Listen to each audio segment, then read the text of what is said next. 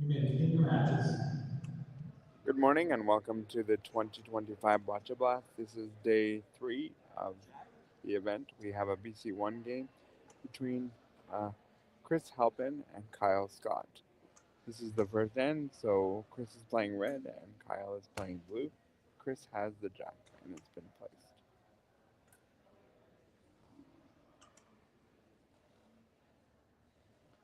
Chris will throw his first ball.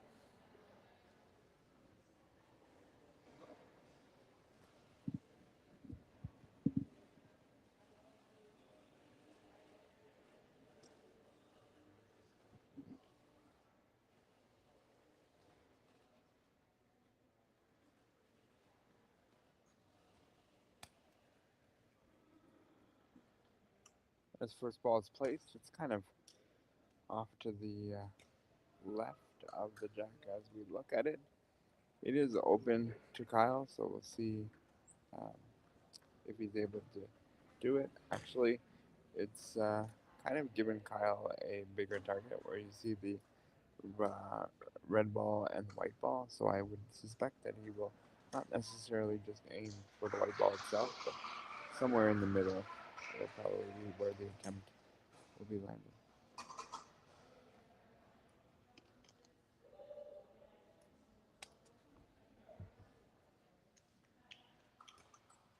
Kyle was able to get closer.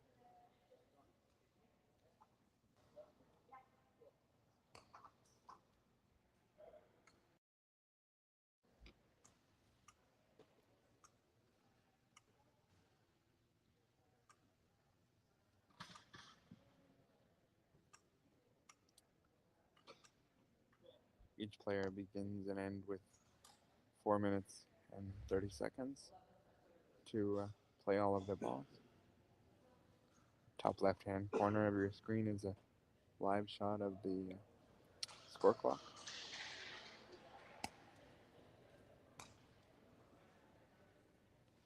Chris was able to hit it on the side.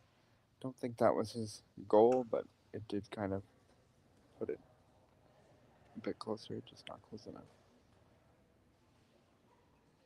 He does have an option to sort of hit the white ball back, the blue ball back, or um, yeah, those are the two options. White ball back, blue ball back, or draw right to the white ball.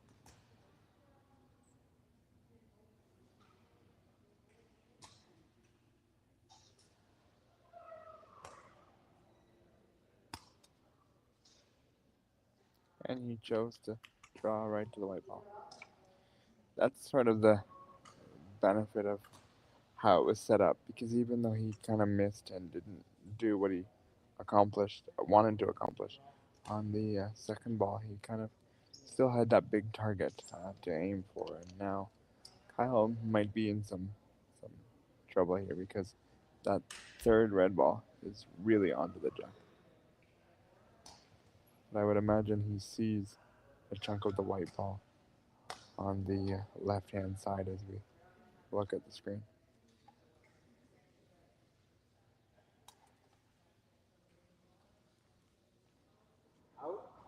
Ball is out.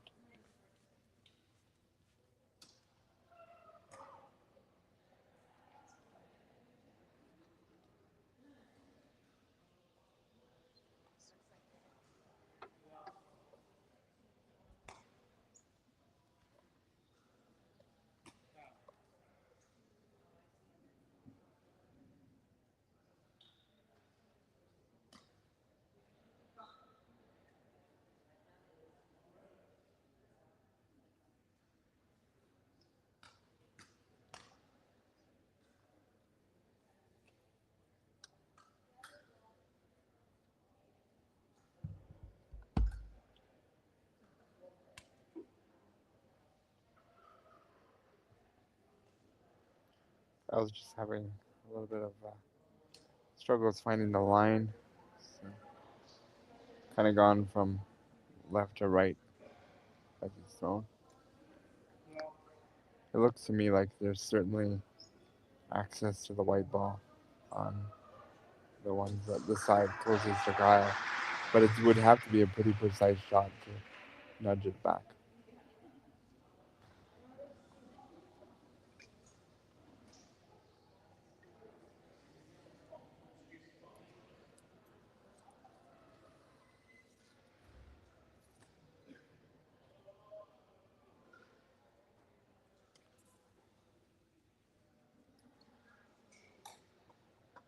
Now, where he placed that blue ball, he would also have the option now because he.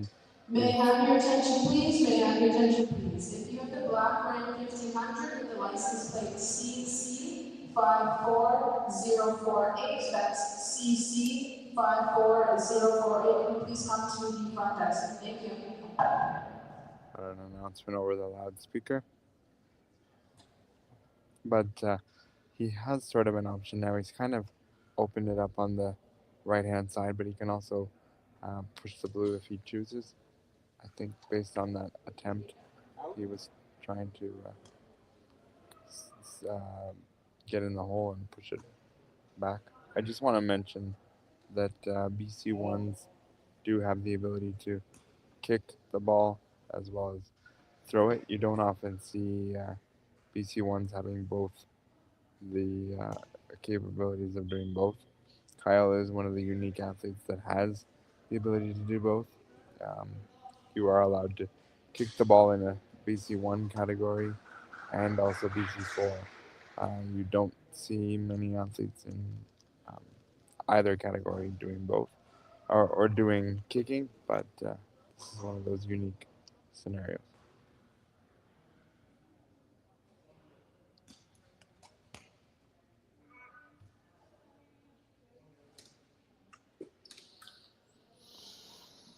Certainly, I think had the idea of pushing the blue, but just not enough power behind.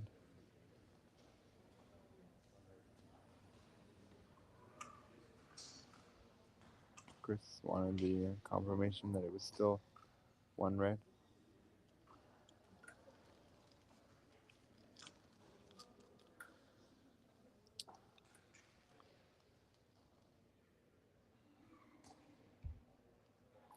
Could run into a little bit of a risk if he throws too much power, because he could move the blue ball in closer, could nudge the jack, but we'll see. Still one red.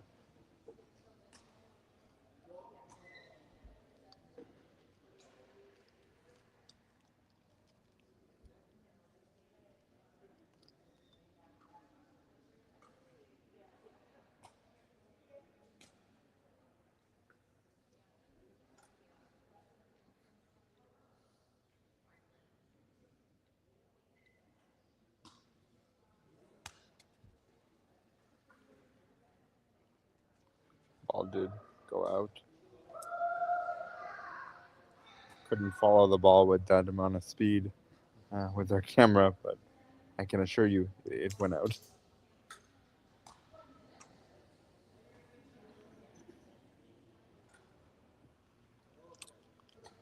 A lot of the time in the BC1 category, because of the level of disability and impairment, you may want your body or your arm to do one thing and it may be in your brain, but sometimes for one reason or another, ball just kind of goes askew, off course from what you wanted.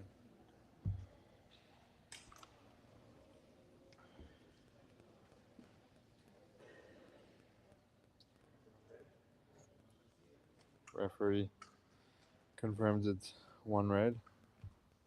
The athletes will come and have a look at it now.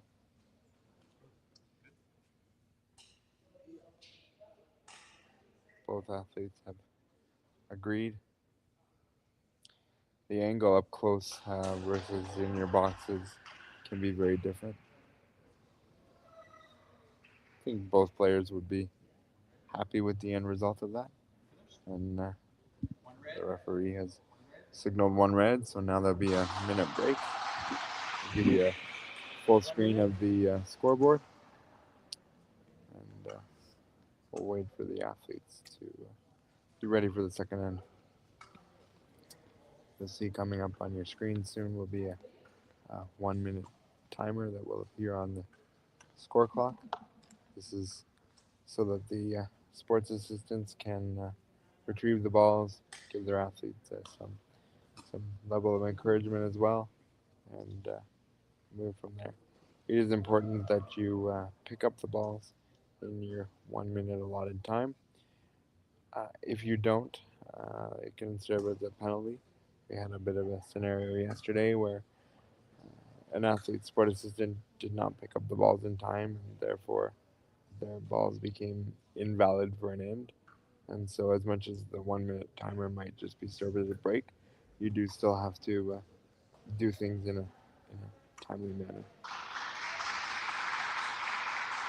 25 seconds left. You'll hear some ambient noise coming through the microphones, and that's because there is 6 other courts. We are featuring court number 1, which is the Ontario court, Government of Ontario to be exact. So if you hear other noises, that's where it's coming from. With that now, referee is back, and Kyle will get the jack.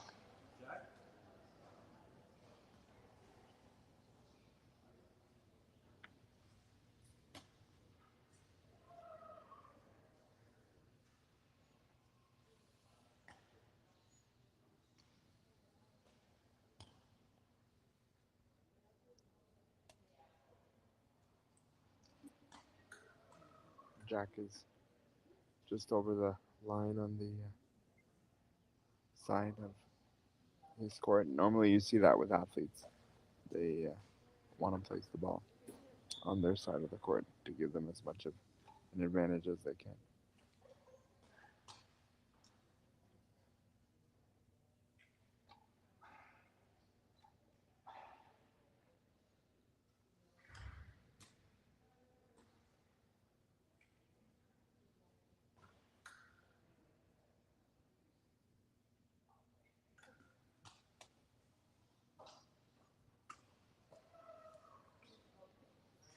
It is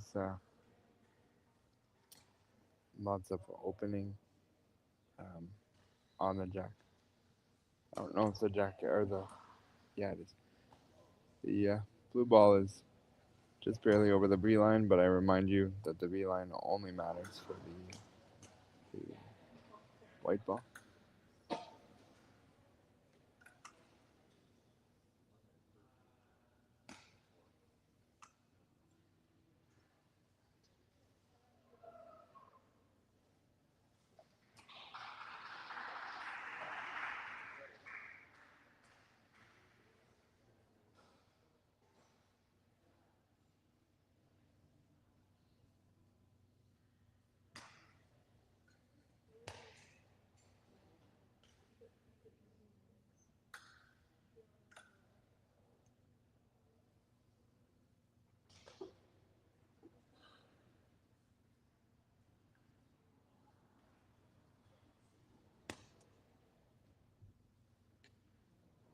Chris is closer, it appears.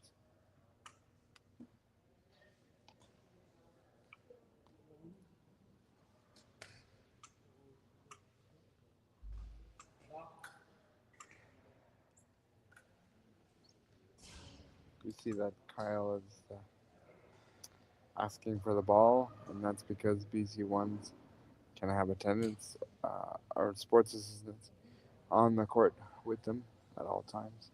They have to follow the direction of their athletes, so that includes when calling for a ball.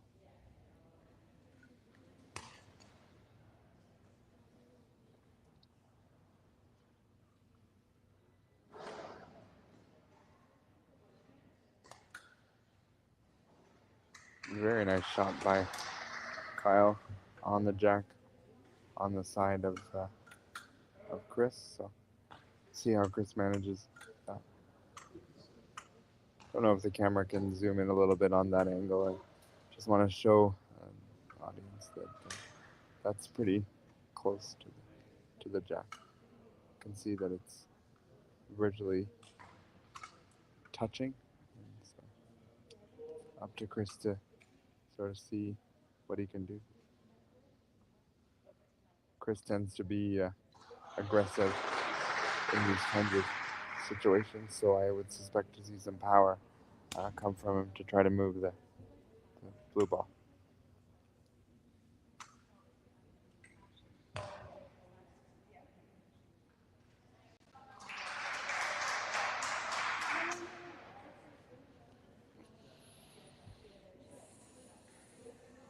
Another shot coming from Chris.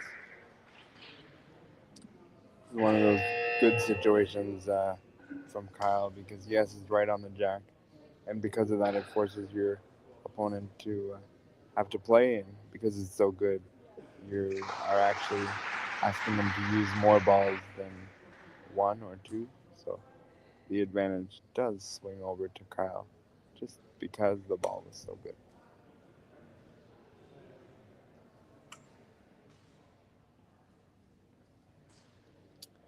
Chris may take one more ball to try to displace it, but he also may go on the side of defense.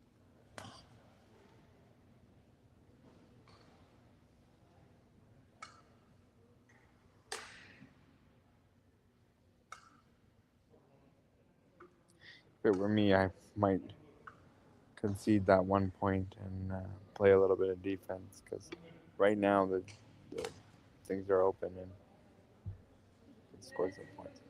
And in fact, he is playing defense. So I think he's basically congratulating Kyle non-verbally and letting him have the point, trying to minimize the damage.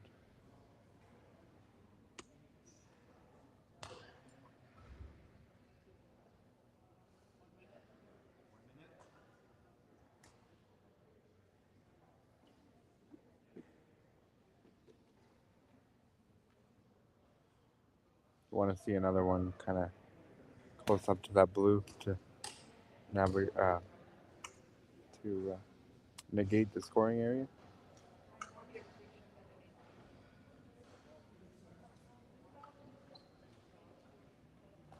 Right now, from what I can see, it feels like Kyle is still open, probably getting a little antsy in wanting to play his ball.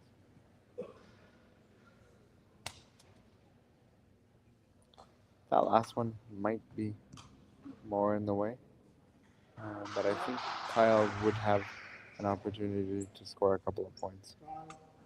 Yeah.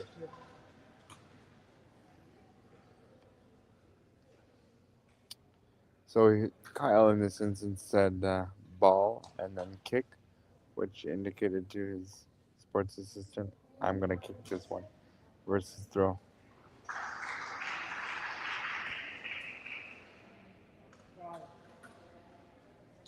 Wasn't able to get another one in there.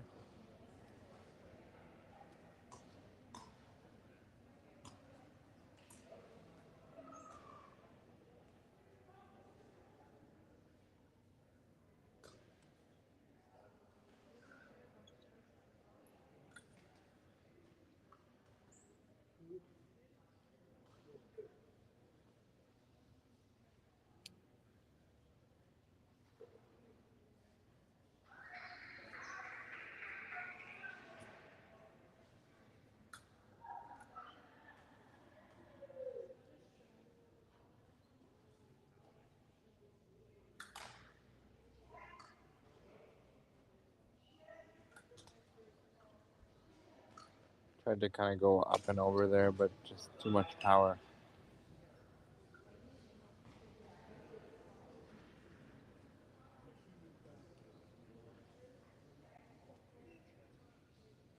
Last ball here for Kyle.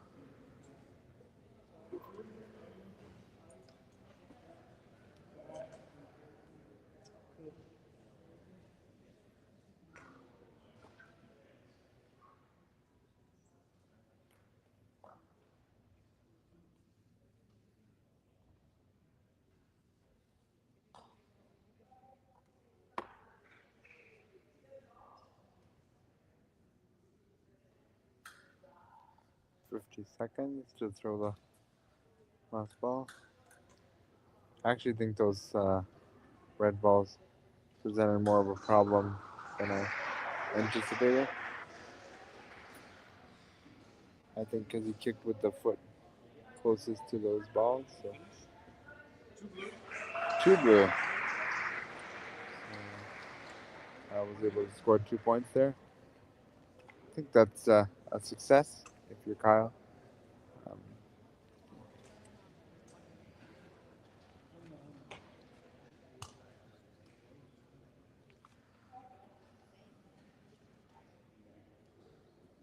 it's taking them a little bit longer than normal to turn the 1 minute timer on, but today we have a lot of high school students who might be learning the score clock a little bit more than other people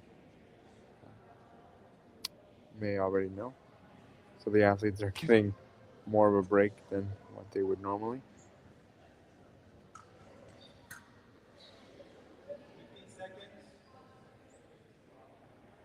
Oh, they have the time on, but it's not displayed.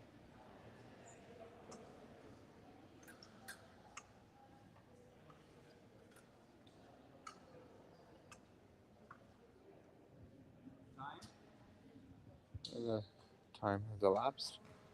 Chris will have the jack.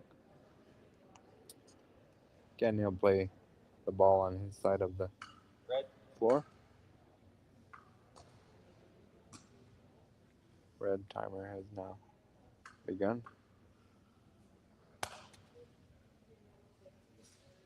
Gone a bit longer than what we did in the previous end.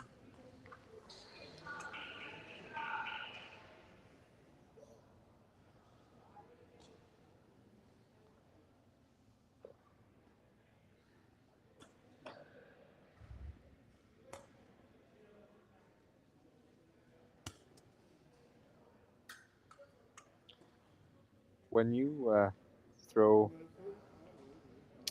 your ball, the goal is that you want to be as precise as possible with your first ball. The reason I say that now is because you can see the jack is open, and if Kyle misses with one, that's okay because he's going to start to feel the range, and so you want to be as tight as possible on your first ball, especially going further into the field of play because you don't want to give your opponent a big opening. That's what's happening.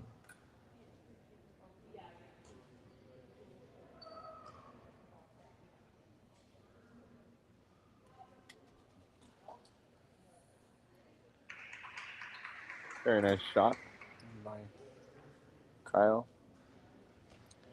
Still open for Chris.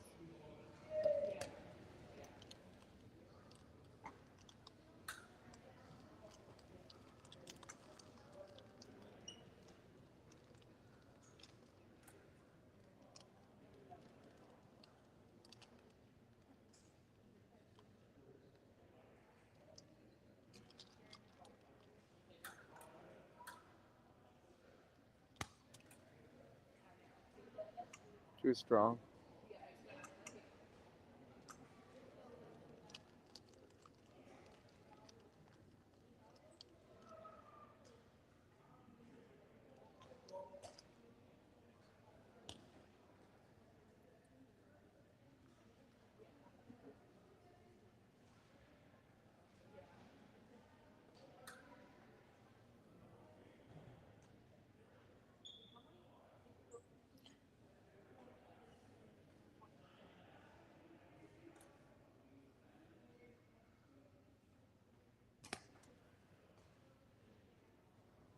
Very nice shot by Chris. The ball is on the jack. It looks like there's a tad bit of space. It's not right up against the white ball, but still great shot nonetheless. What I've noticed from Chris in this game, he's using more of his arm, so he's aiming more with his arm. So if he's missing left or right, he's compensating with his arm versus moving his chair. He is moving it slightly, but you'll see most athletes will compensate drastically with their wheelchair, but Chris is only compensating a little bit with his wheelchair. He's compensating more with if he's missing, he's pushing his arm more to the left or right depending on what where he's missing from. As an athlete, I always found it easier to compensate with your physical body and line your wheelchair up versus relying on pushing more left or right or center, depending on where the ball is.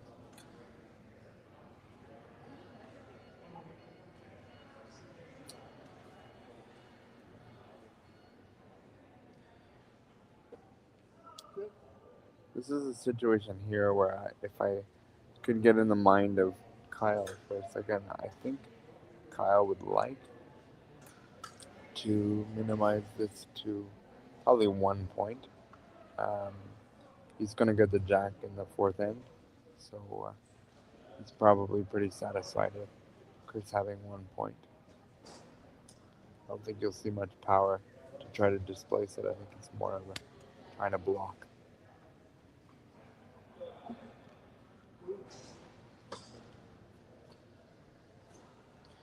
Based on that angle, I'm not sure how much. No, he's not blocking Chris at all with those three balls. I want to get more one on the side of Chris. Maybe snuggling in with that blue ball closest to the red.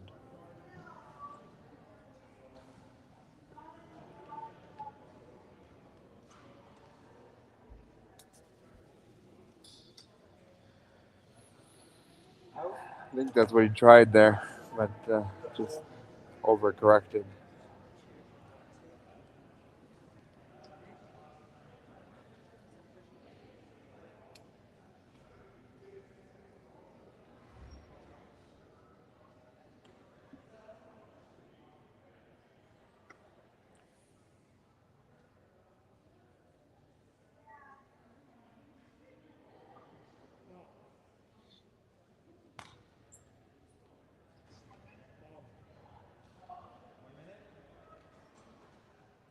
One minute's been called. I have two balls. Should be enough time depending on how fast we get this ball off.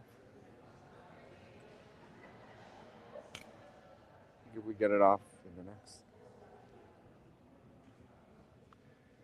couple of seconds, we'll be fine.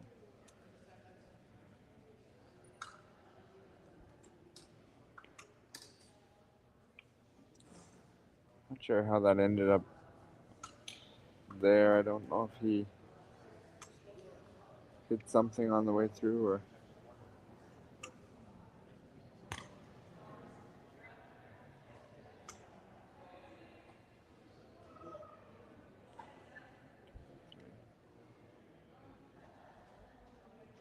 Score clock is missing one ball being played, and I didn't do my own manual work. Chris is out of ball. I relied too much on the score clock itself.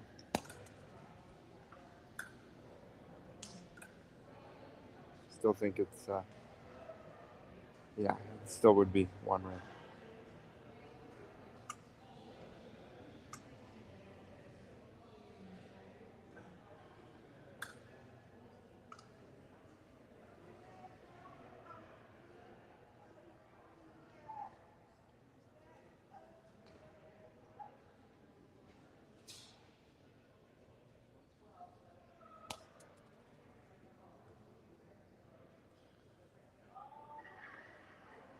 Still counting one.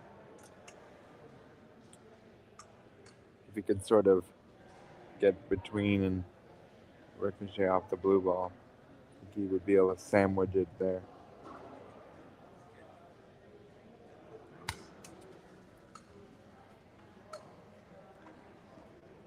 The right angle, just a little too much power. Finished. One red. Here we are, one red. Referee will pick up the ball, declare the 1 minute, and you can now see that on the clock. think Kyle would be more happy with the end result of that versus Chris. I think Chris had some opportunity there that he maybe missed out on, especially with his jack. Placed the ball there and was only able to score 1 point. I do think there was opportunity to score a couple more. But welcome to your classic BC1 bocce game. Sometimes it doesn't exactly go as planned. 15 seconds. The referee is very definitive in announcing the time. This is because the referees had a meeting this morning, as they often do, Time. and the focus of that was the 1 minute time and making sure that everybody is on point. Kyle will start with the jack. I suspect that he's going to go front corner there.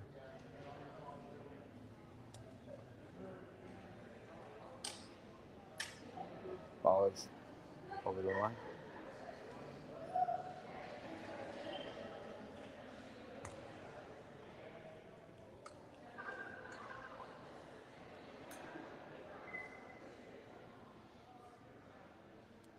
Kyle will go with his first ball.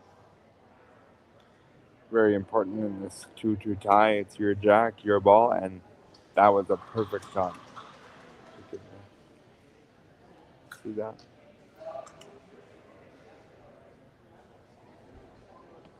Maybe we could zoom in a little bit on that angle that we're looking at and show you that that's a very good first ball.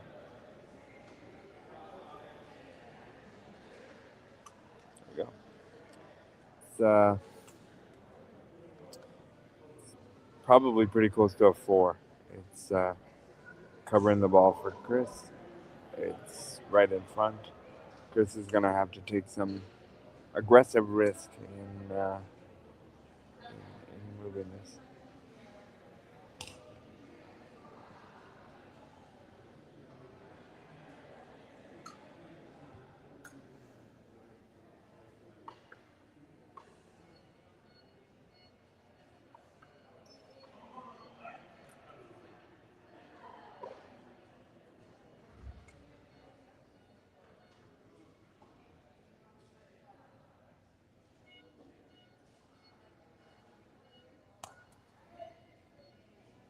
Just wide there. It's almost a 6-meter miss. If he had made contact with it, it might have made some separation. But because of the miss, it's really going to likely serve no purpose in the end because I don't see the jack moving that far back.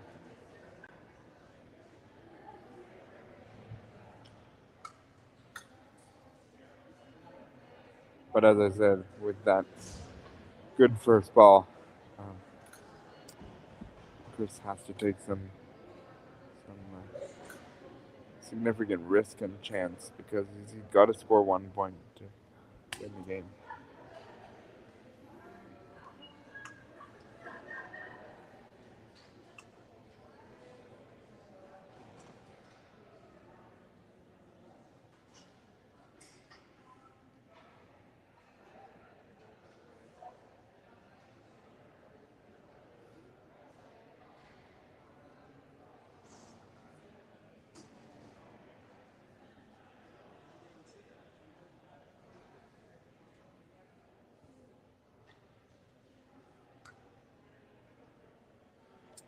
This is going to be a 2-shot sort of play.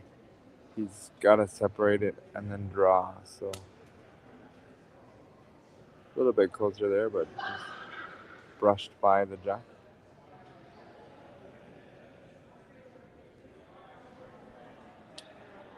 Used 3 balls.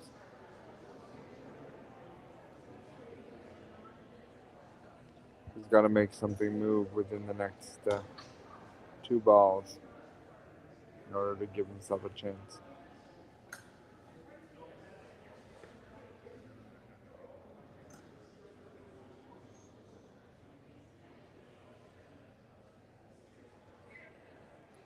1:15 left.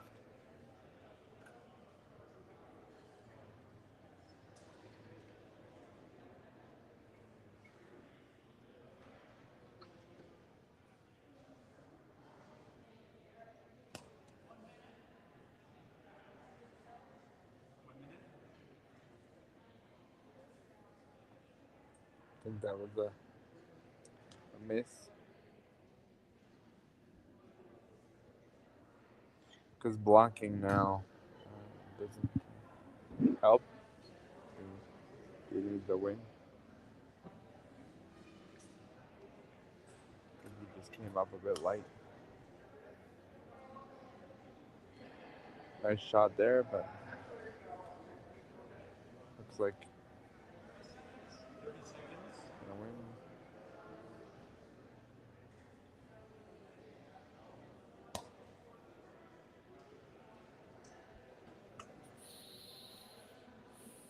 Now, some people might be asking the question now of Kyle's won the game and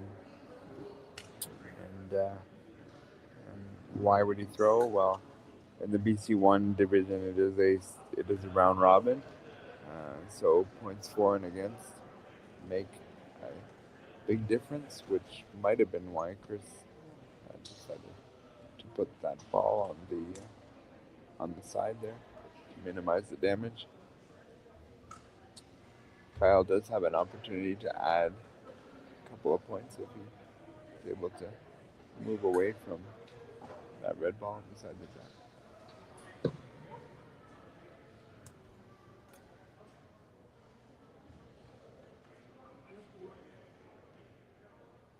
Not sure that one's scoring.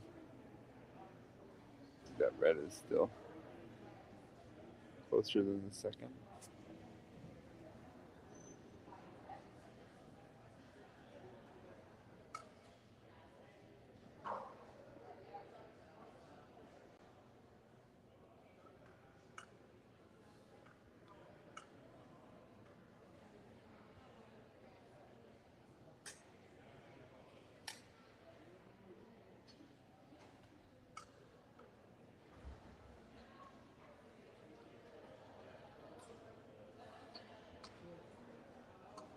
Asking for the score.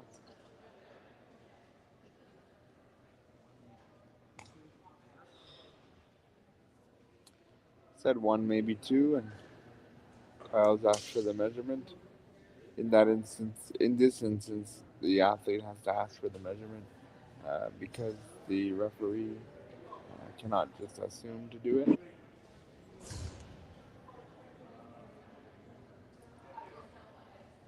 Couldn't exactly tell what was on the paddle there.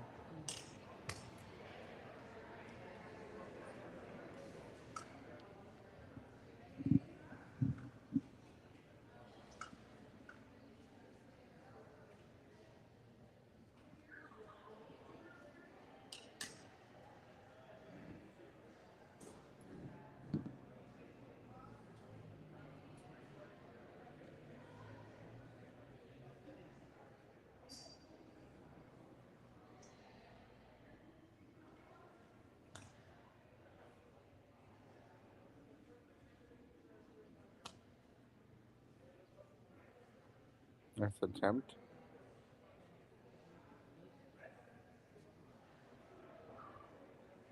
Still only one. 1 minute. 1 minute, 2 balls remaining. Should be enough time.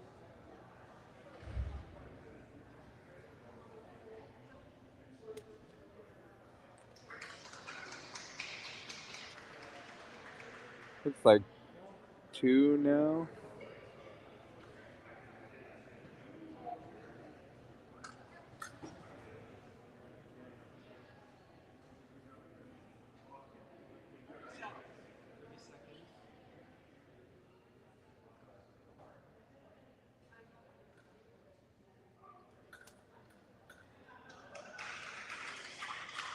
And that's going to be a perfect ball. I'm going to guess it's going to be 4, maybe 5. Six blue. So that was a really perfectly in played by Kyle. He really surrounded the jack with his balls and then said, "I'm going to take a shot at the red ball," and it really succeeded for him. So it's separated nicely, and yeah, and all of this was managed by Kyle just having a wonderful, wonderful first ball for his own jack, and it's just one of those examples of why the first ball is really, really important. Final score is 8-2 for Kyle, who's from Ontario, and Chris is from Victoria, British Columbia. That is it for our first game of today. We have 6 more games to go, and I'm going to tell you we're going to have a really intriguing matchup next game. It's BC3 matchup between Nico and uh, his name has Carter. Nico and Carter will be our next matchup, which will be a really exciting match for everybody to watch. That game will be at 11, so about 20 minutes, a little less. We'll be back. Until then, keep yourself safe and be well. We'll be back in a little bit.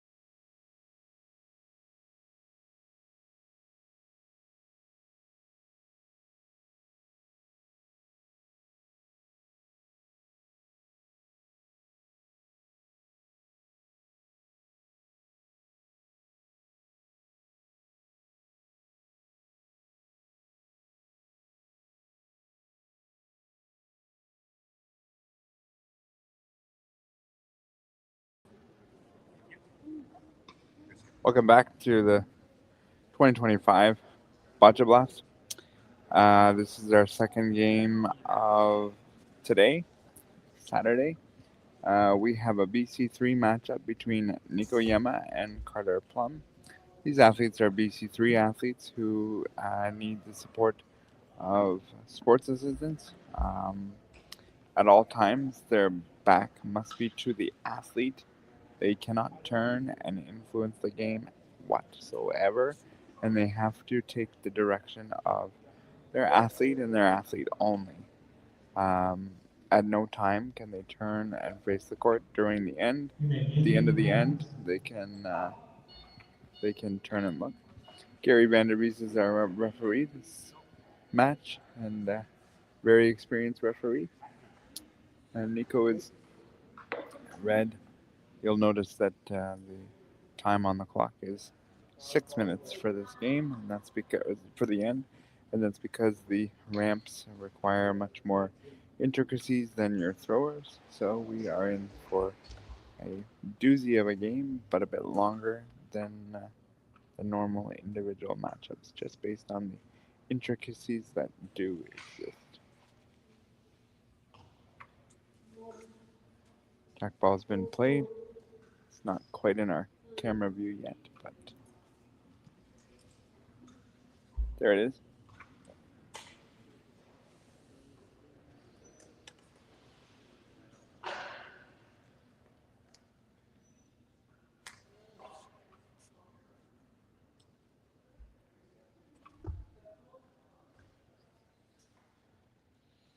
Bit behind the jack. Still open for Carter. No real threat to the jack.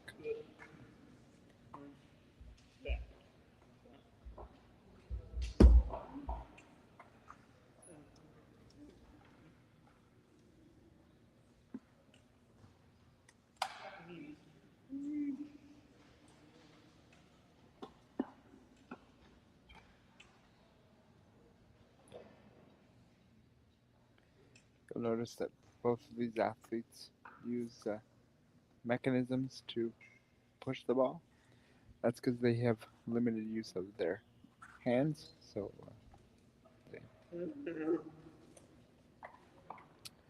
even though Carter is closer, you got a groan there from him, and the reason for that is because he really just provided a target for his opponent. So he's not happy with that, even though he's closer.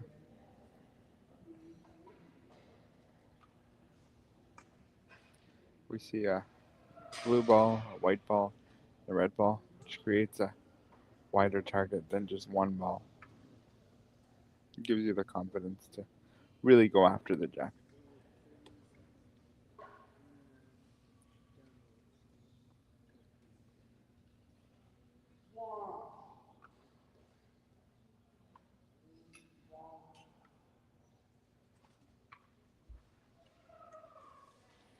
And that's exactly what I'm talking about there. He really went with confidence and power because he knew that there was really no danger to the situation.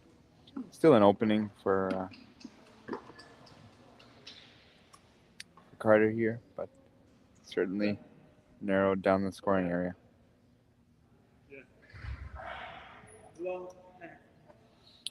You see that Carter is wearing an patch over his eye, and that's just to help him strengthen with his one eye. Because sometimes with disabilities you have one stronger eye than the other, so want to maximize the level of focus we can use with our eyes, so that's why.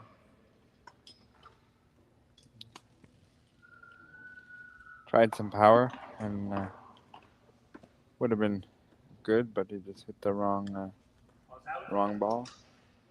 Gary just indicated that the ball is out.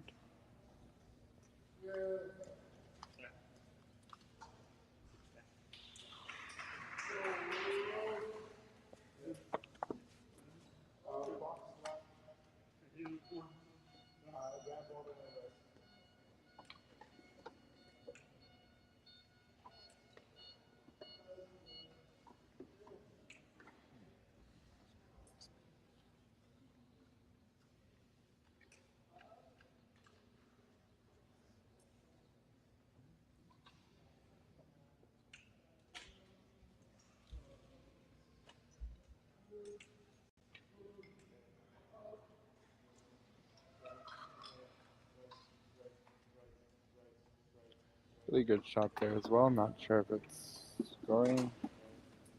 It is. You see, what Gary did is a extremely veteran move and just kind of waited to turn to the scorekeeper just because there's so many parts moving with PC3s that they need time to sort of get out of the way and give their opponent a chance to throw.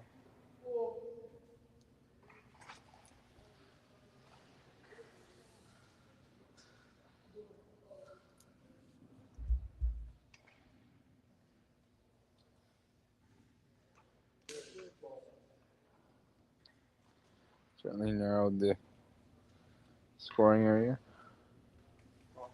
Can afford to go with some power and try to open it up if he wants.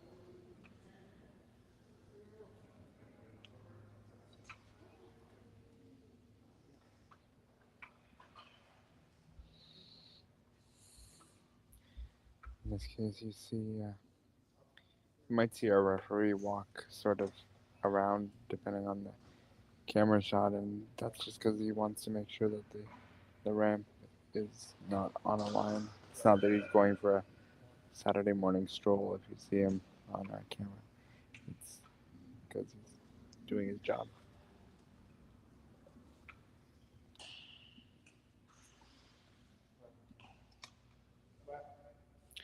Certainly not going to open it up now.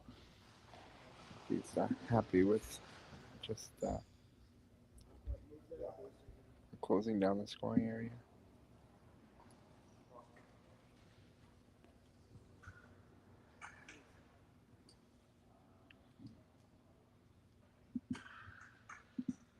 This was Red's first jack, so you want to score when it's your jack. Carter will have the opportunity to have a jack coming up soon.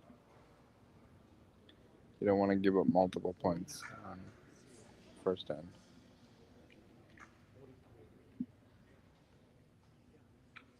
.207. Two more balls.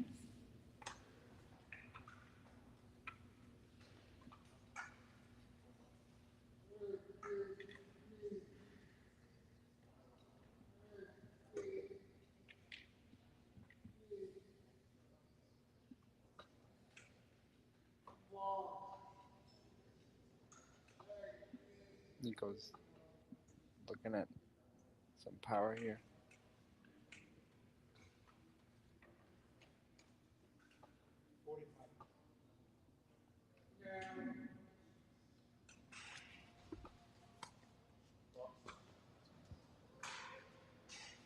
Definitely moved out the blue ball, and now scoring quite a bit, but the jack is still exposed. The problem is the jack's not going to be able to go very far. You're going to have to make a pretty accurate draw because you're not going to be able to move the jack because it's just going to push into the pile of red that it's already in.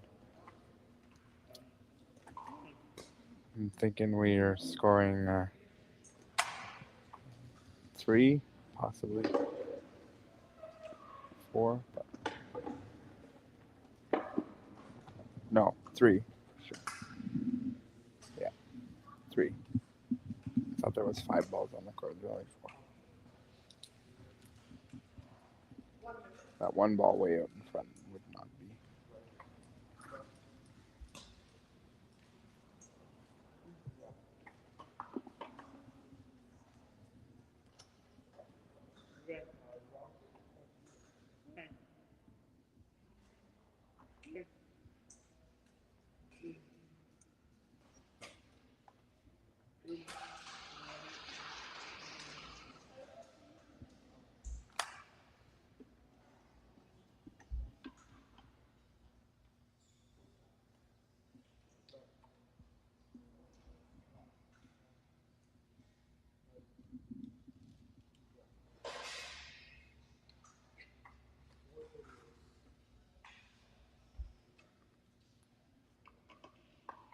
pushes it up. I think it's still 3.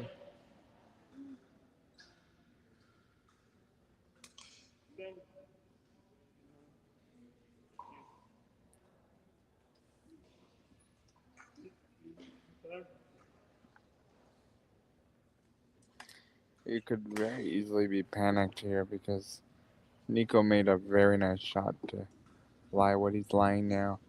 And, you know, Carter's tone of voice is very much like, I'm not happy, but I'm going to remain composed and do this. There's lots of game left. Nice push, which kind of put the blue ball in front.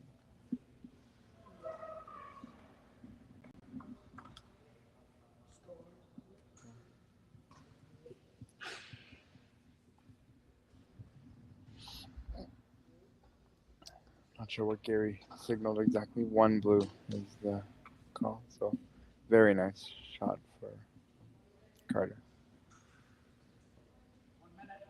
1 minute.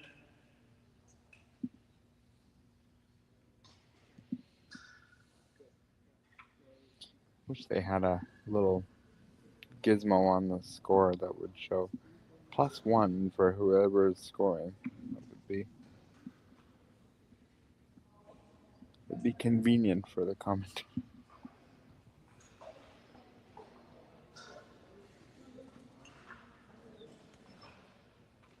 Certainly move the pile. Would guess that. Oh, looks like he said 2 points for blue.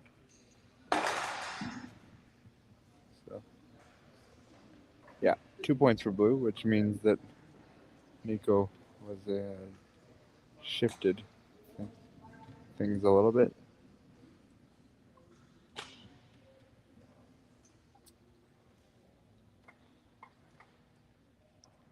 That's what we call a 2-point swing, because 3-point swing actually, because red had 1 point and then blue capitalized with 2 points. So very tight end. One really good shot. Well, a couple of really good shots, but in the end, that final shot really pushed everything there.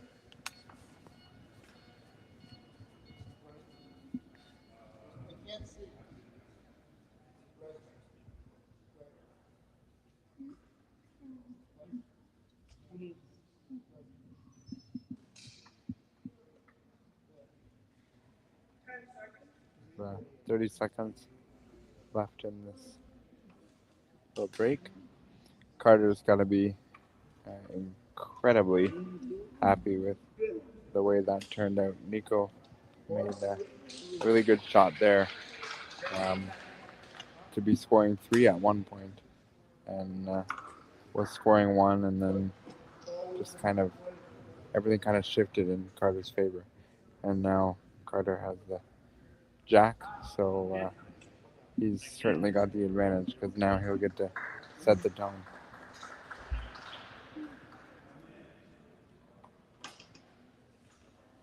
There has to be a definitive sweep at the beginning of the game for the jack. Once that sweep is accomplished, the jack can be placed.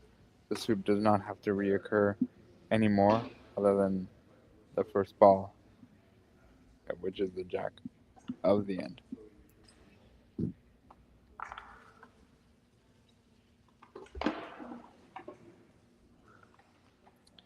I want to point out how fast the sport assistant moved there.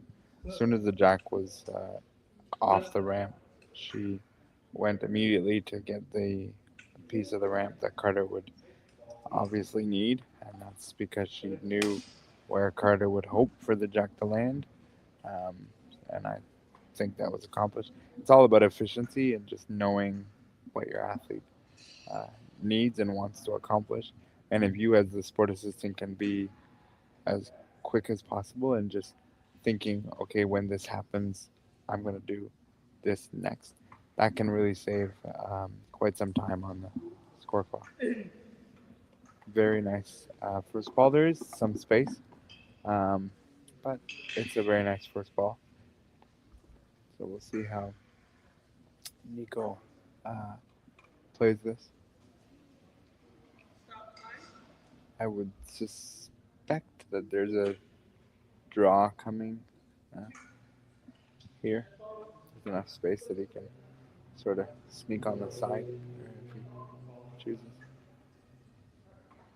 We don't have the score on the corner of our screen right now. The time is running.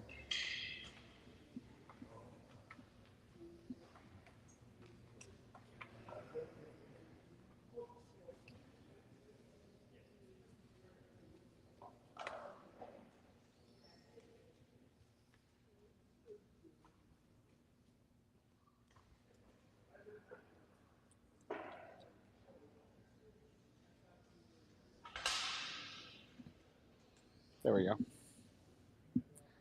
Score clock has appeared. Oh, interesting choice. Nico must have felt that he didn't have enough space. He wanted to make space, and I think he accomplished exactly what he wanted to because he wanted more space, and he created that. So now what you're probably going to see is an attempt to get on the jack. The strategy as a thrower and a ramper is two different things because a thrower might not have that amount of power behind their arm in certain categories. Where the ramp, you can make space where there is a little bit of space, but if you want to make more, you have more ability through the ramp.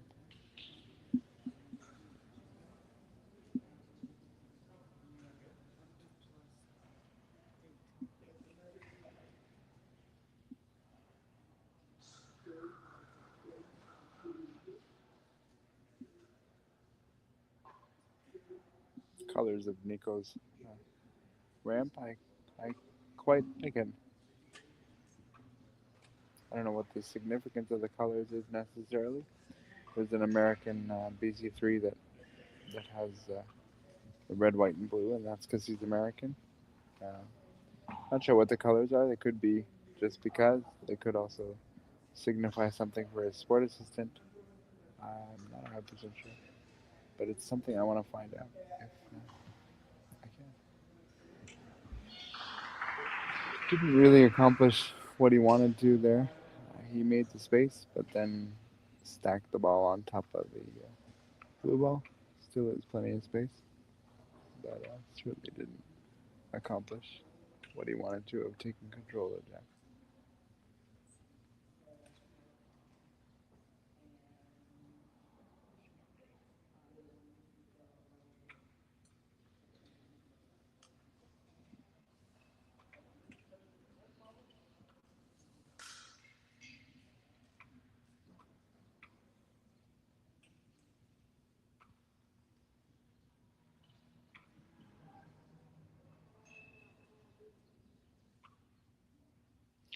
Not really saying anything there because I just wanted you to kind of experience the nonverbal communication that sometimes can exist with a sport assistant and athlete, and he did draw nicely there.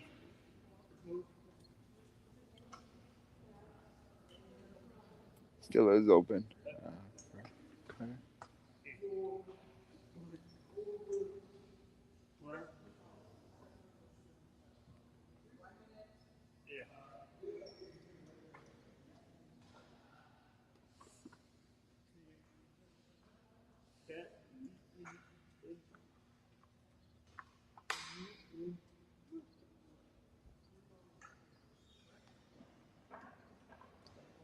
You'll often see parent-child bond in the BC3 games. Child being the athlete, parent being the sport assistant, and you often see this because there's varying levels of disability and affect. So verbal and nonverbal cues really have to play a factor. And let's be honest, there's nobody better than a parent that understands their child and athlete for what they want.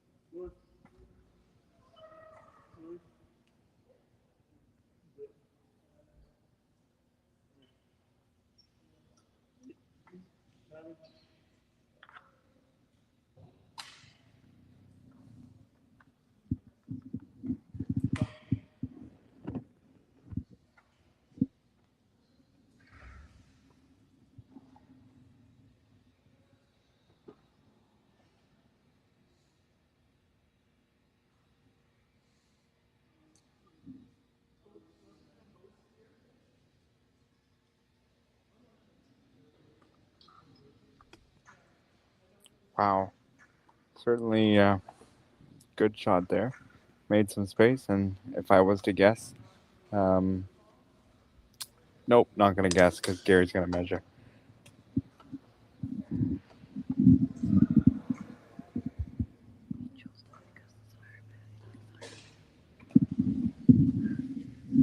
So I told you that I really liked the colors on Nico's ramp, and I thought it was for some specific reason, and the reason is that he likes Iron Man, so he chose it because of uh, his love and likeness for Iron Man. My guess I'm gonna call her producer Catherine went over as she listened to me uh, talk about Nico's ramp, and she said, "I'm gonna go find out for you."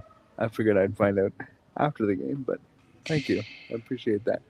I would show her on camera, but I might get hit if I did that, so I'm gonna just leave it as credit verbally, but that's cool.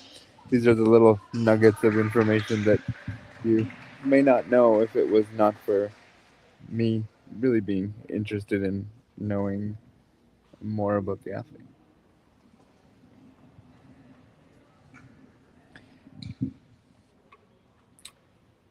At one time, I did a horrible haircut and dye job when I was on the national team. I'll talk about that during the 1 minute break.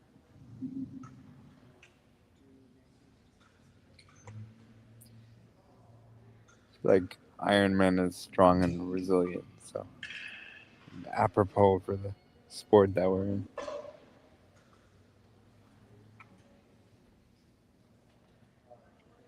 Not really accomplishing what he wants here. Not getting inside that opening.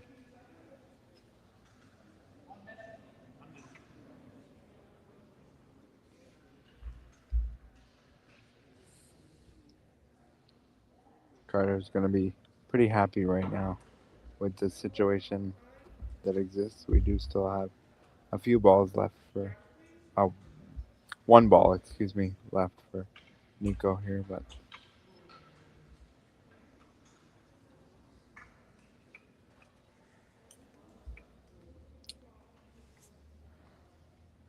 push it up. Um, but it's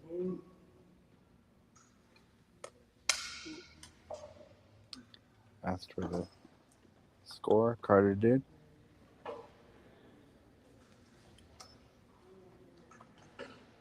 Very, very close.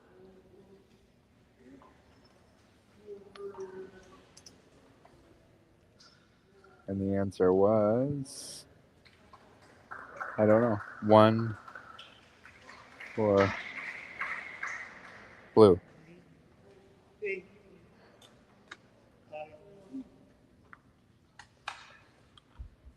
Much better choice of blue color.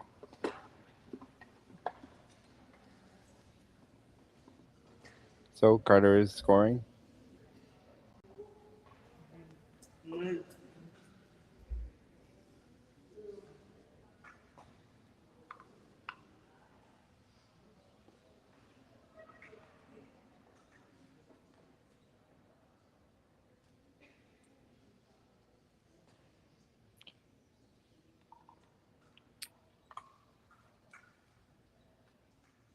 if my producer will go and find this out for me after in the third end. I'd be curious if he'd be willing to tell us roughly how much money is spent on a ramp like that. It's quite intricate, and you see some standard ramps and some expensive ramps. I'd just be curious in the next end if Nico's coach slash father would be willing to indulge me with another one of my thoughts, because I've been talking about it over the course of the weekend, and you can obviously tell um, the higher level BC3s, the more intricate the ramp becomes, and the more intricate, the more expensive the investment comes to be. And there's a 30 seconds. one for red.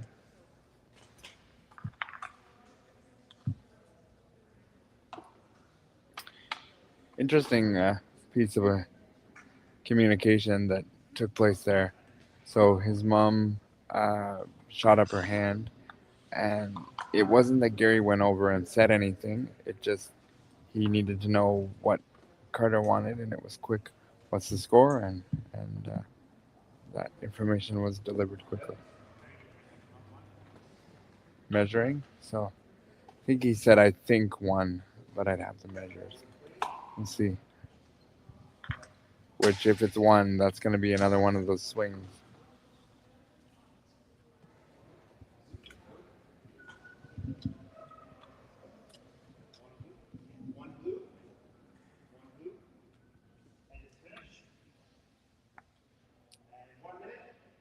The measurement has been accomplished. Both athletes are satisfied with the measurement. Now we're going to get what the final measurement was. One for red. So that was a 2-point swing there. Carter had one and gave up one. So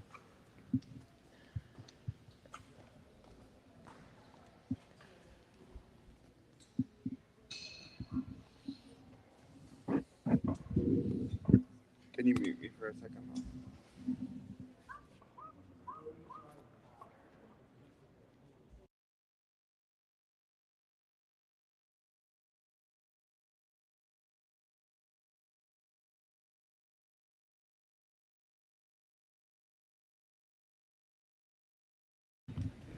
30 seconds remaining in the break.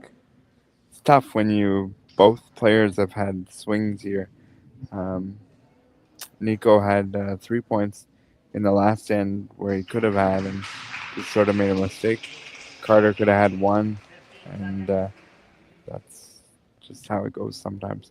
Sometimes you see a bigger picture and you think, I'm going to accomplish things, but then you don't realize, oh, but I might mess something up and give up a point. I think a lot of times when you're an athlete, you think about what's going to work for you, and sometimes you can let it slip in your head of what might actually occur. But we'll see if the Iron Man ramp can help him get back into this game. Again, it's a tight score. The problem is we've had, between two ends, we've had 5-point swings that could have changed the complexion of the game. And right now, as we start the second half of this game, it's tighter. Think about it, if Nico could have scored 2 or 3, that's a different game than what we're in right now. So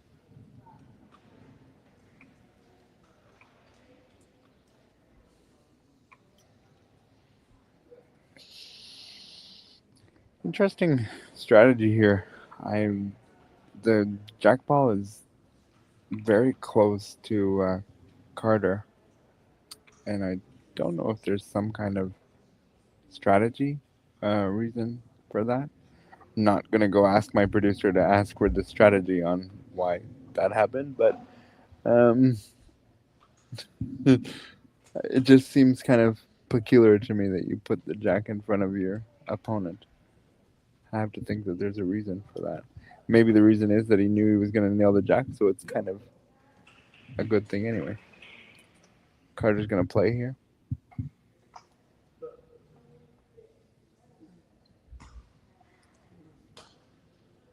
you can make a lot of movement in BC3 category with ramps as intricate as the ones we're dealing with now, and you can make it in quick order. It doesn't appear. I'm watching his sport assistant. It doesn't appear that there's a massive extension coming. So obviously he feels he can make some pretty quick contact at a lower rate. Maybe he wants to keep his ball in play because the more contact you have, the more, more contact you have, the less control um, you have over the ball.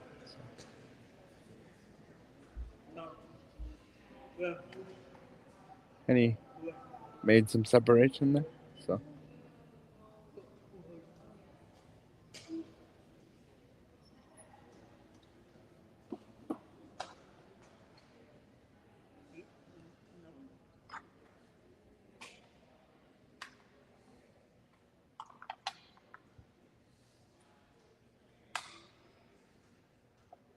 obviously he can see enough of the jack where he doesn't need to move it anymore.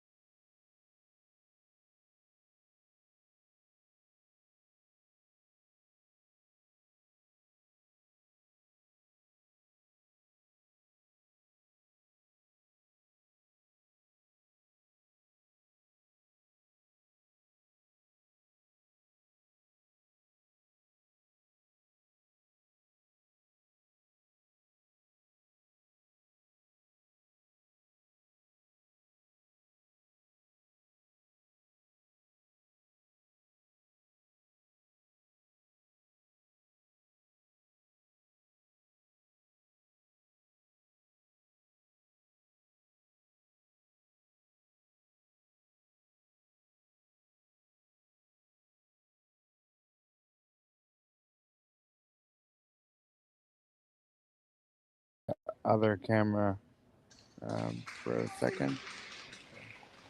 Yeah, I don't see a lot for Carter to see, but what he might be able to do is push um, on the red and sort of push the white ball back and open things up. That's kind of what I'm seeing. Or if he can see enough on the side, he might do that as well. But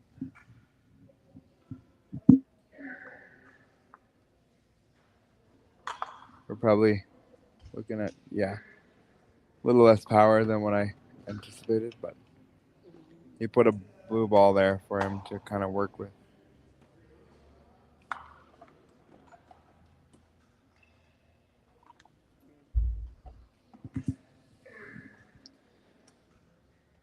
Three minutes for 3 balls to go. Exactly where you would want to be at this point.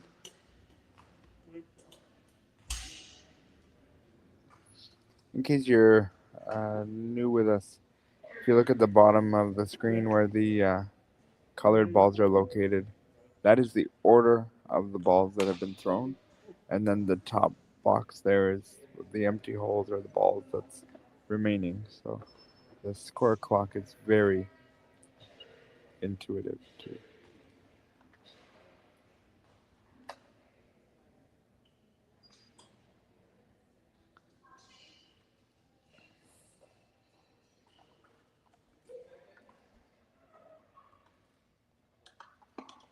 Very tight.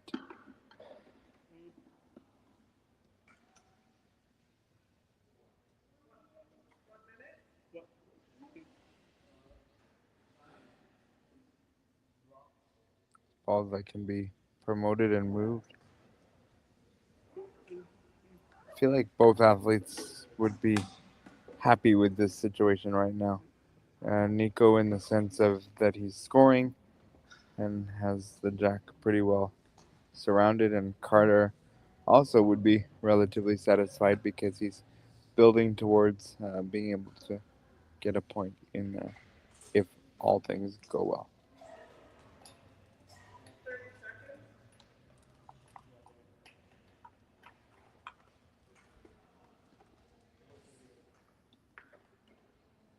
Obviously shifted things around a bit, so much so that our veteran official Gary is digging for the tool that he's going to use in his deep pocket. It's going to be a flashlight. So how that works is if you see light through the other side, then there's a gap there. If you don't, then it's not, and it's touching. And obviously, blue is touching, so Nico will have to go again.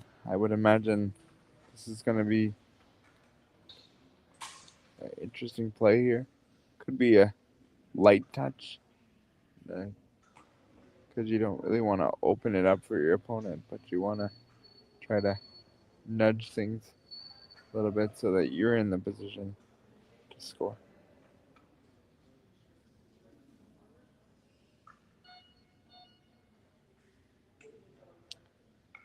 Coming with some power, so obviously wants to make some contact. When you have a cluster of balls like that, and you have to make contact with multiple, you have to use more power than not, because you're moving multiple balls to accomplish what you want.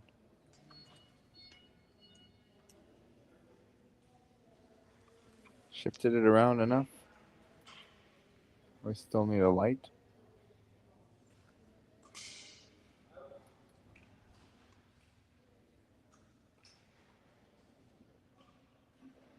Red to play still.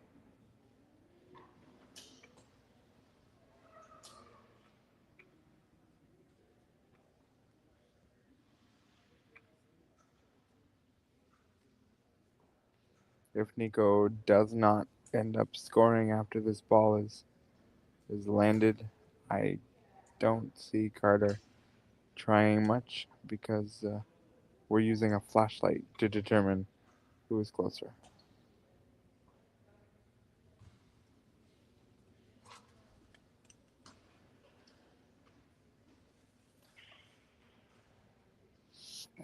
Shifted things around again, but Nico doesn't have any balls left, so Carter needs to play, and he's asked for the score.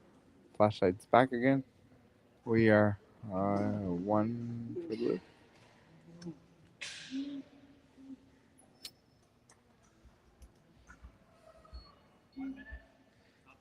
So I'm gonna suggest something.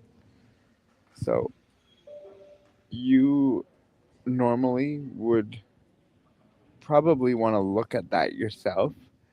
The only reason I think Carter didn't do that was because we have a very veteran official of Gary. But before you give away a ball, I think you'd want to see it with your own eyes moving forward.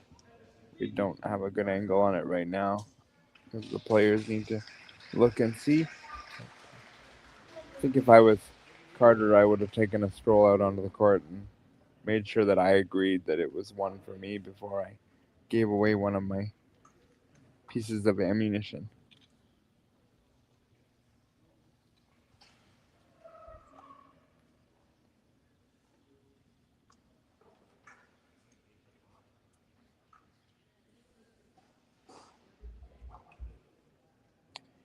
And we've all still settled on 1 point for blue. That makes the score 3-1 for Carter. I still find that a fascinating strategy by Nico. You often see athletes put the jack ball on their own side of the court, and in fact, he put it on Carter's side, and Carter took advantage. So for me, I look and say, you essentially gave your opponent another jack. I'm not sure why we didn't move more to your side, but you want to make your opponent move as much as they can, and Carter didn't have to do a lot of moving.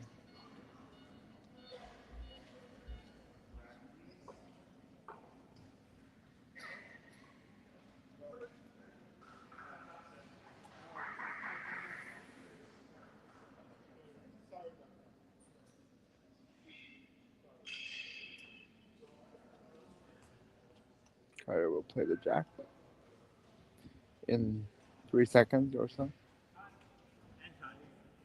Put 10, 3, really one.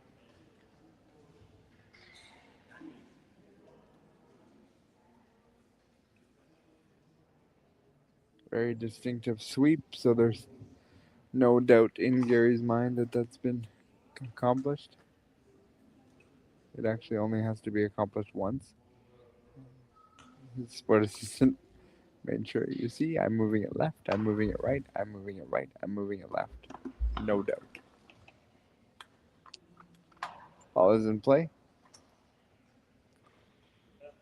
It's definitely on Carter's side of the court, and that is what one would expect.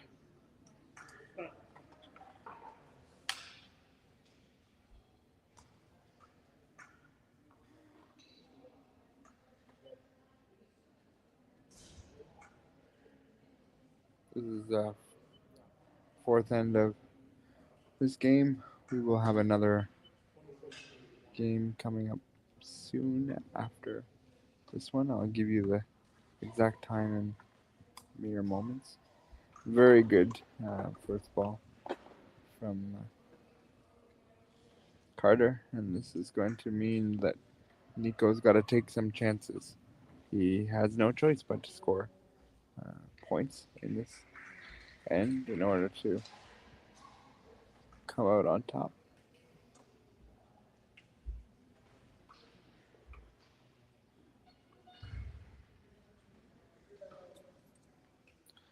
We'll have another match at 12:30, so a little more than 40 minutes, a little less than 40 minutes from now.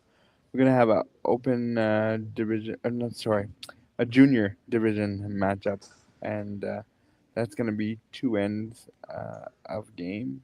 Um, we'll talk about that more when they come out, but it'll be two games in the 1 hour time slot. So stay tuned for that coming up in a little under 40 minutes or so. And that's the risk that Nico must have taken, and he accomplished that. There's lots of space. We'll see if he's able to draw in and be on the jack. you pretty well have to be on the jack at this point. You don't just want to be scoring, you want to be on the jack and covering it in order to have a chance to tie or win the game.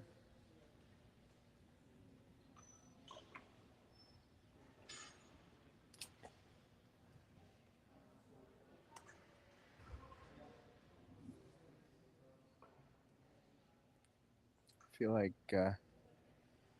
Nico's using a softer ball because the goal is that if you can get this ball on the jack, then it's harder to separate away from the jack.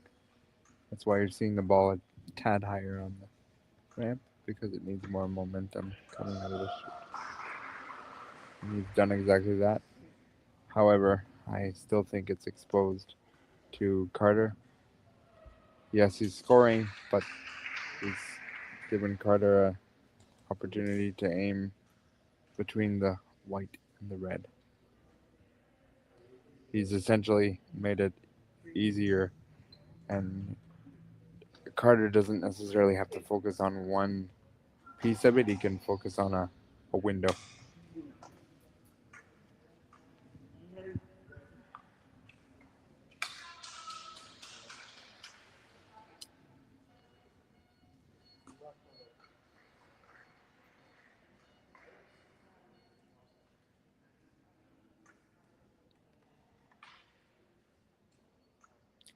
Certainly a aggressive draw coming in here.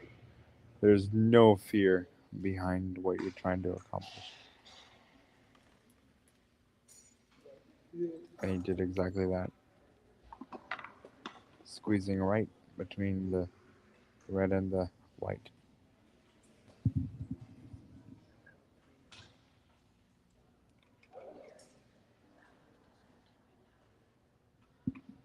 Okay.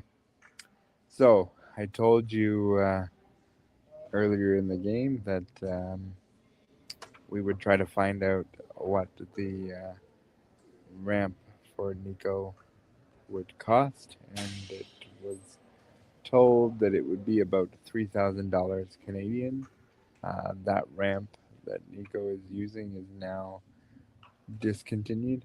I guess Iron Man only wanted to make that ramp and no other.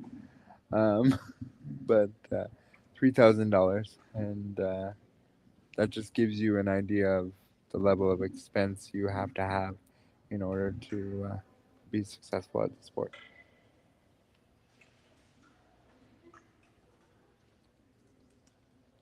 Okay, so the one that the United States player uses, which is a red, white, and blue, is the same model, but I guess it's not being made anymore, from my understanding. Nico separated things, it needed to be done. Done that. And in that instance, you didn't want to be closer if you're Nico. You wanted to be the guy to shoot again, to take advantage of getting on the jack.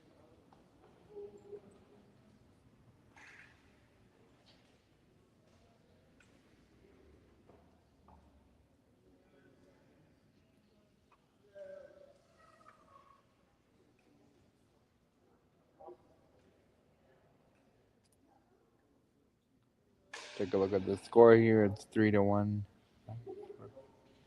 Carter. Nico needs to have 2 in order to tie, 3 to win.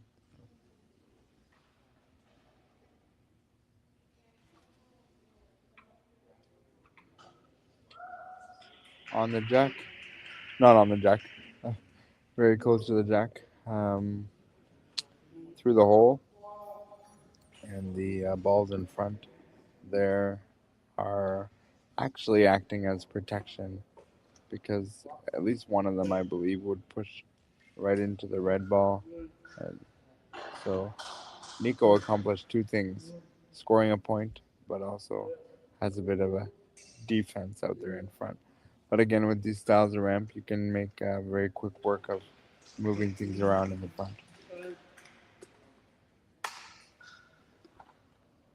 Carter also doesn't necessarily mind if Nico scores a point, here. What matters is that you don't want him to score two.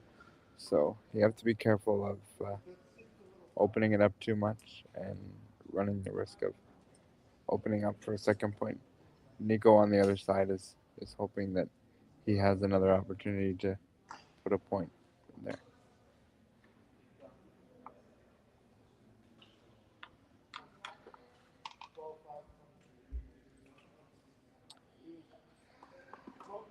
Carter stopped short.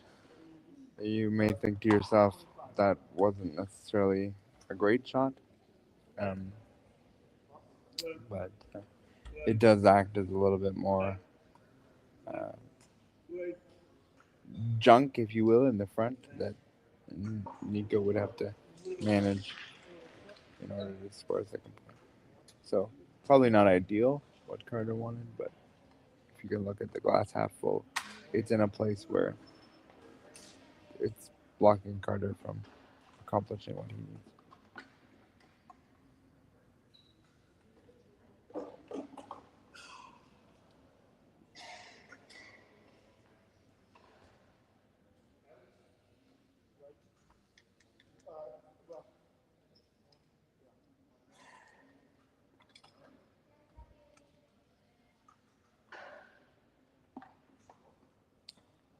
He did open it up, to my surprise.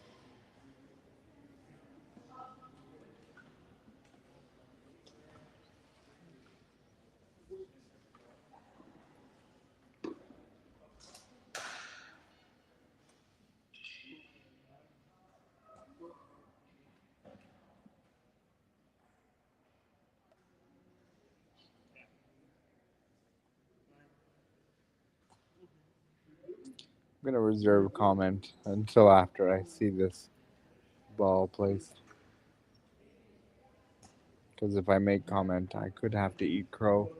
And my diet doesn't call for crow today, so I think I'll wait to see the end result.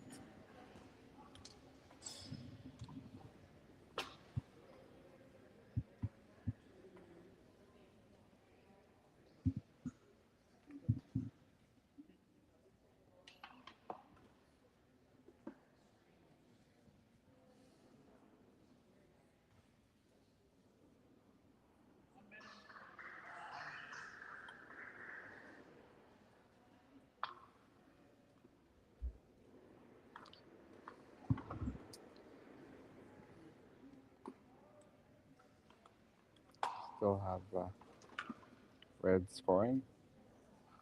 I would almost bet that red is scoring a couple.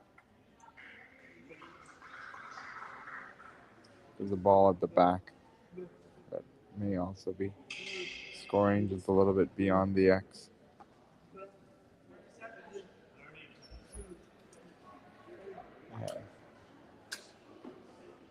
Sport assistant is moving with rapid pace because I think Carter's starting to realize the opening door that may be open for Nico. Gotta let the ball go before we hit zero. Done that, so.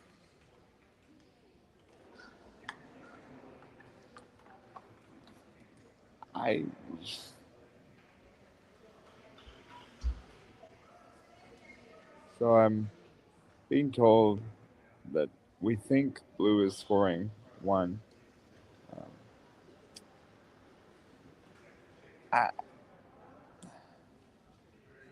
I'm not sure on the strategy call here.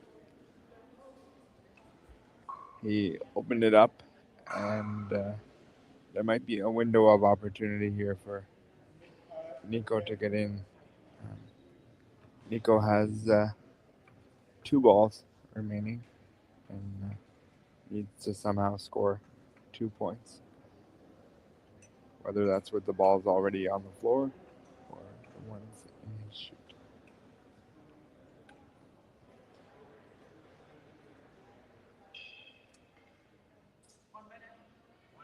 One minute for Nico.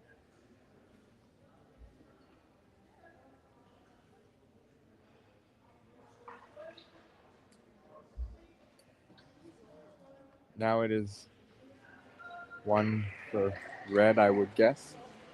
So we need. Not sure if that was 1. It was 1 for red. So Nico needs to score second one here in 30 seconds,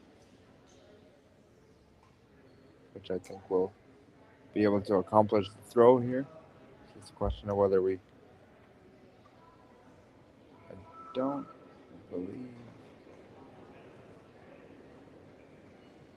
don't believe 2 is a possibility here, but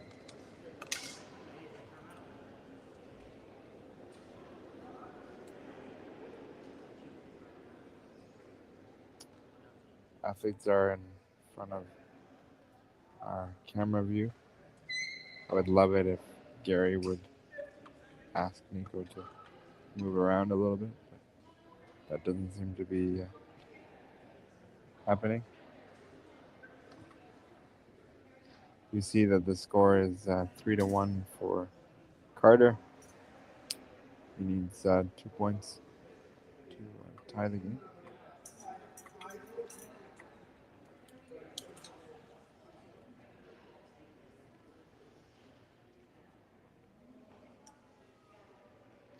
Don't know at this point what the final call will be. I see red being held up. 2 points red.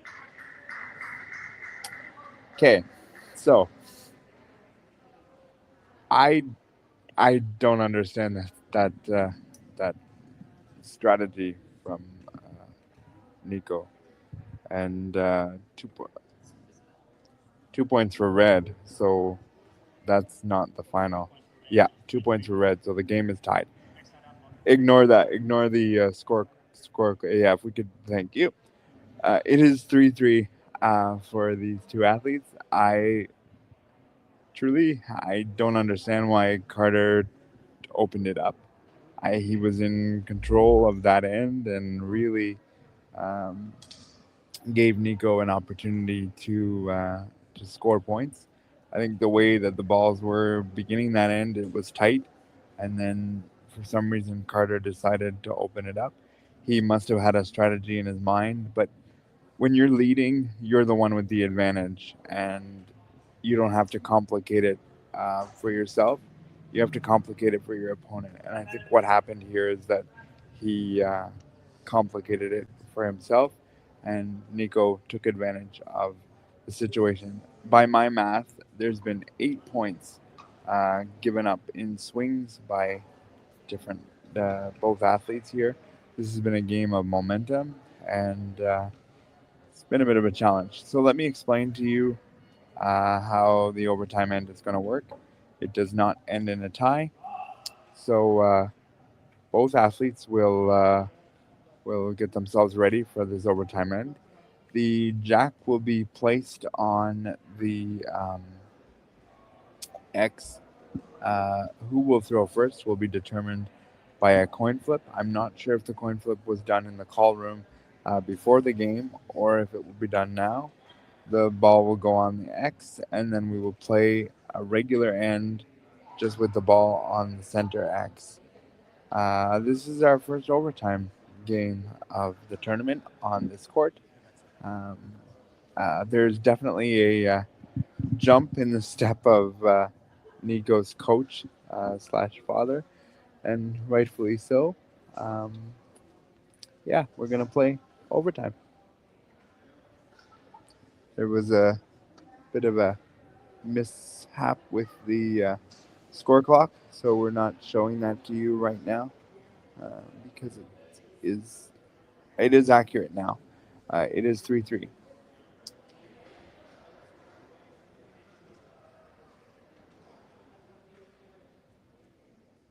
Okay. Patrick red. So they obviously already determined who would throw first and second in the call room by the coin flip. So we are gonna see Nico take the first shot uh, at the X, and we will play the end as we have with the other 4.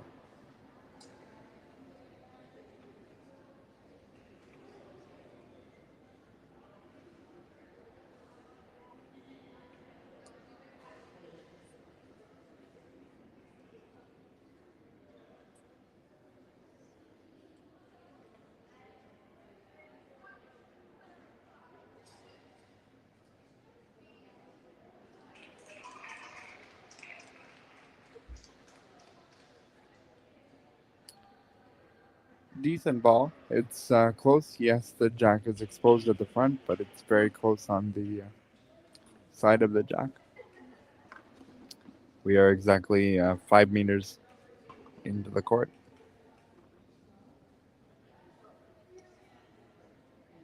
Carter must be licking his chops to get access to that white ball. You can sort of do this in 2 strategies. 1, you could just draw. 2, you could push the jack back as well as drawing. So it could be a heavy draw.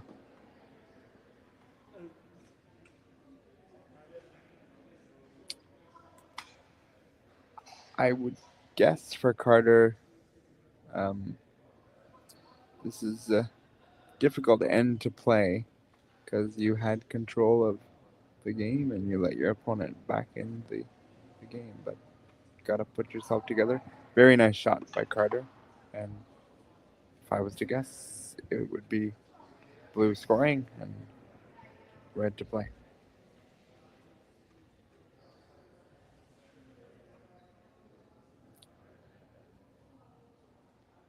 So we're playing this end as a normal end, and the scoring would be done the same. Now, when we get to the end, I will explain who wins, how it works, because it's not total points, but we won't complicate that at the moment. But right now, we're just playing it as a normal end.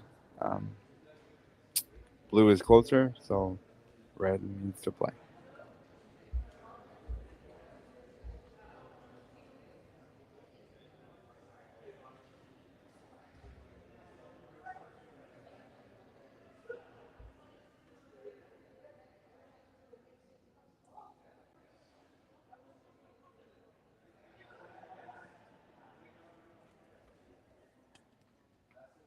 Very nice separation. I don't know if he has access to it right now, but we'll see. It's hard to tell from this angle whether Nico has access, but I'm sure he's very happy with uh, the end result of there being some space.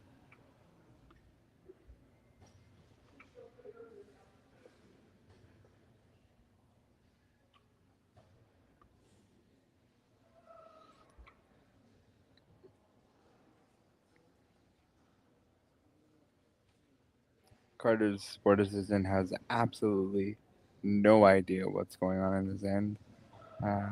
She just knows it's not Carter's turn. So she's basically just staring at the wall back there. I think based on that shot, it's a tough angle for Nico to get to. With the power, he might have been wanting to move the blue a little bit away, but he kind of tucked it in more behind the red. So we'll see what the strategy comes now.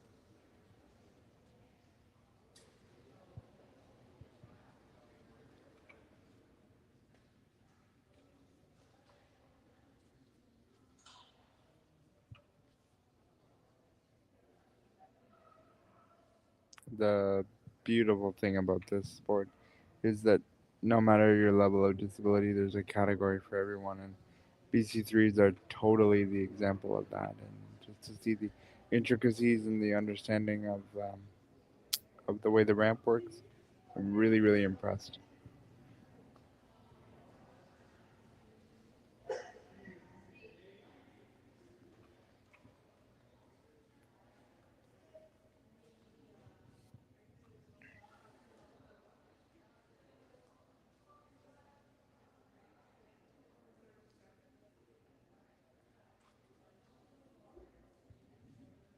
It's out. Dead ball. Again, missed wide. This isn't a matter of how many you score, it's a matter of who's scoring at the end of this end. I'll explain that in more detail when we have the scoreboard zoomed in later on.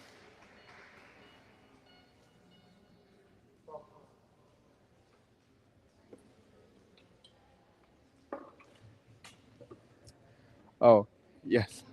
So, that is interesting.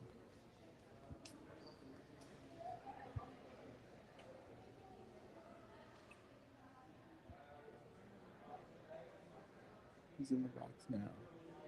Nico was just getting himself sorted out in the box. I was watching something live as I was doing this. Red to play again.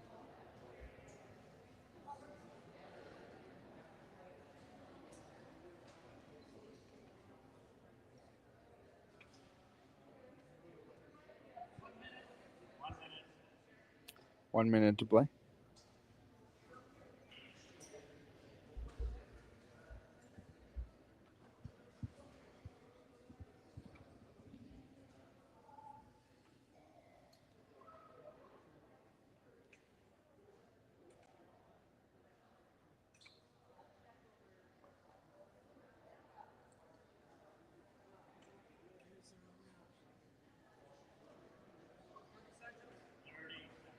Thirty. 30 seconds.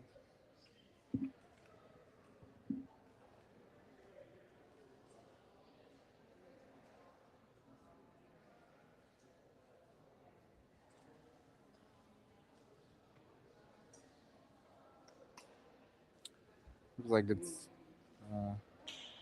one blue. So this is where the yeah, Carter has confirmed with the official that he is scoring one blue.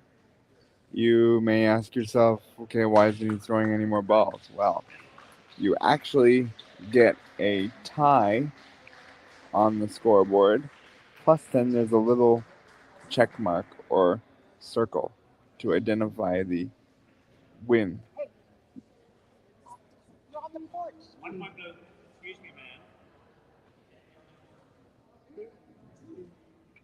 Sorry, we just had somebody 1 point blue. walk through the court in the middle of a game with no concept of what was happening at all. So, Carter wins the game 3-3, but blue gets the extra little dot, which is the circle. So there is no point awarded, but blue gets the victory. So all that matters in this case is it's a draw, basically 0-0 for points for and against, and the win goes to Carter.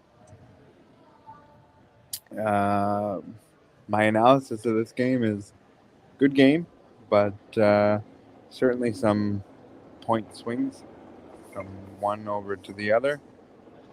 Both athletes had an opportunity to score more or have more given up.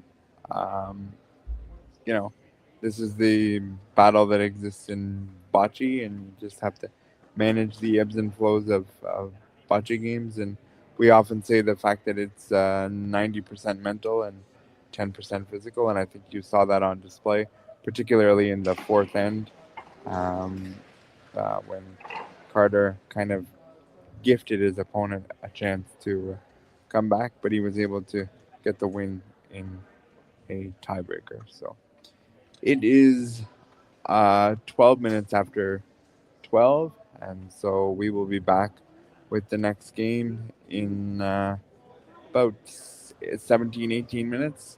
And until then, get a drink, get a snack, watch TV, whatever you're going to do. But I look forward to you coming back in just a little while for the junior division matchups that are going to take place. Take care.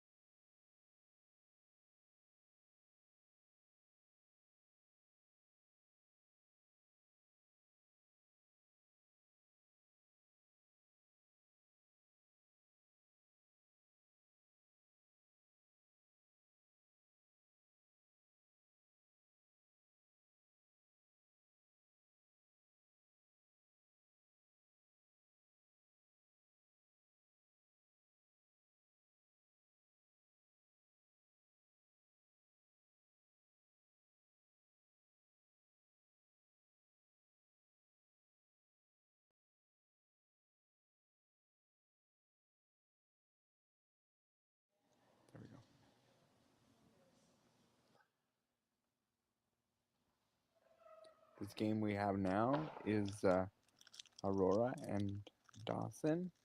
This is a junior division. Junior is not necessarily identified by classification or age. It is more identified as experience level. We will play two ends as opposed to the normal four, and then Hunter will be playing one of these two athletes right after. So stay with me even after the two ends. Aurora threw her first ball. Open. What our opponent does here.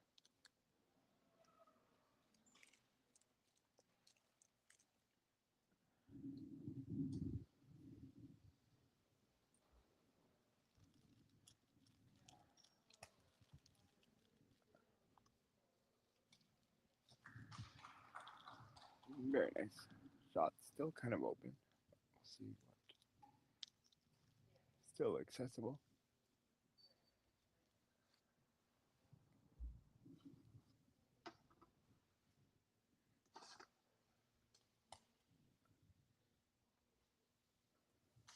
Very nice shot.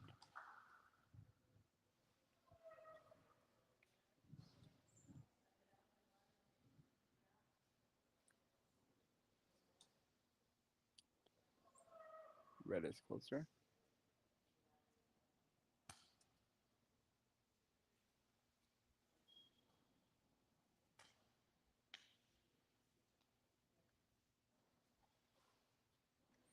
Could use that outside blue to ricochet in, or the draw might also work.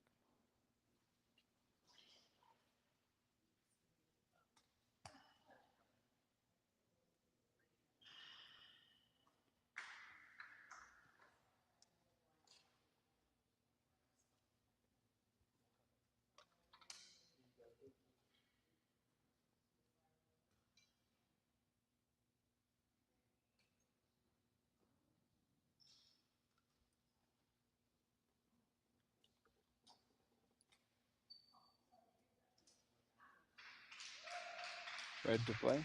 So blue is in fact scoring.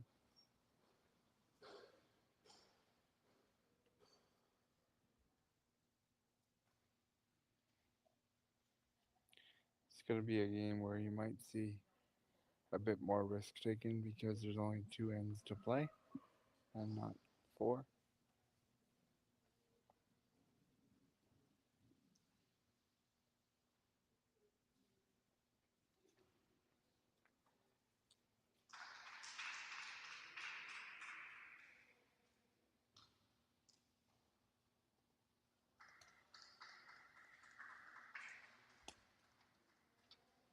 Very nice shot. Challenge here might be that the jack ball moved over towards the blue. We'll see. Blue to play.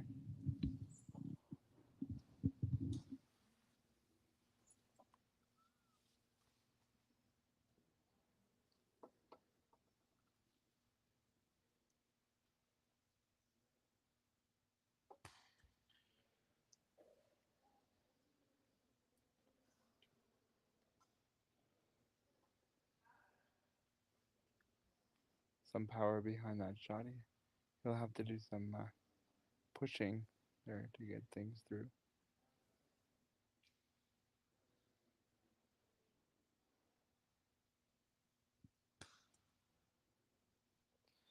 Oh, unfortunately, he pushed the red right onto the jack.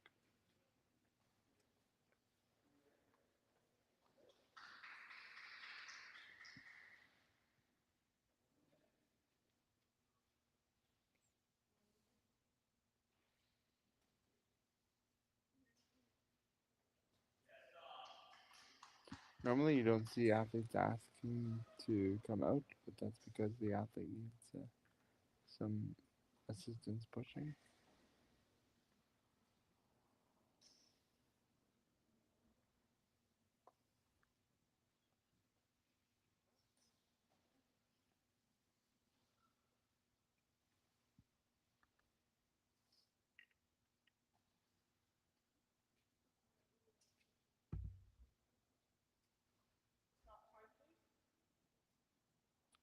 Time has been asked to be stopped, so I don't think we're throwing anymore.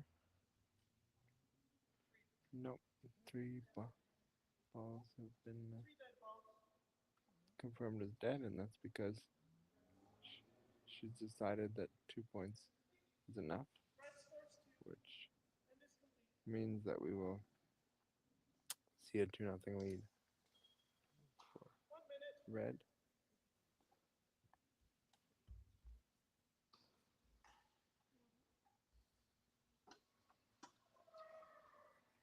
This will be the last end of this game.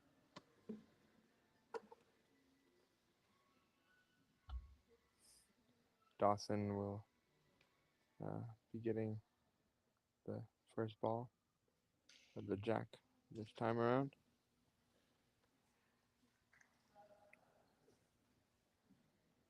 This game is Dawson Stewart and Aurora Wayland. There'll be another game right after, so we won't even be taking a break. We'll just be going right into it.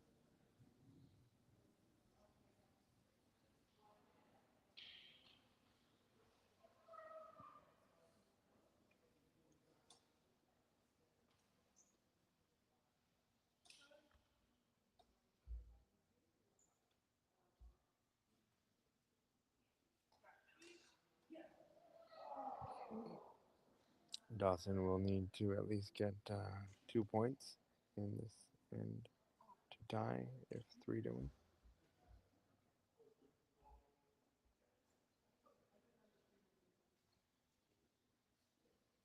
Not sure what happened there, but I think there was a bit of miscommunication between Cindy and the player.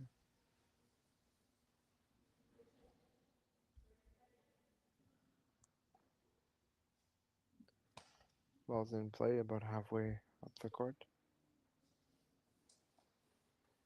Jack is fairly open. Aurora will have an opportunity to put the ball closer to the jack.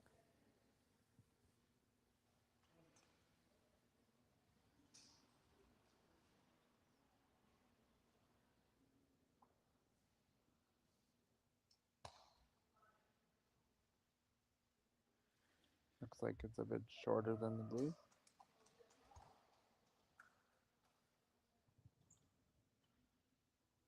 No, I was wrong. The red is scoring.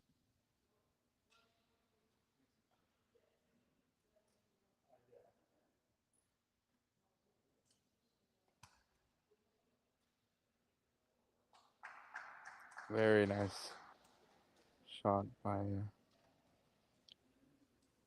Dawson, covering the jack. Remember, this is only a 2-end game, so Aurora will want to play defense because she's already got the lead, and it's going to be rather difficult for her to overtake that blue ball. She doesn't necessarily mind because she has the lead, but defense is critical here.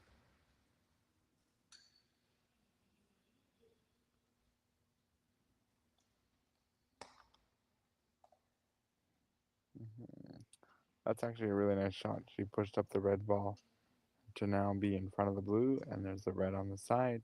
So it really shrinks down this scoring area.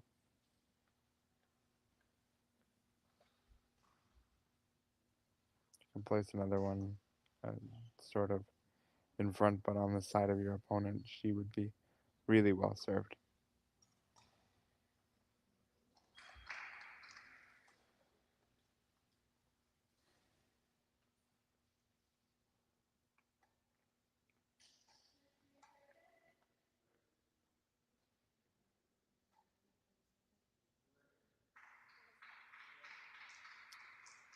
This is only a 2-end game as opposed to the regular 4.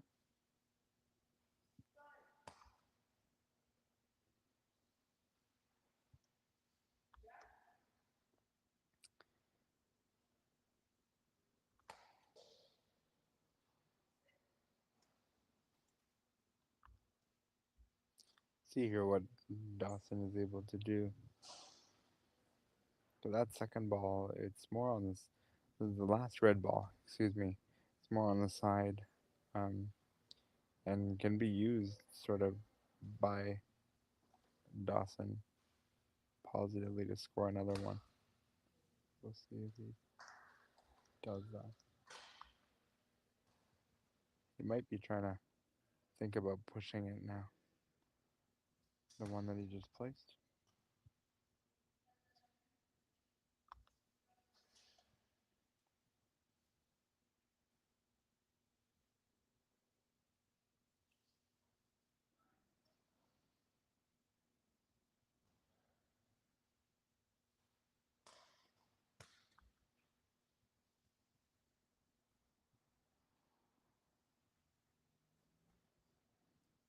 I think it's still only one, but he did manage to bring up that blue ball a bit closer. I just don't think it's in enough for a second point.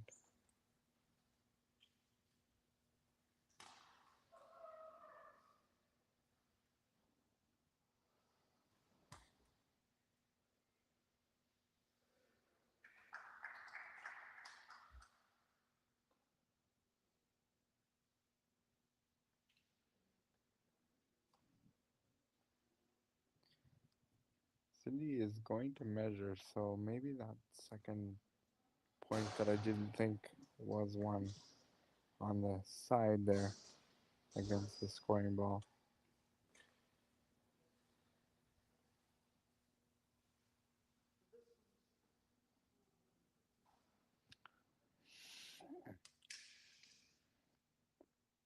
So this is the first time that I'm seeing this in the games that I've commentated, a referee actually moving the ball away so that we can appropriately measure to see what the second point. We know that it's one for blue.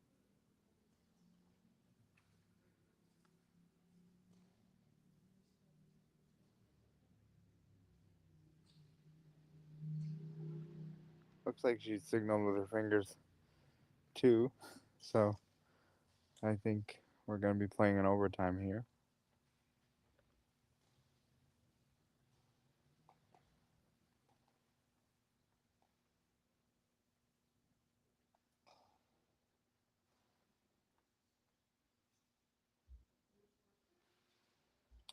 Yep, blue scores 2, so the game is tied.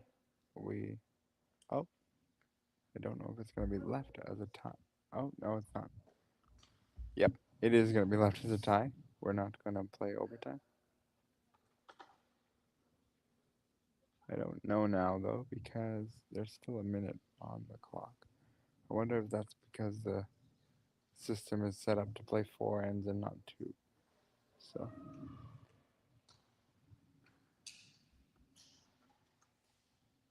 we'll find out in just a second. Are we leaving it as a tie? Or is it? That's what I.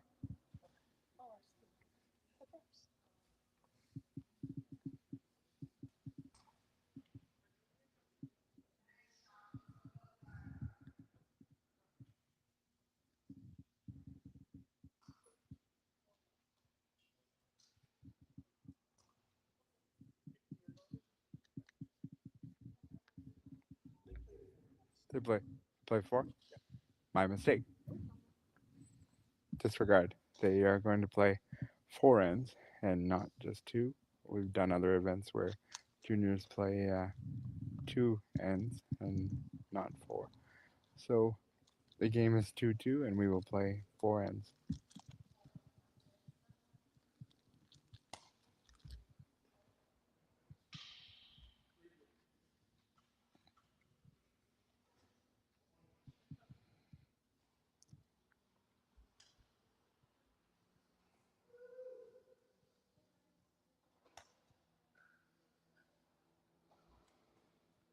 Very nice ball by Aurora. Yes, there is space, but it's directly in the line of her opponent, Hunter. So this will be interesting. I would suspect that he'll try to draw.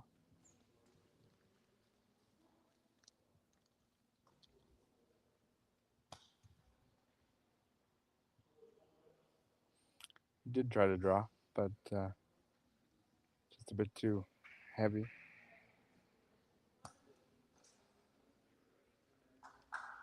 Very nice. Snuck inside the red ball, so even though the red ball was in a good position, there was still enough room to get in there.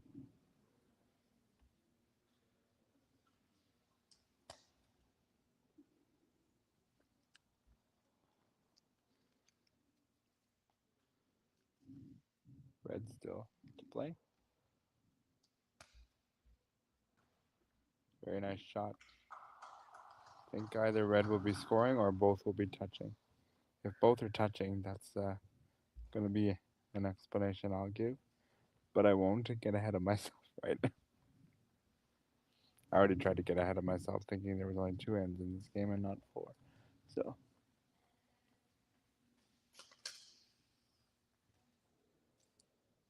flashlight coming out.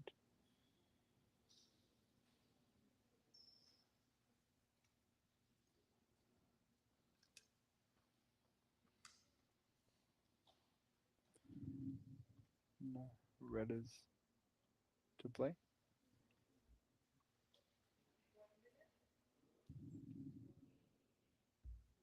Aurora's asked to come and look at the situation.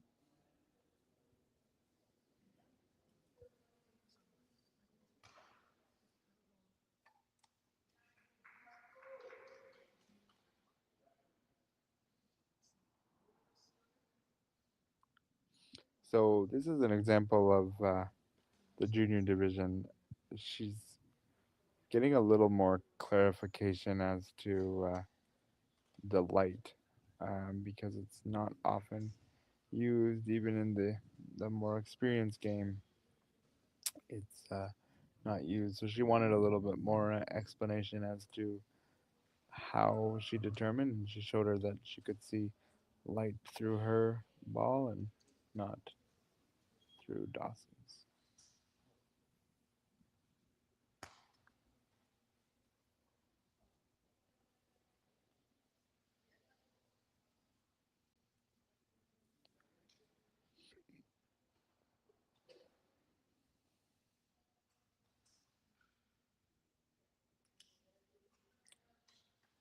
This is an incredibly close end here. It's a good learning experience for this junior division because as you get higher up, this is the kind of thing you want to expect.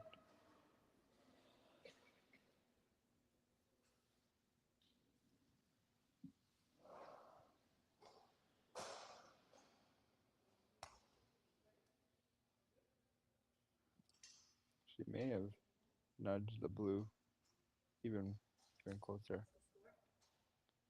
I would be surprised if Dawson throws again, if he in fact is scoring. And he is. Yep. He's asked if he can drop the balls, and he can.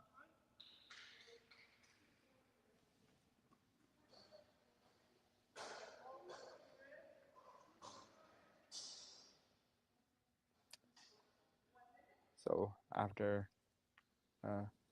3 ends of play, we have a score of 3 hyphen.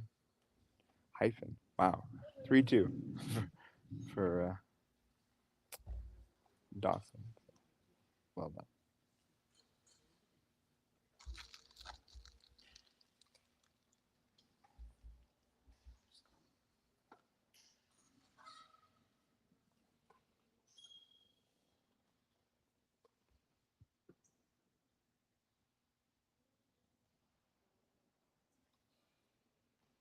We are headed into the 4th and final end. Got a bit nervous because our camera guy walked away from the station, and I was like, I don't have that much skill to push that many buttons, but he's back now. 15 seconds to spare. Had a moment of like, where's my guy going? But we're good. So game is 3-2 for Dawson, and we're entering the final end of this match. unless it ends in a tie, which I tried to give 2 ends ago. So we'll see.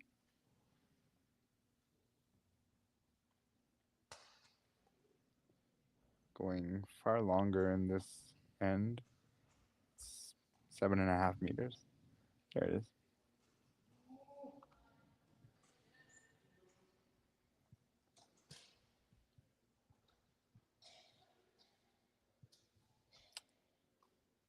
I just want to reiterate, we've seen so many classifications, and this division isn't so much related to ability, it's related to experience in the game.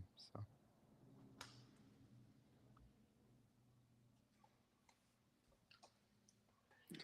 I'm not a classifier, but if I was to take a guess, I would suggest that both athletes would either be a BC2 or open division.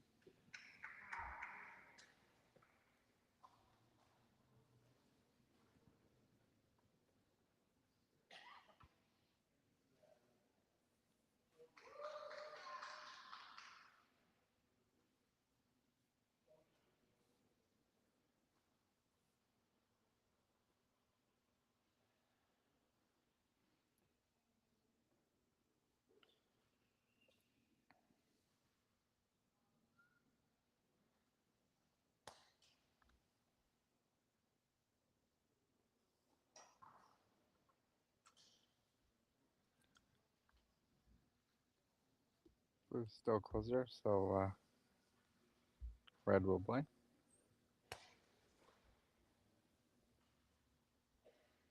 I think Hunter was on to a strategy here.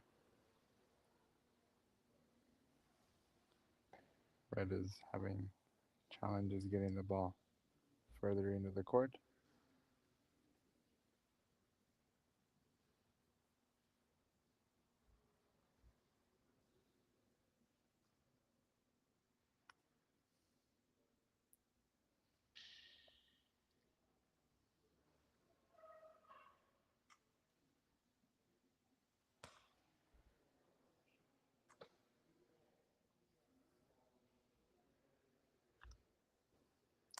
Just not able to project the ball far enough. It's hitting the ground sooner than she'd like to, with the exception of that one, which rolled nicely. But that was because her arm stayed at a higher trajectory before she released it, so it hit the ground at a further distance out. The other one she was throwing, she was going in a downward trajectory, so it it lost a little bit of steam.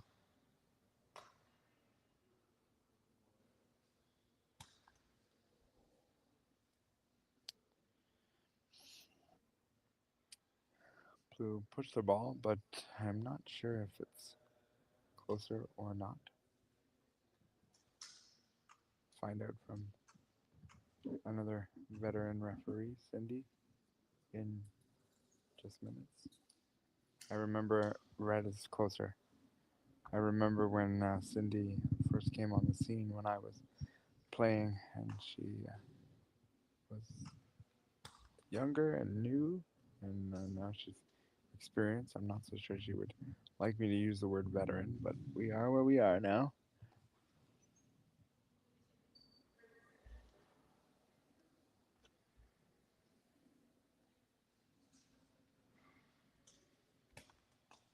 She's been committed to bocce for a long time. Very nice shot there by Hunter. Aurora will have to get one in closer.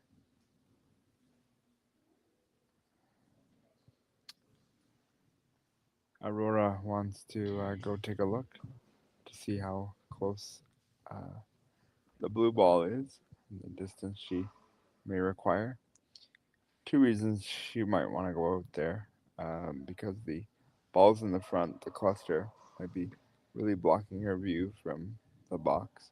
So just to get a closer look is another reason, but also uh, there might be vision challenges existing as well.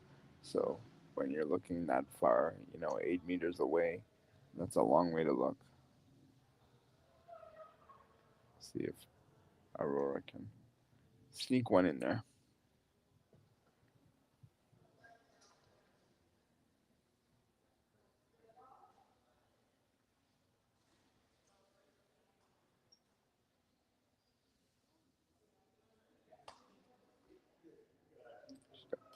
Oh, I thought that one had the pace. It just kind of died at the very end there, unfortunately. Was had the right direction, just not enough weight.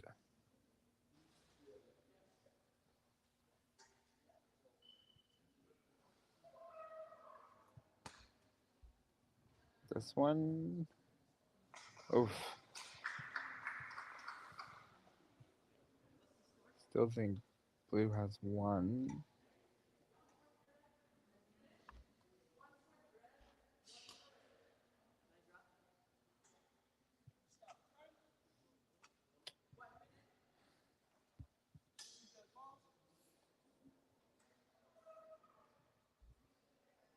Aurora and Hunter, great match. We see that final score is 4-2 for Hunter, and the game is complete.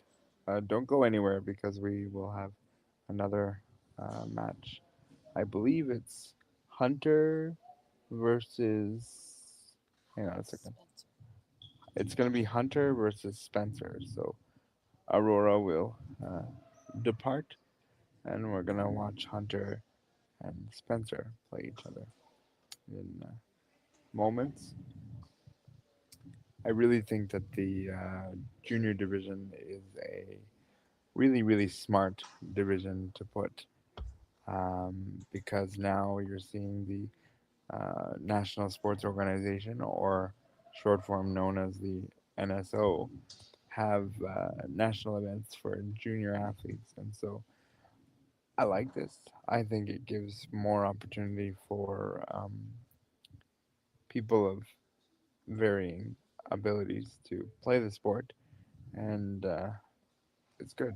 I really like it. I know for me, I was 18 years old, 17 years old when I went to my first international event, which happened to be British Columbia, the big BC place that we played in, and it was a massive place. I was eyes wide as a 17-year-old, and I really wish I had the opportunity to play at a junior level.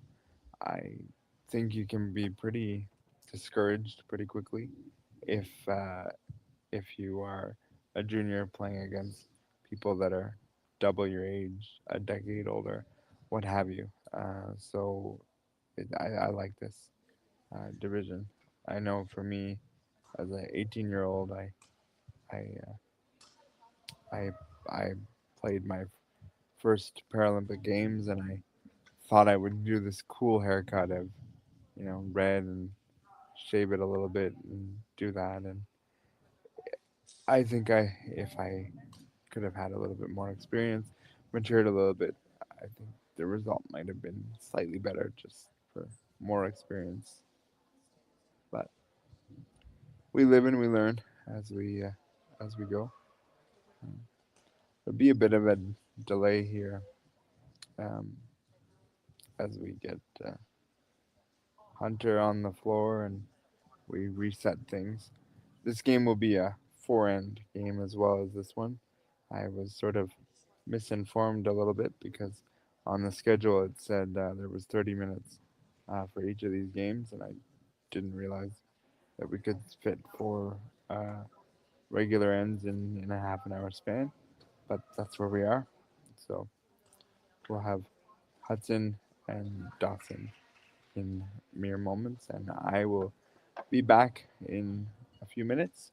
But stay here. We won't take off the feed. You'll just look at the lovely, fancy scoreboard that we have, and I'll come back when both athletes are set and ready for the warm up, and we'll do this all over again.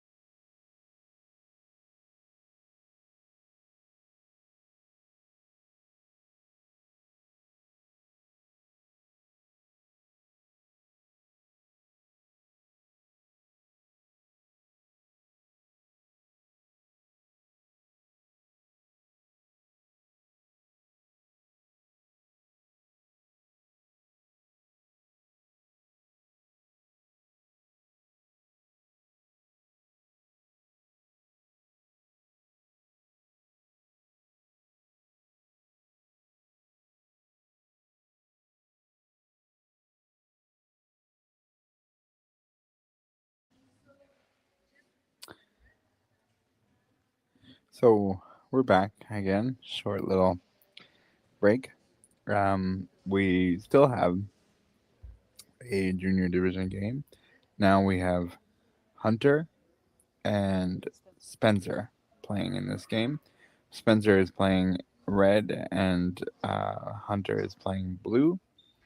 This must have been determined in the call room as it normally is with a coin flip, but this was a quick turnaround in game. I just want to mention this is a full bocce game, 4 ends. Um, I misled myself and I misled the audience in the first junior game as it was scheduled for 30 minutes each match. So I thought we were doing 2 ends. So I apologize for that, and we'll commentate this game as normal.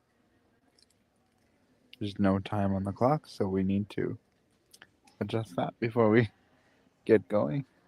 There will be 3 minutes and 30 seconds on each clock, which you'll see on your top left of the screen, and it will be in the bottom box. You're not And supposed to walk through the courts. You should be walking through the courts. The game was on.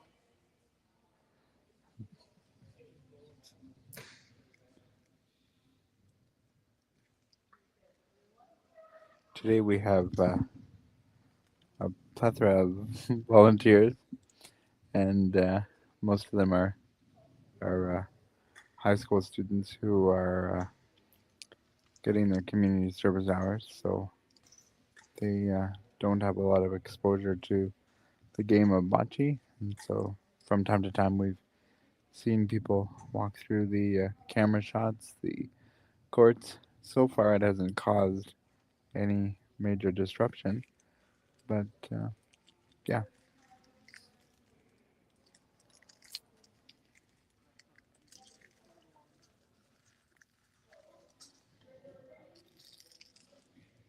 No time.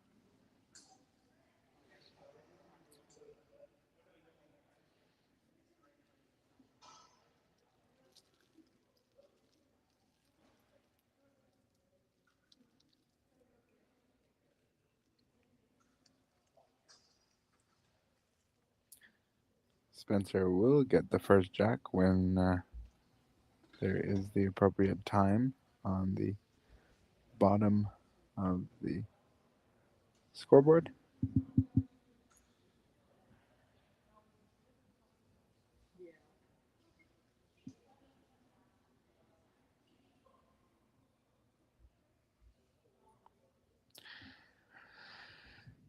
When you have volunteers at events like this, we require patience because they don't necessarily know the system, and the system uses has some glitches sometimes.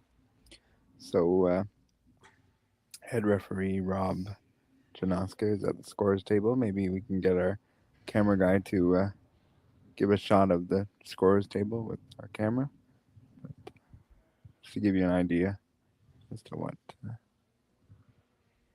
you're looking at. You're gonna get the shot, and right about now.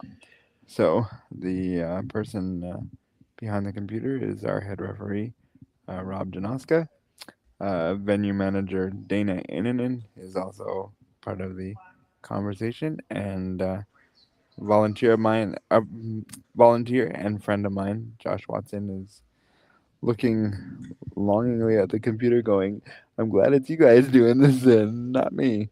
Uh, so we'll get it sorted out in minutes, but just have to have a little bit of patience.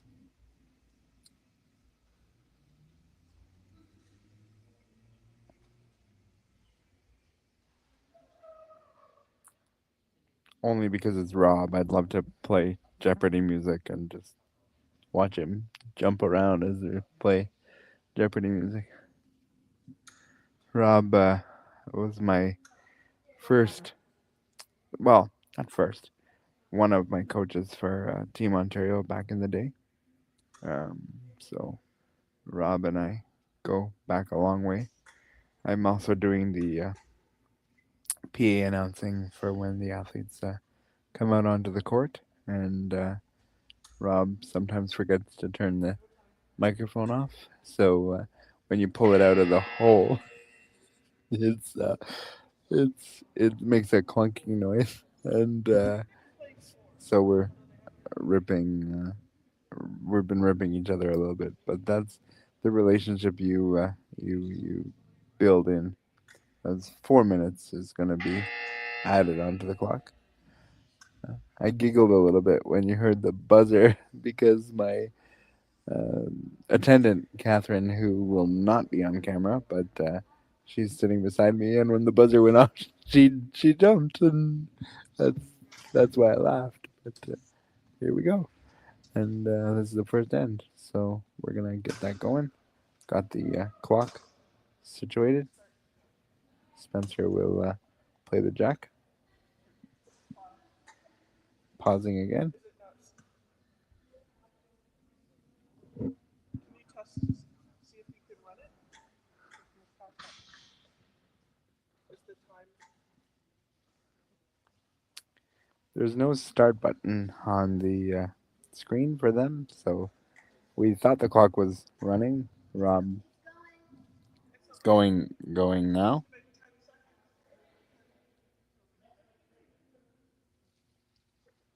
It's 3:51.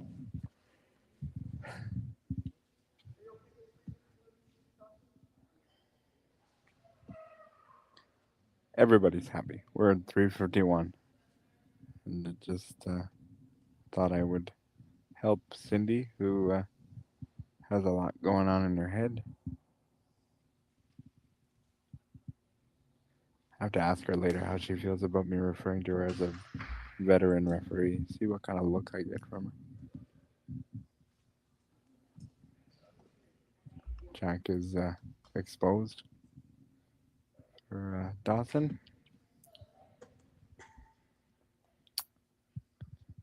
Normally, we wouldn't see sports assistants in these games, but because it's junior division, you're seeing a little bit of help from the people around them.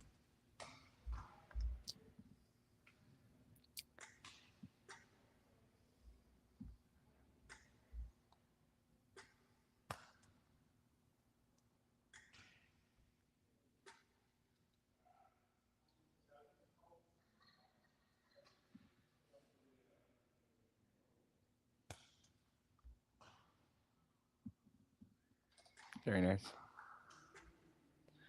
Still some exposure if we look at the far left of the screen. Very deliberate delivery by Spencer. It's almost like a. I have to watch that again. That was unique. It's almost very springy, and he, yeah, that's fascinating. That delivery. He's very quick with the throws. He's moving his holder just so that he can see his wheels. Because when he puts it back, you'll see that it's inhibiting the vision of the wheels. So he wants to make sure that he's in the box. Lovely shot. Lovely, lovely shot.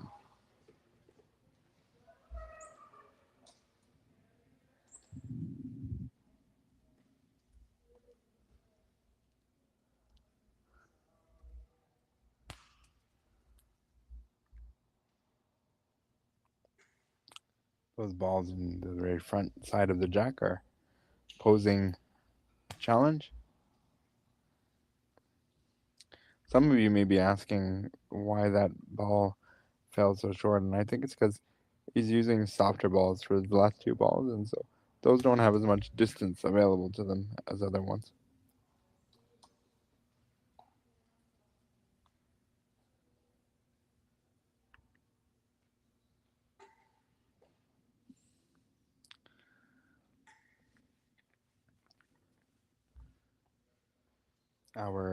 We spoke about volunteers and the appreciation we have for them, and currently we have a mock game going on by our technical delegate and his attendant so that they can be trained on the clock. I think this serves as a good idea. So credit the TD and the organizers who made that decision, because even though you don't want to look at it and say, well, you know, um, we want to be frustrated. We want to make sure that the volunteers understand the game, and we want to be appreciative of their time. So.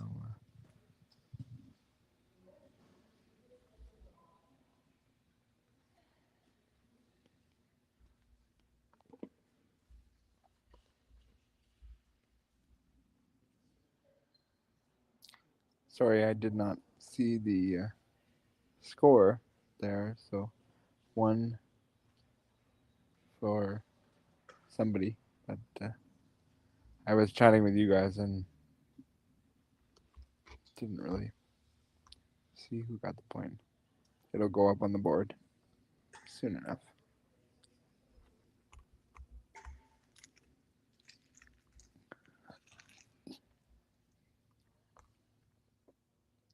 Our camera crew is operated by Aflalo Productions, but it's being run today by Paul and not Mark.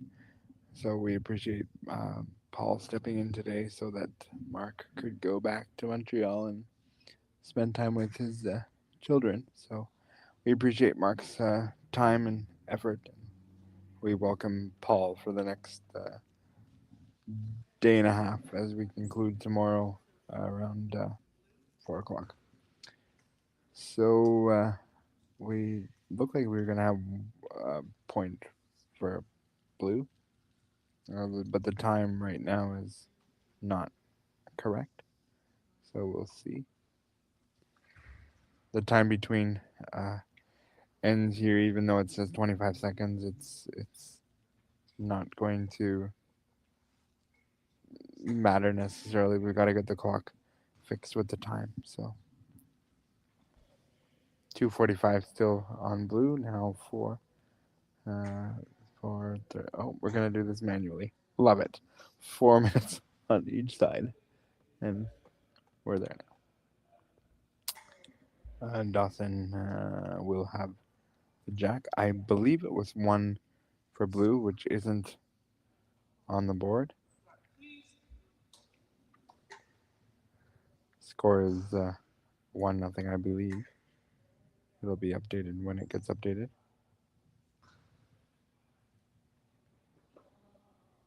I don't think they can update the score now that we're moved past the first end, so they'll have to do it again when the second end is completed.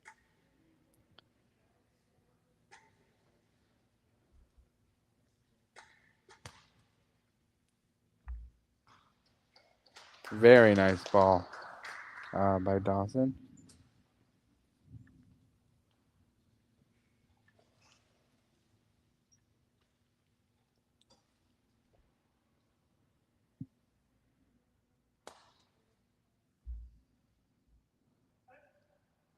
Spencer had the power, but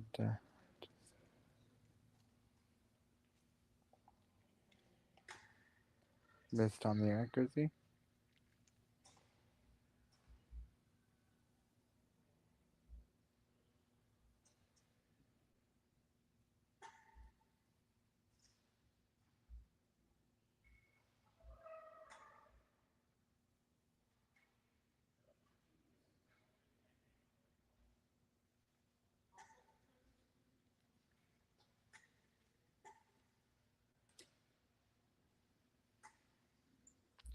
If you're just tuning in and wondering, it's the second end of 0-0. That's just because the score doesn't have the score clock doesn't have the score on it.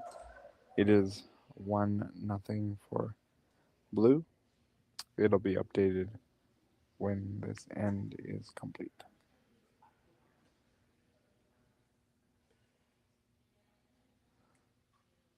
Spencer asked if the basket could be moved, and it was accomplished.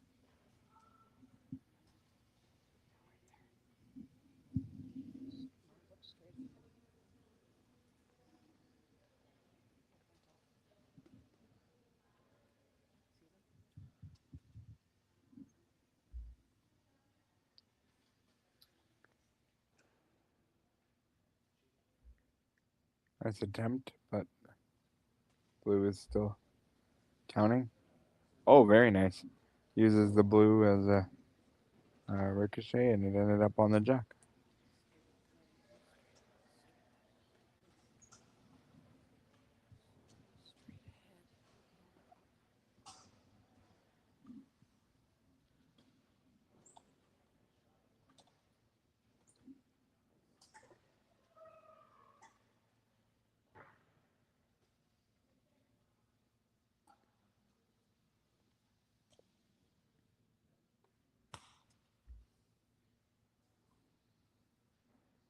Nice defensive play by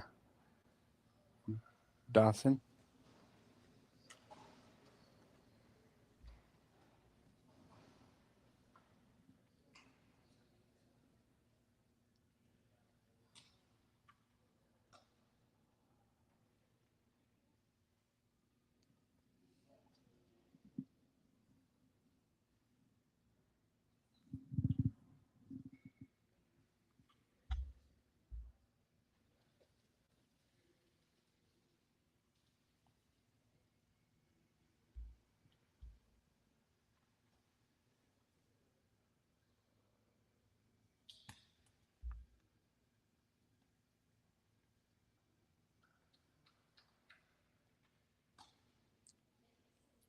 Obviously, the red ball is not quite touching the jack by that camera angle that you see right now. You can see that the red looks like it's in a good position, but obviously blue was close enough to require a measurement, and blue still to play.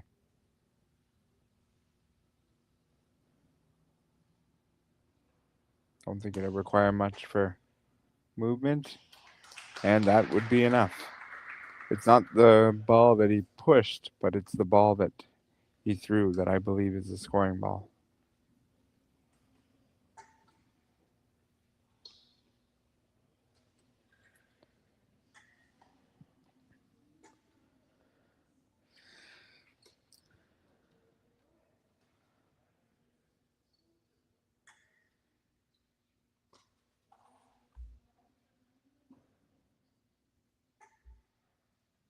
And again, I know from that camera angle that we just saw, that will come again in a couple of seconds, it does appear that the red is closer just based on what we can see, but we know that the angles are a bit deceiving. We know that the blue is closer.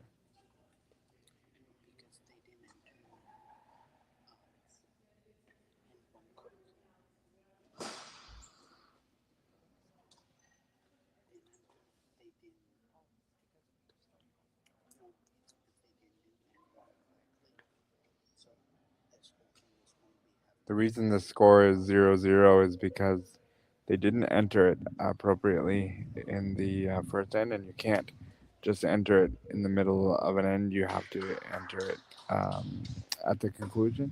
Once you reset another end, it won't let you do it until it's up again. Very nice shot. Blue would be scoring a few here. I wouldn't want to guess exactly how many, but at least two.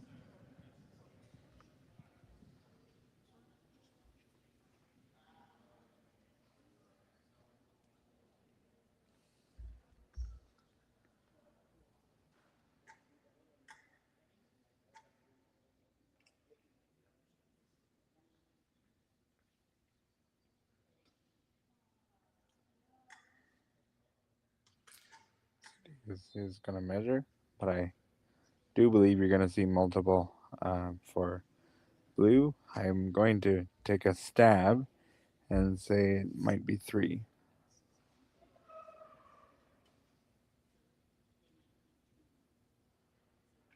Oh. There's 1 for the red now. Just appeared on your screen. That's because the end has stopped, so we could add a score.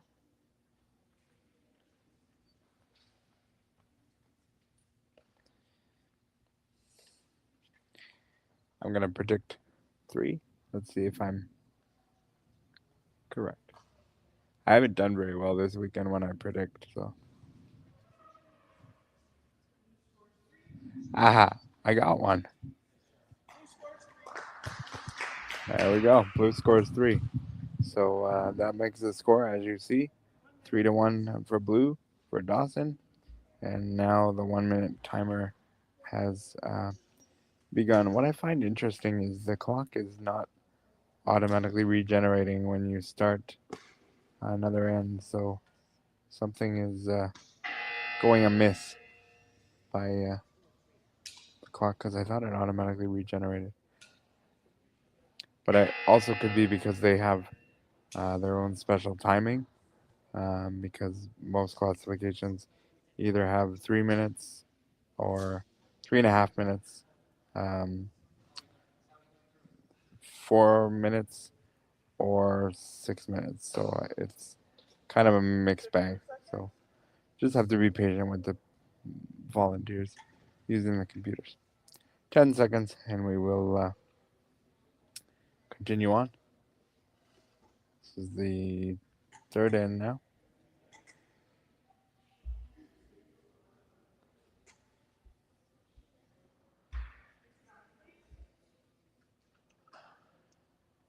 Spencer will have the jack. You know what? If he took a penalty shot, he would get a point right now because it is in the center box.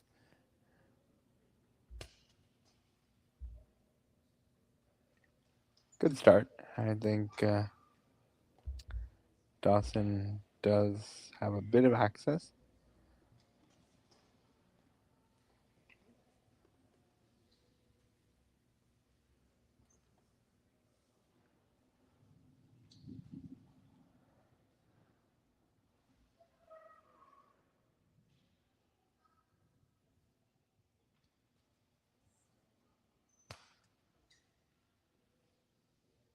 And that is the bit of access that I talked about. Very, very precise draw.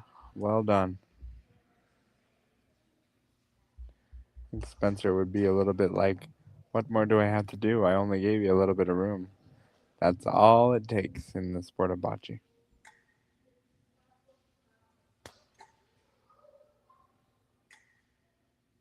Tried with a little bit of power. Didn't succeed.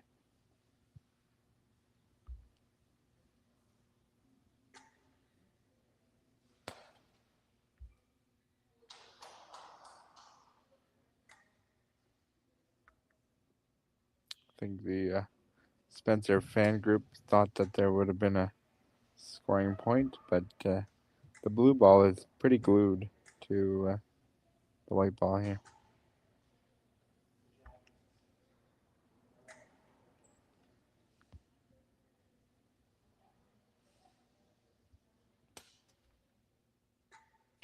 Oh, you know what?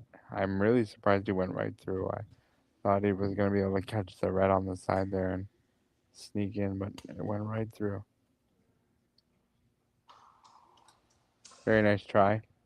Certainly shrunk the scoring area when you consider that there's the red on the side and the red in the front and a couple of reds in the back. Can't move the jack too far to score points. See what Dawson. Oh, wow. That also went right through. If that hole was just a bit tinier, it would have been able to squeeze through, but I think Hunter would have got there first. Don't think it's 2, but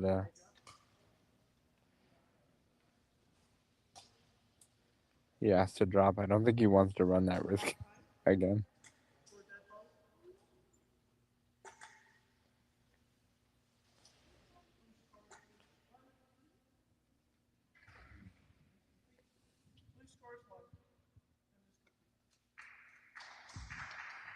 So we have 4-1 for Dawson going into the final end.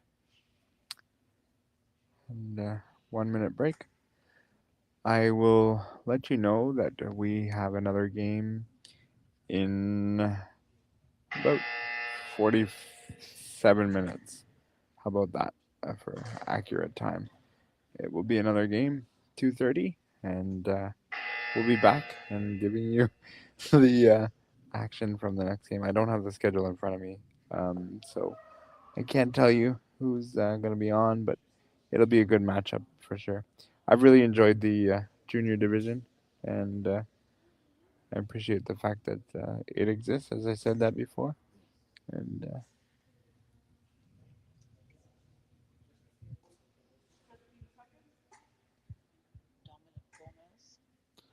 be Dominic Gomez versus Lisa Puri after the little break we're gonna have.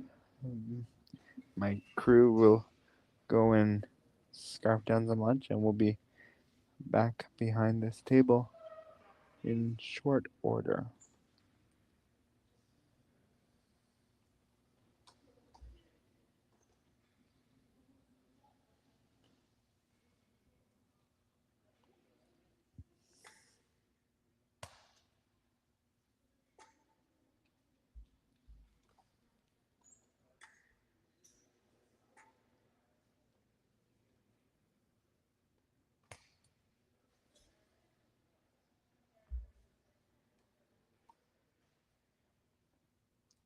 The ball is behind the jack.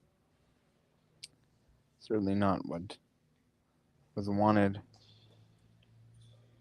Gives a chance for red here. Needs a lot of points.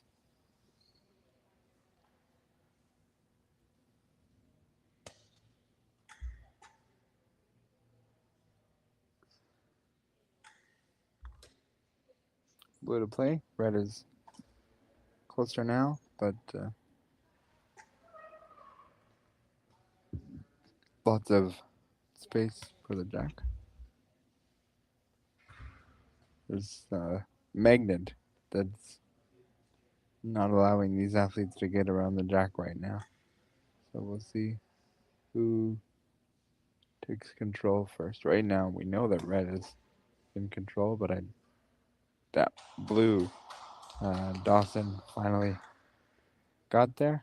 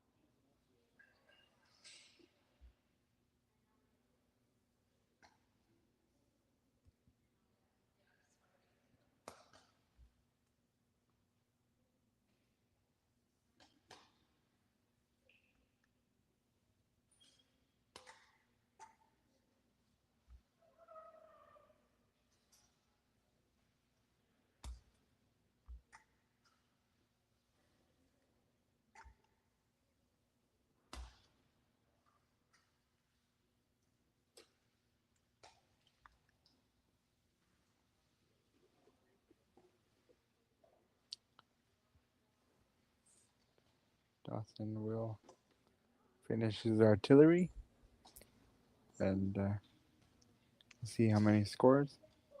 Certainly wouldn't want to push the white back. I think he's going to want to just do some light draws to score points, and he did that exactly. Very, very precise shot. So very good. 2 are scoring right at the moment. Possibly 3, but I'm not sure.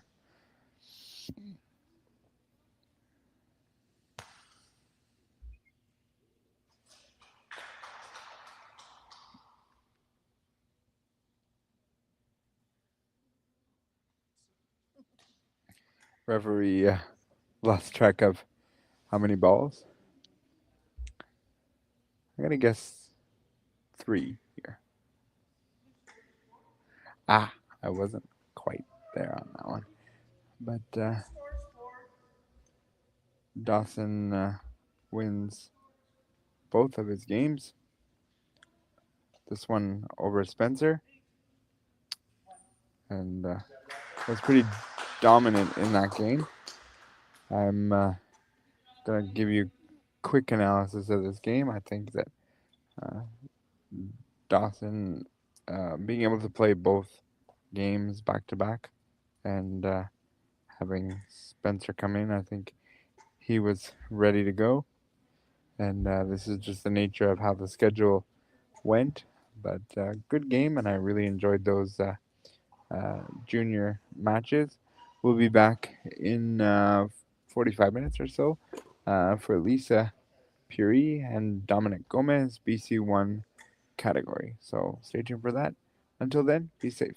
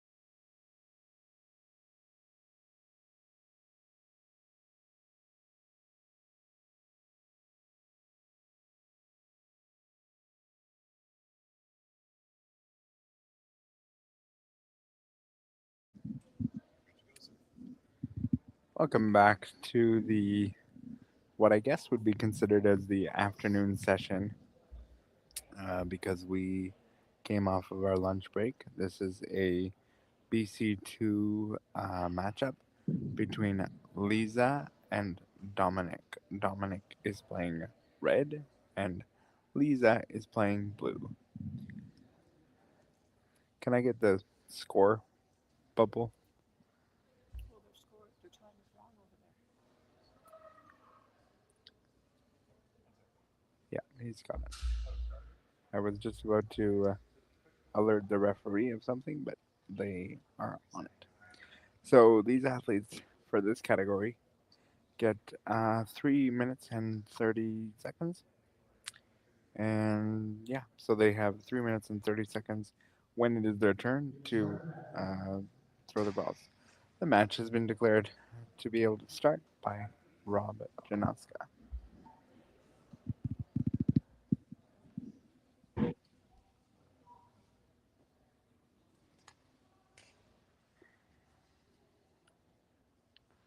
Ball's in the court. When Dominic will go after it. It's probably at the 4.5 meter mark, which you'll see when this next ball gets thrown. And it's off to the side. The jack is exposed. Lisa to play. Interesting fact about Lisa, she got to compete at an international event in Santiago, Chile, as part of the national team. She is part of the national team. She got classed up at that event. So she was a BC1 and is now a BC2. So there's been a bit of change for Lisa over the course of the year.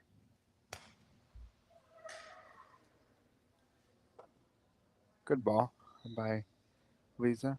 The only challenge with the ball is that now there's kind of a bigger target with the ball. So Dominic can aim either pushing the blue uh, or getting the white and just using the red as sort of sandwich. So you got three options as opposed to just one, which gives you some confidence.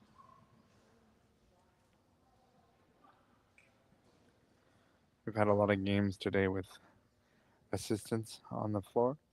BC2 category does not have assistants.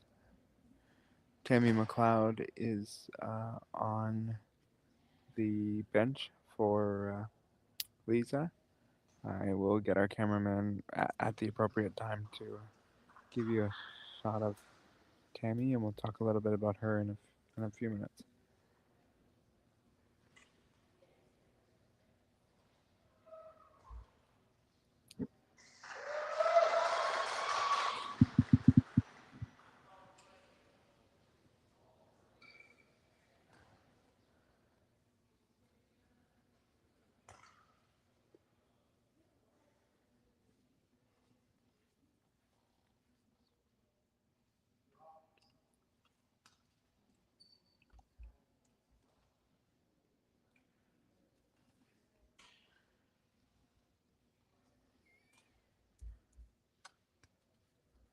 I had to play a bit of charades with my attendant. We accomplished the goal. I wanted her to move my screen forward.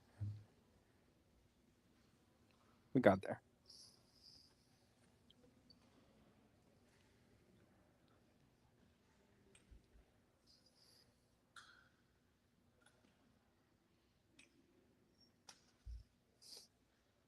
Very nice shot by Dominic. The only challenge is that he's pushed the jack back. So.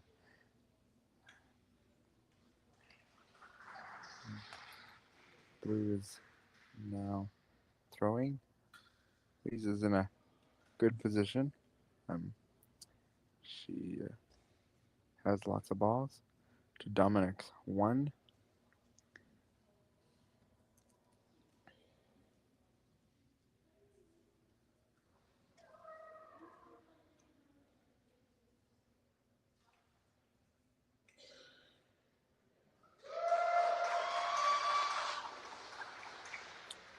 I think the junior category is having some success down at the far end of the building, which is where you can hear the noise.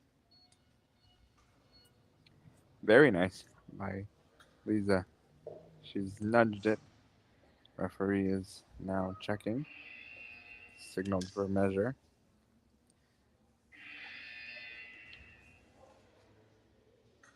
Using very tiny calibers.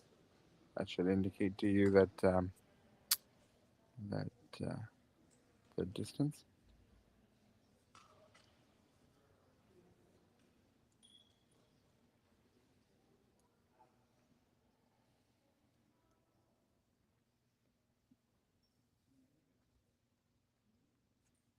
Red to play. It's final ball.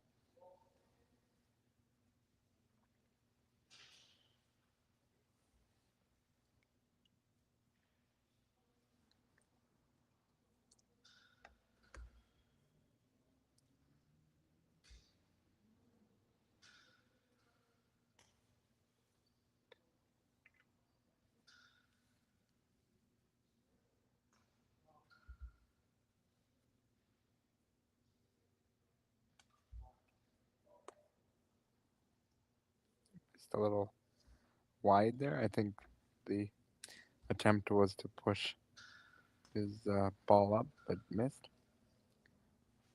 Blue to play. One blue.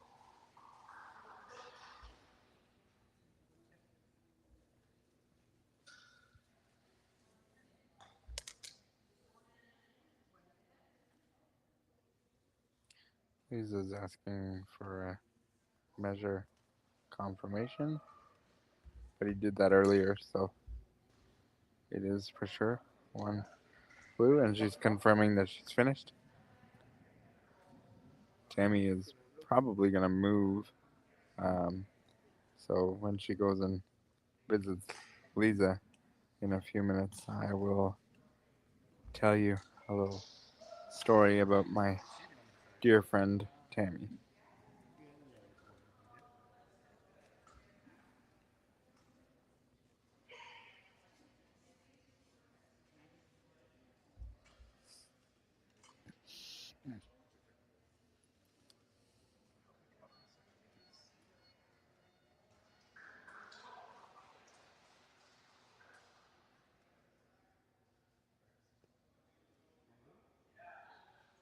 One blue, one blue, and it's finished. One blue. So 1 minute. Lisa was able to capitalize on her opponent's jack. If we could just pan for a second to Tammy, who's beside Lisa. I had the pleasure of competing with Tammy for many years. She's been to many Paralympic Games, and she's now turned her attention to coaching. She is part of Team Ontario as their coaching staff. She's also taken um, Lisa sort of under her wing. So it's nice to see Tammy in a role that she fits so well in, and she's having success as a coach. So congratulations to my friend Tammy. We competed together for a long time. There's a whole bunch of stories I could tell you, but we only have 10 seconds. So we'll leave it there, and we'll get back to this game. But very nice end by both players. I have a feeling this is going to be a really good game. Lisa will now throw her jack.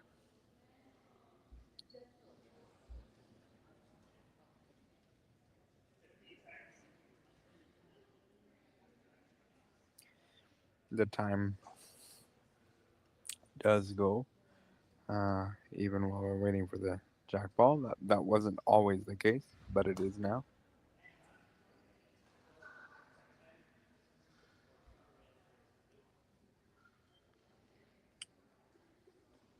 Lisa also has a visual impairment, so she is um, having to battle the elements that come with a disability plus vision impairments.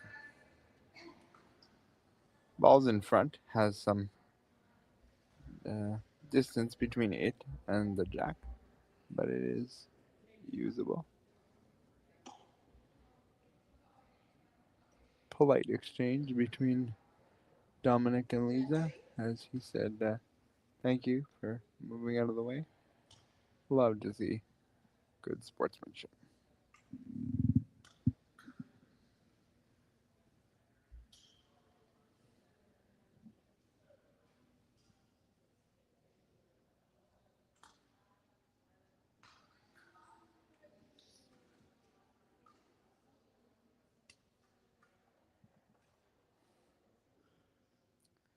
Decent ball by Dominic. I would actually think that Lisa's blue ball is more in her line than the red ball, but we'll see how she counteracts that.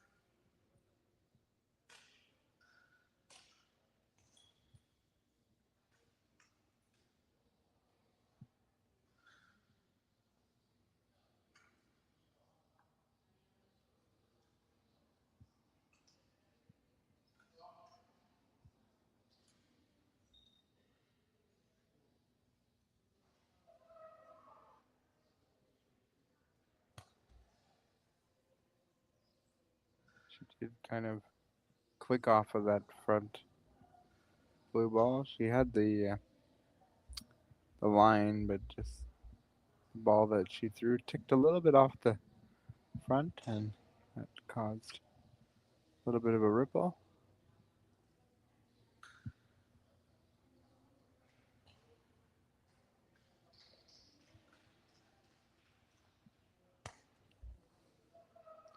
Got through there. She just had too much power, and unfortunately, it went right through the uprights between the red and the white.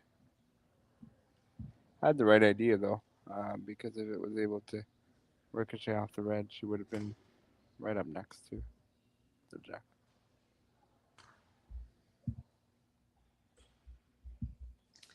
In this sport, you can be sure to spend a lot of time with your mind and your body, and wanting to think of the idea of this is what I want to accomplish. It's whether or not the body and your mind align with each other to be able to accomplish the goal. That blue ball was pushed forward, so now the referee, Daniel, will measure.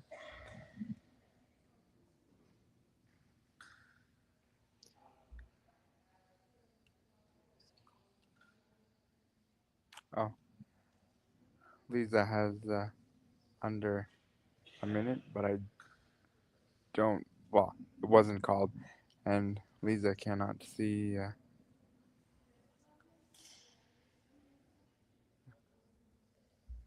Lisa cannot see the board, so there was now by the referee.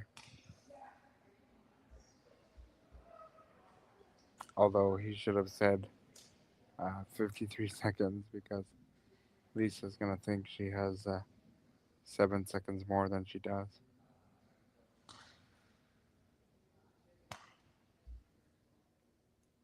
Very nice. Good ball by Lisa.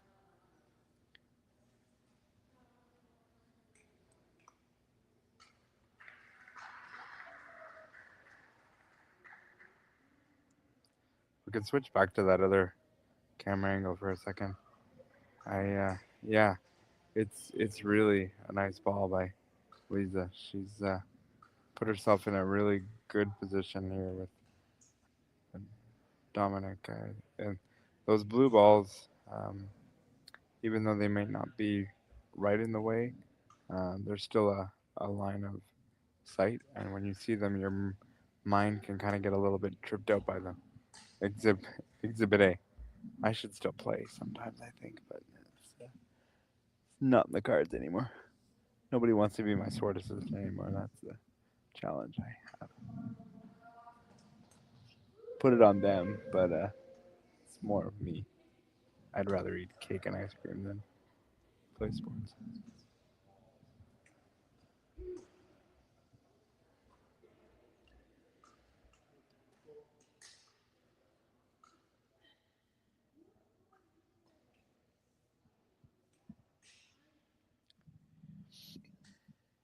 I suspect he's trying to move the blue ball off, but I don't know that he has the access to get there. And now it's pretty much closed right off.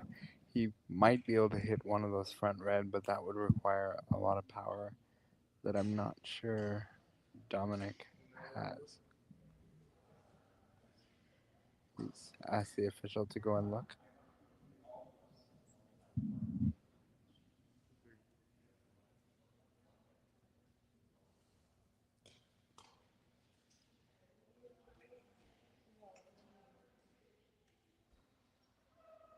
At 107. Let's listen to see if the 1 minute gets called. Why did the time stop? Should not have. Yeah, the referee has now alerted. There we go. 1 minute call has been made. Dominic got a few seconds extra there.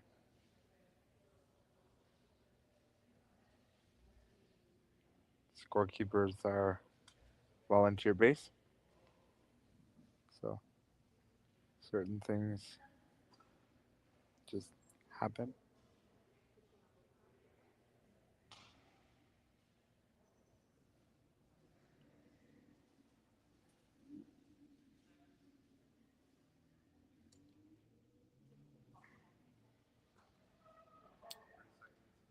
Could be two now. I didn't see his fingers. Lisa could push that blue ball up. No, not sure she had the exact access. Looks like we're in for a measurement.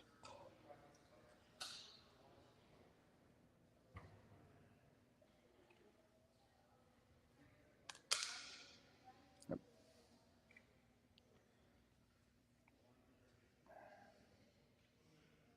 I believe it's at least one for blue. I think we're measuring for two or more.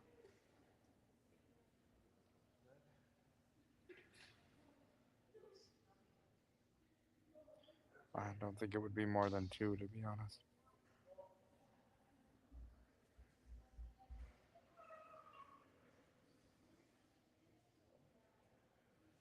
Yeah, looks like it's two. Yeah.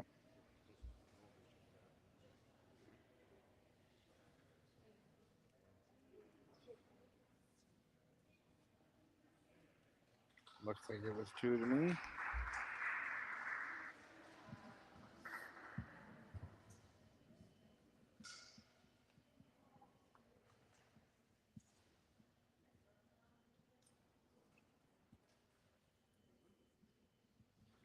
Two blue indeed. Two blue, and you finished. 1 minute.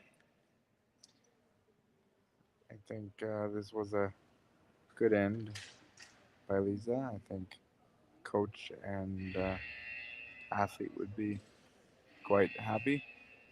And as you saw before we went to the full screen there, props came from Coach Tammy to Lisa. So I don't imagine there'd be a lot of critiques going on in that conversation. You may wonder why Dominic doesn't have a coach.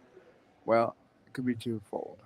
He may not have somebody with him that would be able to be on court as a coach, or he doesn't want somebody. You can have anybody serve as the person on the bench with you. This is a relatively new thing. Um, you used to only be able to have coaches on your bench for team and pairs, but now the individual portion allows for coaches to be a part of that now as well. And I think it's fair because athletes should be coached and guided through all forms of games. If I was coaching Dominic, I would suggest that going longer would be good good happening. And he did go a bit longer than the last end. But it's tough because I'm playing armchair coach and I'm not really sure what the ability of Dominic is in the longer games. So. Nice first ball. Lisa doesn't really have to worry about that point. Um, she's winning 3-0. So if she can draw on the side of the jack that she can see, then she's good. But I think really it's about shrinking that scoring area as opposed to worrying about I have to score on this end because she doesn't really have to score. She needs to minimize the points and bring the ball back uh, with the jack with her starting the fourth end.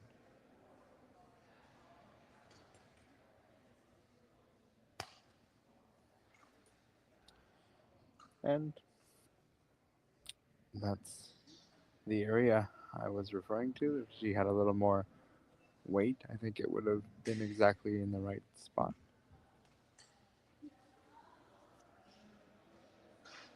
Be curious, I would have to ask Coach Tammy if Lisa has the ability to bowl underhanded, because I think in this instance she would serve well to do that.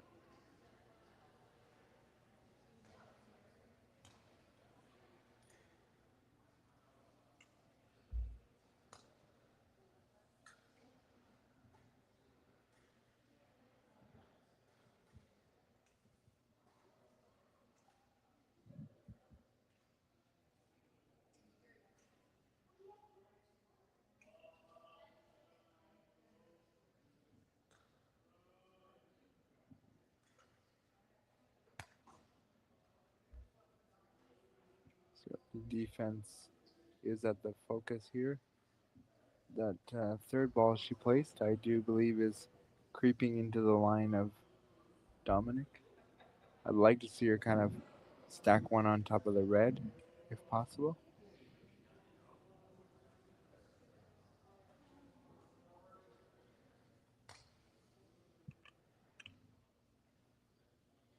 I haven't talked about this in a bit. I talked about it early in the competition, day before yesterday, but the numbers signify the classification and the ranking.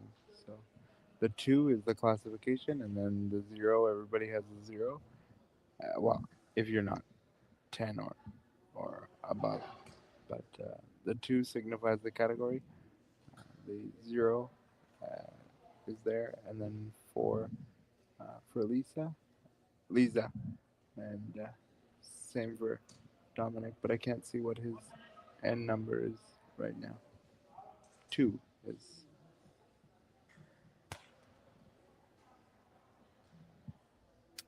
You know, I look at this setup and I like it. I do wish that the fourth blue ball at the front was a little closer to the red, but the ball at the back means that the white ball cannot be pushed back too far because it's covered uh, by the blue ball at the back. And Lisa must have heard me because she did exactly what I suggested by pushing that blue little closer. Be interesting to see how Dominic attacks this. He's gonna have to draw to the side that you see the 2 balls stacked up. He's gonna have to draw past those, but it's gonna have to be a pretty precise draw. I believe as we look at that, it'd be the left side that I'm referring to.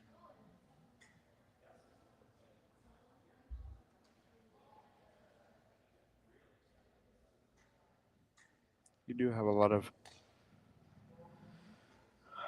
balls left to try to sneak in there.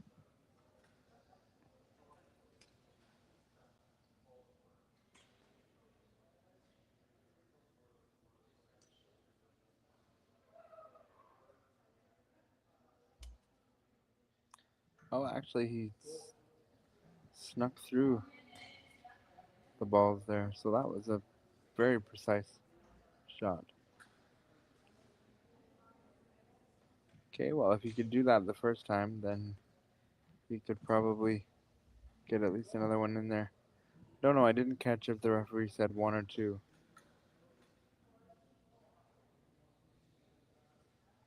Two. Two was confirmed to me.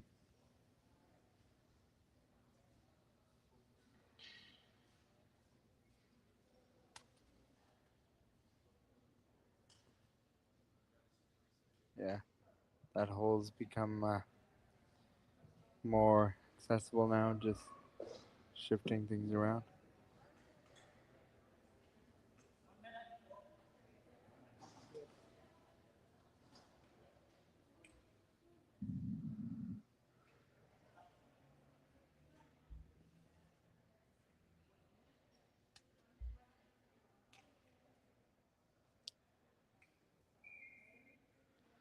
Interesting to know if that farther outside red on the inside of the blues is actually counting.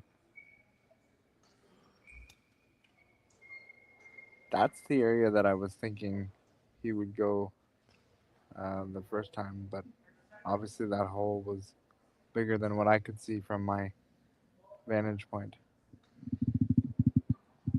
I'm just beside the camera angles you see.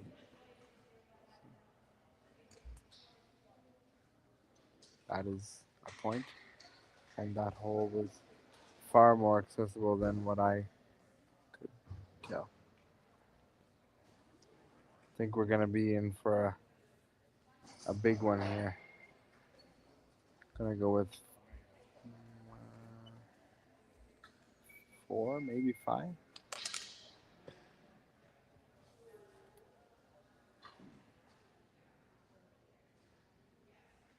No, I'm not. I don't think it's 5. I think it's gonna be 4.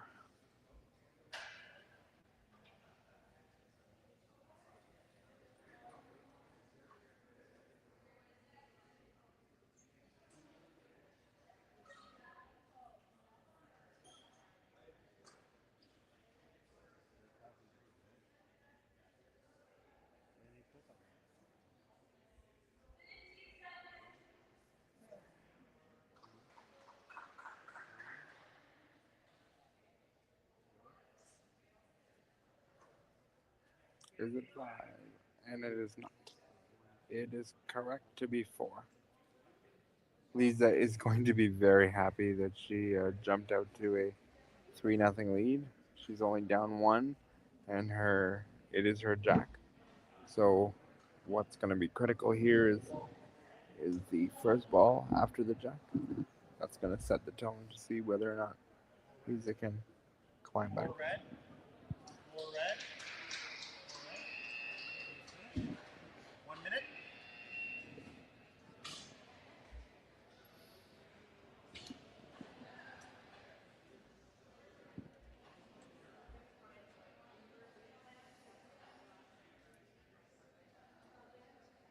There was not props given from Coach Tammy. It was a very definitive message. Oh, she gave a thumbs up. Okay, so I didn't see the the thumb. So she did give a thumbs up, but the message that she was giving seemed to me to be very direct. And this is what I want you to do. Still, obviously encouraging Lisa. I know for me, I would be, because she is only down by one.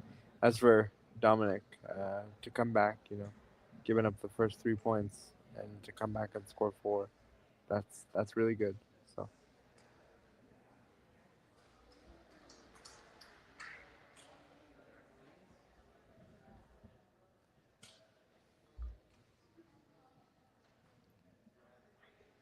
what's critical here is making sure that your jack is over the line. I'm making an obvious statement here, but you don't want to run the risk of uh, Dominic getting extra jack.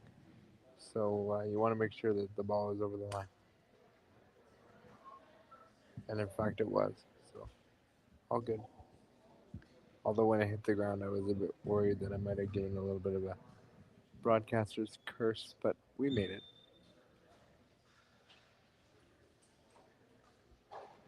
Lisa is very strong in this corner.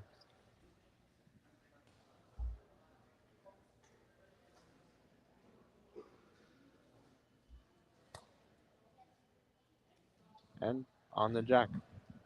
So that's going to be real good news for Lisa.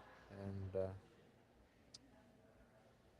Dominic is probably going to take one or two shots at displacing it. But then, because he has the advantage, if he misses after two, I would think that you're going to see a defensive play happen.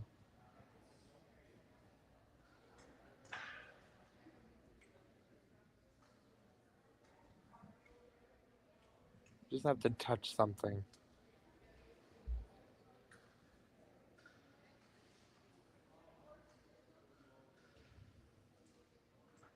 Just make a little bit of noise on the front blue.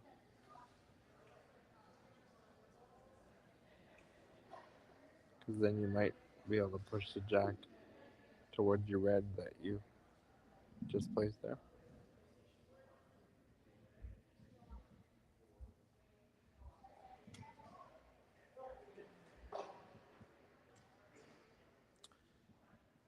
So I do think he attempted that, but didn't have the angle and or the strength to do that. But I do think he was trying to hit the blue.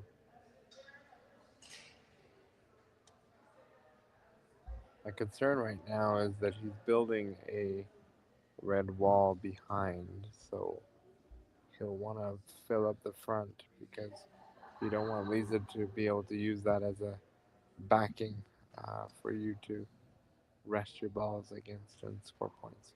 So you got the back covered, but you really have to get the front covered so the back can't be used as backing later on in the end. This is ball number 4 coming from Dominic.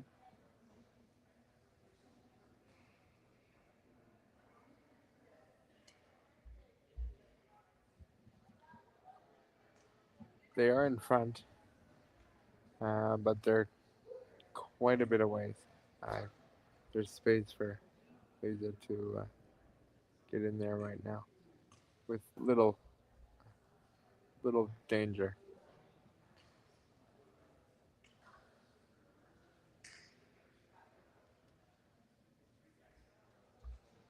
Now we are in business if you're Dominic because you just probably saved your bacon with this end.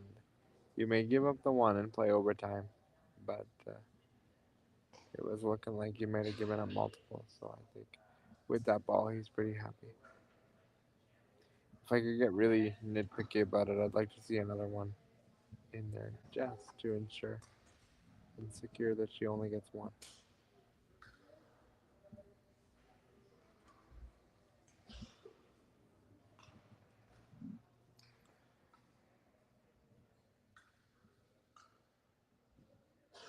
Be interesting to see what Lisa chooses to play. If we could flip back on the camera for 1 second. I don't know if she can use those balls on the what would be the far left to kind of squeeze in there. I don't see any danger in the strength that she has of possibly making it any worse. So we'll see if she can squeeze another one in there. She does have the ball advantage. Obviously, she's only thrown one ball, so she does have time to make some noise. She'll want to avoid going into overtime, but also not lose the game trying to avoid going there.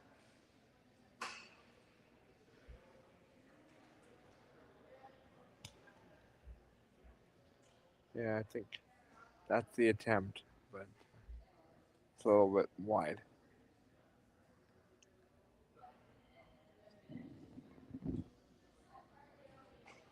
I'm pretty sure there's space between that outside red on the far side and the white.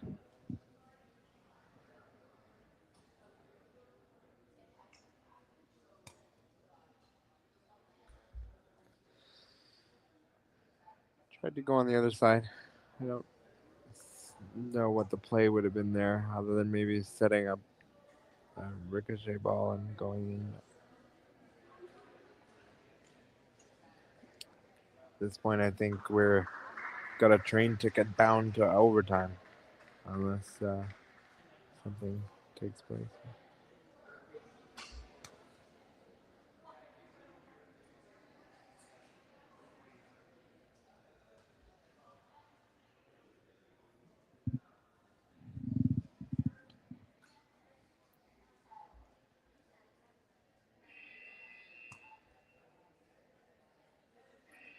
Oh, did she get a second one in there?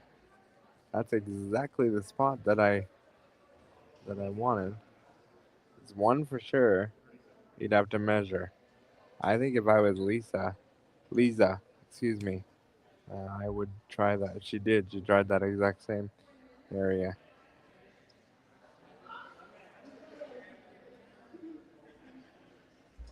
Predictions? Do we think it's overtime or do we think it's two?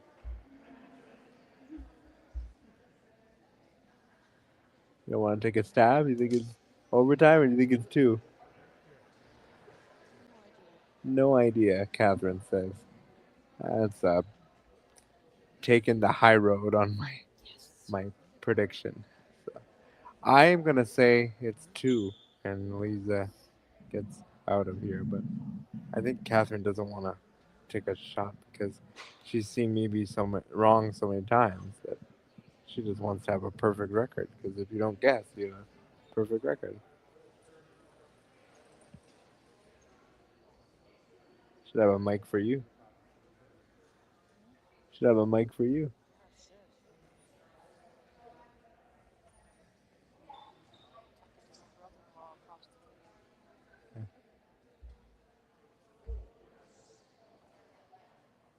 Didn't see a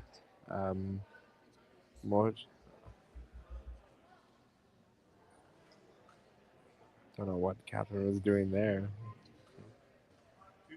Two blue. Wow. She got that fifth ball in there right at the last moment, and she got it in right where I was discussing. Uh, five blue, four red. Wow. That's thank you, Daniel, for showing that to the audience that either will be watching now or later. Uh, Tale of two tapes here for the game. You saw Lisa jump out to a quick 3-0 lead. Dominic battle back to take um, a 4-3 lead. And in that instance, you can almost sort of feel sometimes as an athlete when you go down after having a big lead, you can sort of fold within yourself. And Lisa took on some fairly good risk. Like it paid off. I told you she didn't want to play overtime, and she made a heck of a shot. So well done. Great game to be played, and we'll be having another one soon. I'd like to say it's 3:30 ish. Um, I'll have my 3:30, and the game will be. Wait for it. Gus Sockery and Gordon Ledke. So Gus Sockery and Gordon Ledke. I think they are in what would be considered the open division. So that'll be our next match at 3:30, and then we'll have that one and a few more after that. So join me again soon. Until then, I'm going to take a little bit of a break, and Raz, my old friend Tammy, and now coach. Yeah, so talk to you in a little bit.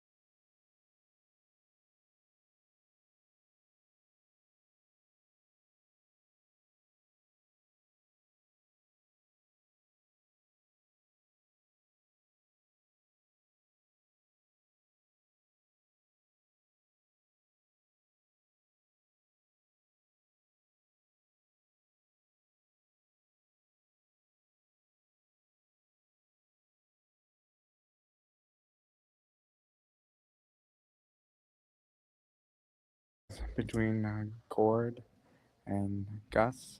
The game has started. It's going to be a very quick game because these two gentlemen are very fast. Gord had a, or Gus, excuse me, had a very good first ball.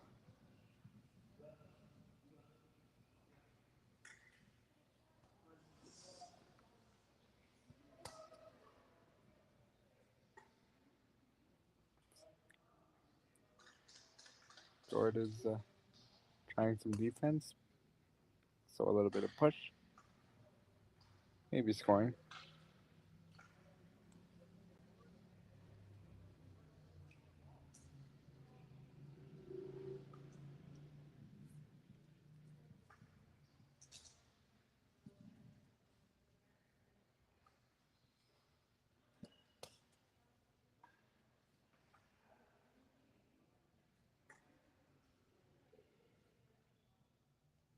Actually, it appears that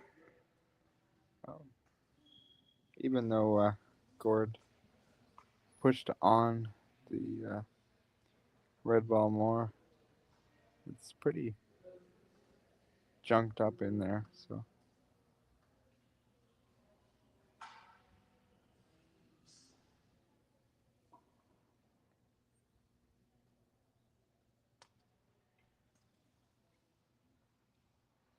fell a little short.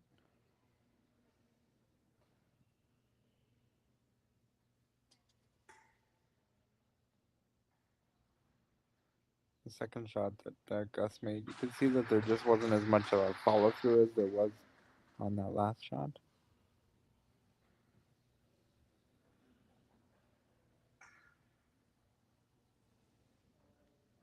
Trying to push up the reds. I'm not sure that maybe that's second red now, but I still believe that that it's one.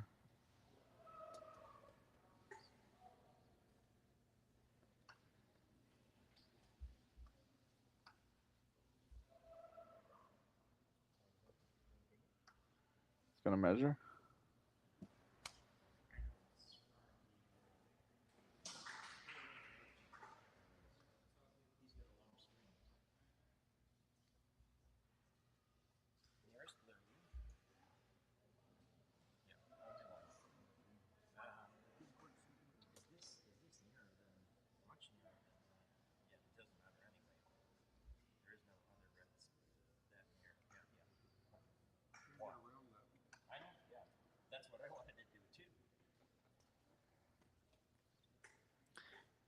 I was told by head referee Rob Janoska when we were bringing the athletes out that Gord and Gus really are chummy with each other, and so they this is fun for them. Very tight end.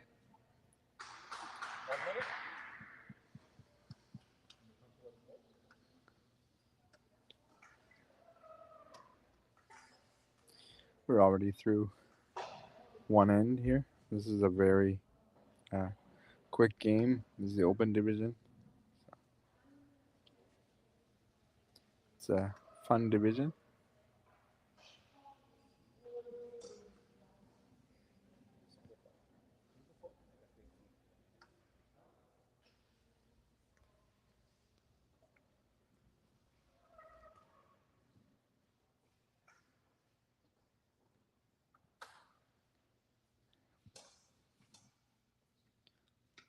Very tight first end. The first ball was the biggest difference there.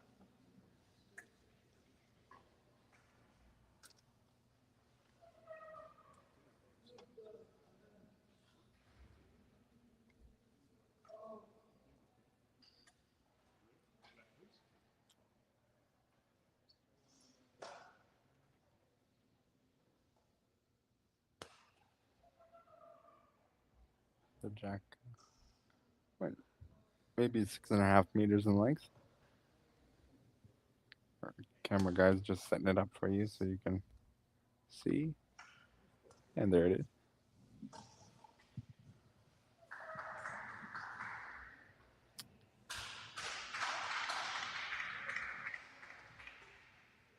camera guy's name is Paul. I should not refer to him as camera guy because he does more than just move the camera.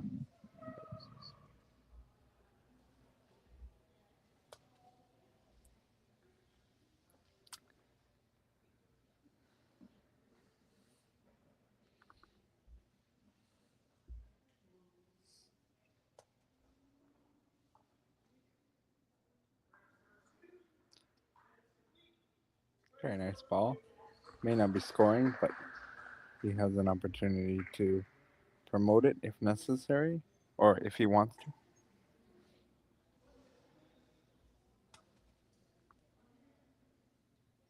And he did that and also landed on the jack. So I would believe that that is 2 for red at the moment.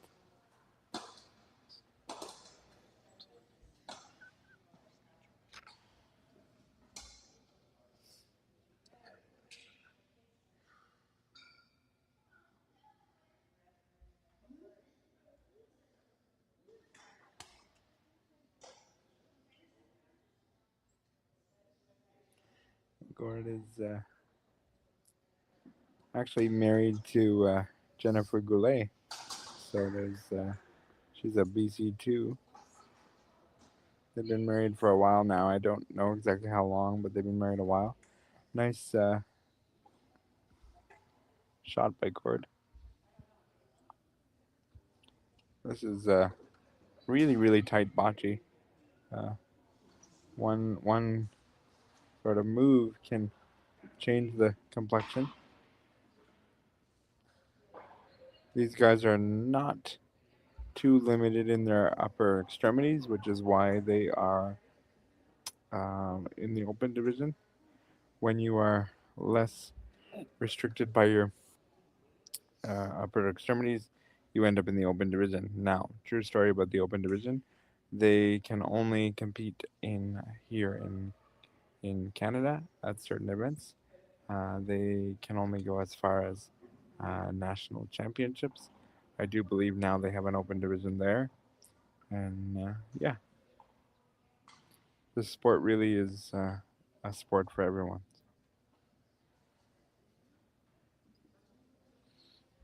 These guys look like they're having fun with each other and gonna have a beverage while they play, which is fun. You see the competitive nature in most other games, so the fact that it's very laid back, I enjoy that.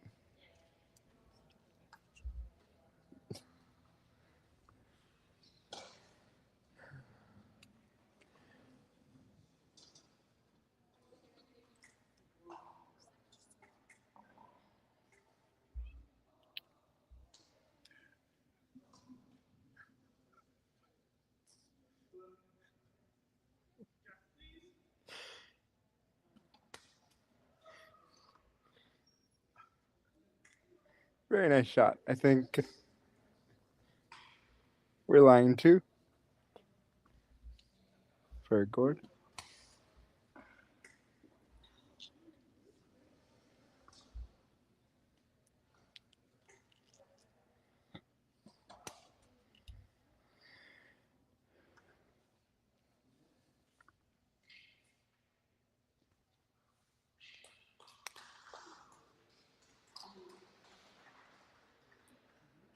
Yep, 2 blue. So Gord thought it was 1 red when he was shooting. Well, when he started shooting, it was 1 red, but he managed to promote 2 of his blues in nice fashion. He's just discussing the fact that if he knew that it was blue, he would have stopped throwing his balls. But it's on the athlete to ask the official what the score is. 2 blue. So we are 2-1. Halfway through this game. 1 minute break here.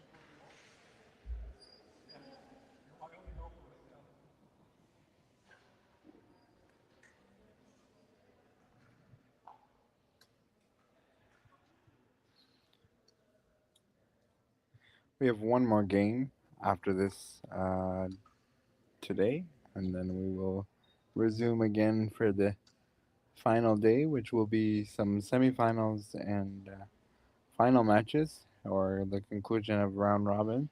In the case of the BC ones, it'll be the conclusion of the round robin. Looking forward to calling for you tomorrow some games to close it out.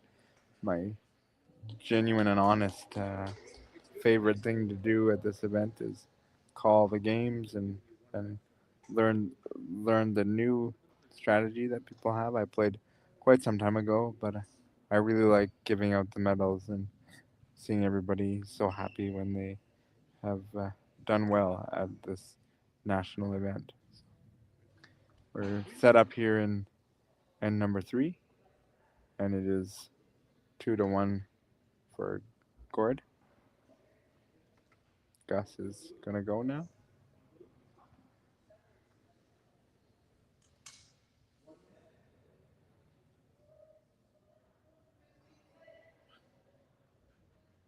Oh, I've just been informed that Gus has free dad hugs on his shirt, which is great. And this tells you the level of importance that these two gentlemen put on the game. They are purely having fun, and as I mentioned before, it's like they could just go out for some beverages and you know,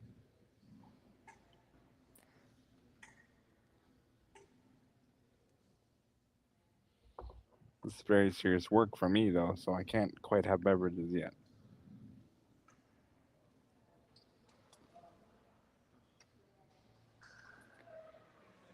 Nice shot for Gus. Yes, it's not quite on the jack, but it's in in line for Gord.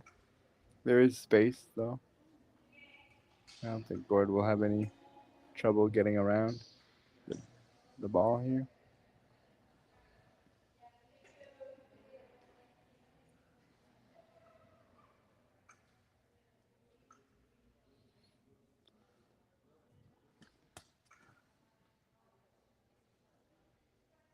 He actually tried to ricochet off of it and go into the jack.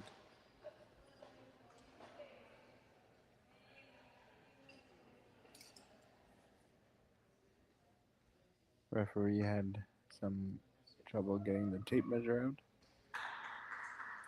Can't remember who the referee was for this court, but I had to announce all the courts, so I can't remember. But I'll be told in a minute. It might be Dean. It seems familiar to me.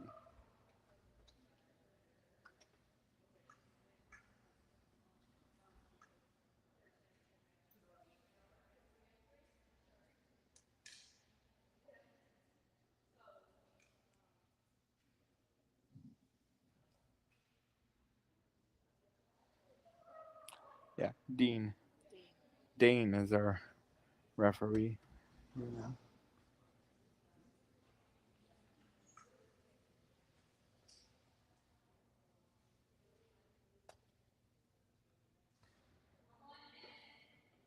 Very nice strategy here by Gus. He's building himself a wall that he can push up one of the red balls. And that is precisely what he did to make sure that Gord goes. Next game is at 4:30. Once this game is concluded, that will be it for this round. We will have a quick match here.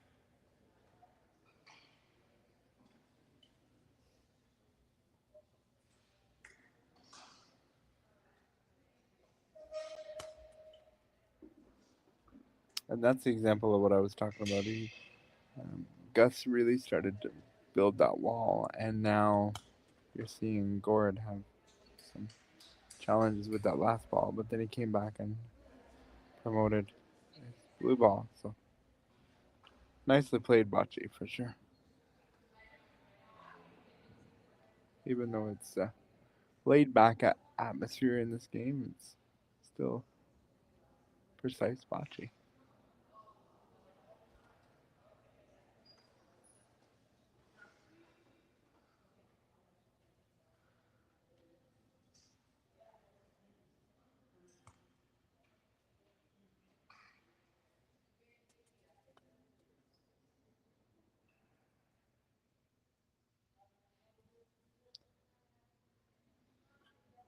Still ready to shoot.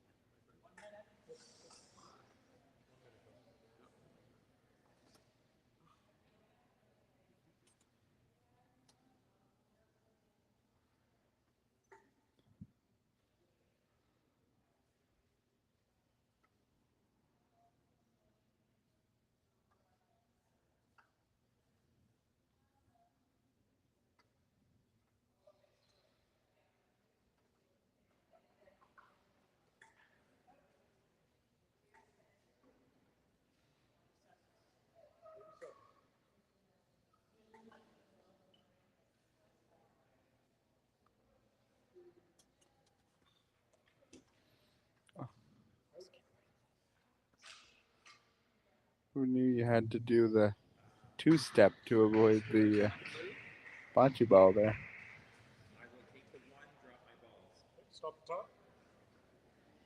Gord learned from the last end. He confirmed with Dean how much was scoring, and he's satisfied with his 1 point.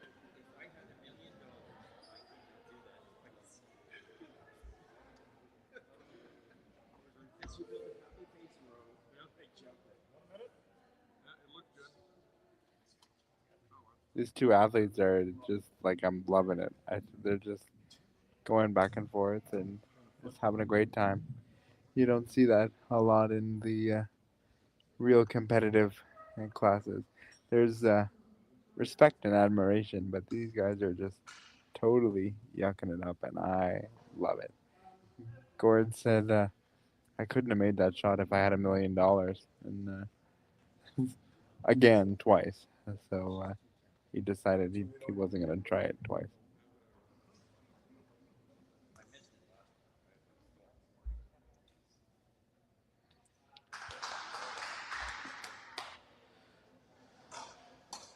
"15 seconds, and we'll go back to the fourth and final end.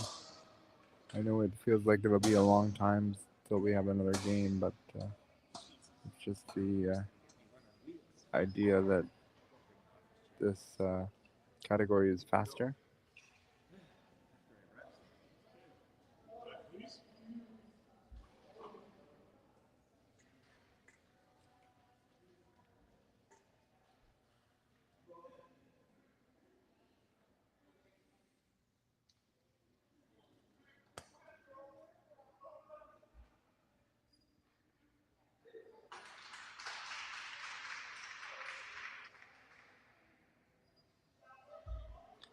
We're at about 7.5 meters. Oh, I'm surprised. Gord fell well short of the jack ball. And Gus will have an opportunity to get one in there tighter.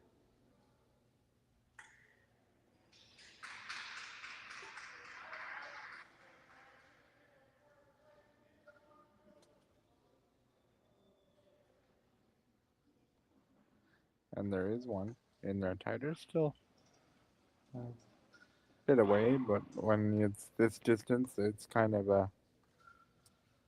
a guess sometimes at the weight you have to throw. So still opportunity, but I would say that that's a decent ball out at that distance.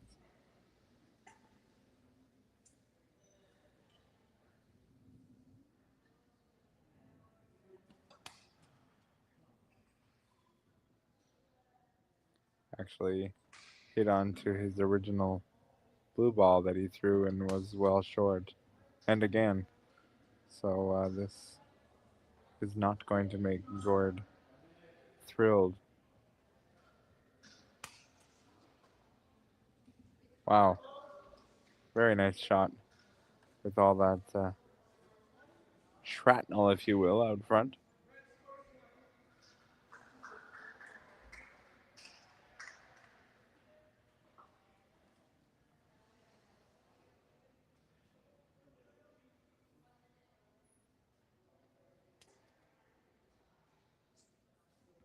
Oh, I bet he couldn't do that again if he tried. It should have stuck on the blue there. Very nice accuracy, just didn't get the luck. And again, said I bet he couldn't do it again if he tried. Well, he did exactly that. Okay, I mean, he's not going to do it a third time.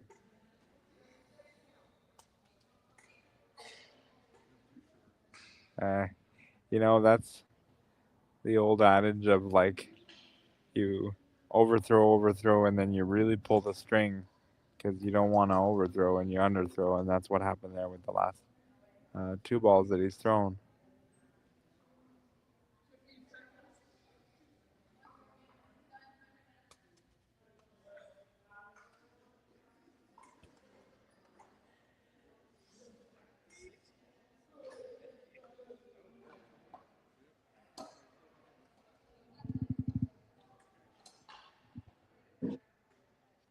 Only one blue ball here for Gord. He's counting the one. No fear here.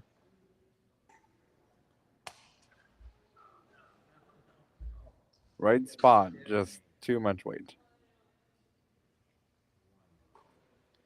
And it is going to be one blue, and your final score will be 4-1 for Gord. The two gentlemen give a handshake, and that's the end of the game here. It was a pleasure game to watch. It's 4-1.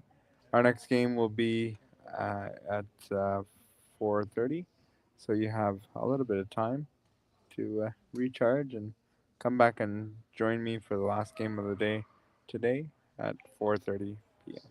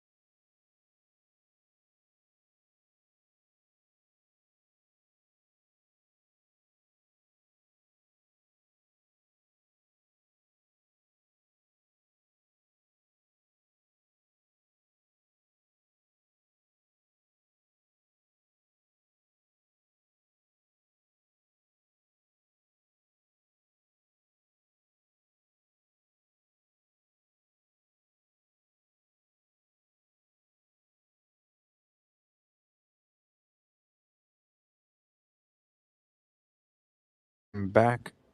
Oh, you good? Hello, everybody. Welcome back to the Boccia Blast. And we're just about to get set for our final game of the day between Jim Davis and Lisa Puri. I'm your host, Brock Richardson, which I haven't said a lot today. It's me. I'm a two-time Paralympic athlete in the sport of bocce. I went to the games in 2008 and the games in 2012, and I retired since I should have retired earlier than I did, but it was 2018. Um, and I turned my attention to the broadcast world, and now I get asked to commentate some events throughout the year, and this is one of them. So we're gonna see Jim and Lisa, which will be a good game, and warm-up's finished, so we'll see now if they get a 1 minute break from their warm-up. It doesn't appear that way. Seems to be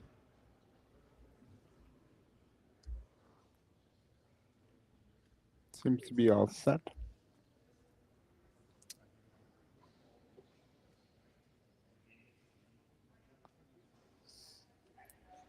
Jim will have the first jack.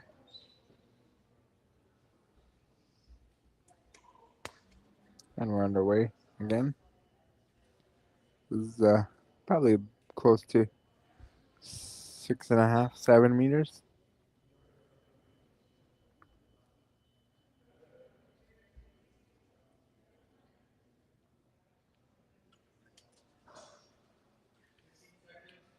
Very good ball by Jim to begin the game. Lisa also has a vision impairment along with her disability. So when it gets further out, it's harder for her to track where the ball is. So I think Jim understood that and is off and running. See how Lisa defends this? I don't think she'll try to displace it. I think her goal in this situation will be just block him as much as she can, minimize the amount of points that get scored.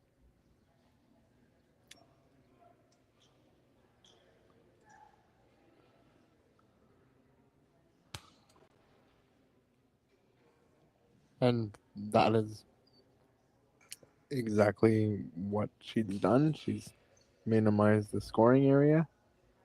That's a great ball by Lisa. You know, I like when Gary's on our court because he is mindful of the camera. It's so great.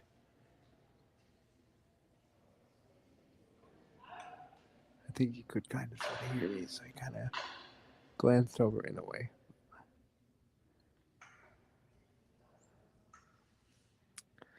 I appreciate the opportunity to see Gary when we do these events. So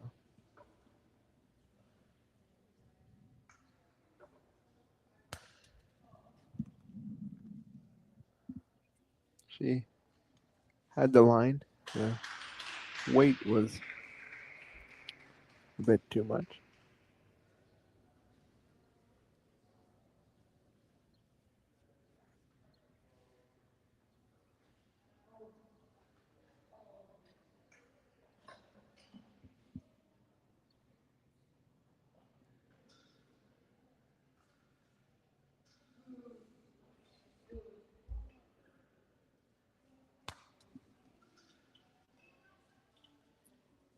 Again, very good ball.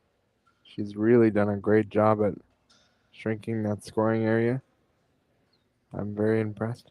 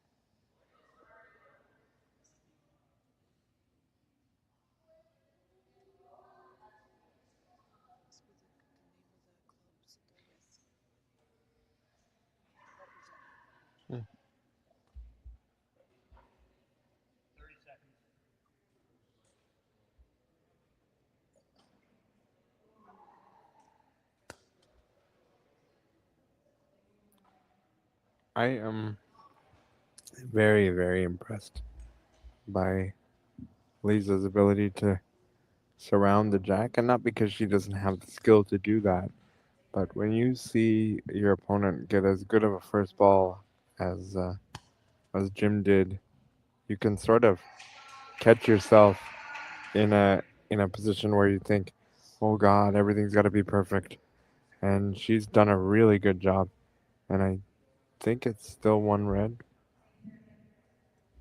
but it's pretty good. In fact, I'm going to change that. It's very good. I think Lisa might be using some different bocce balls in this game comparative to the last game we watched her, because she's able to get those balls further. So I think Coach Tammy and Lisa understood that this was the strategy, and so then they knew what they needed, and she's got some harder balls.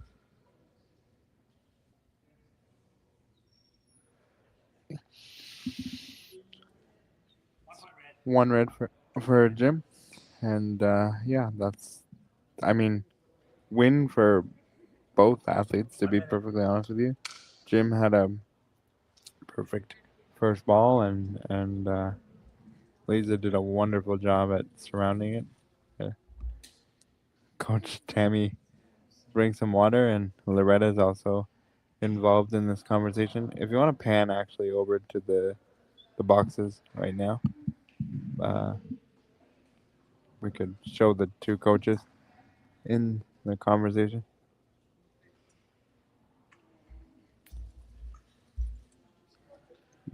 They're leaving now. It's all good. We'll show you the two coaches in the next break. But both athletes have a coach accompanying them on the floor, and that's perfectly okay.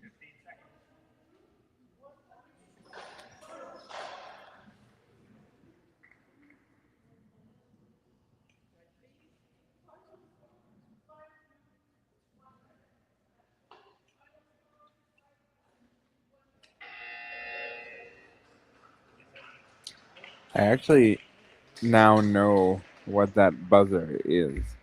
It's apparently a shot clock, um, which is upstairs, um, that we're hearing. And so when there's a basketball game, that's what you hear. It scares the able bodied people and the people with disabilities alike. So it's a fun time.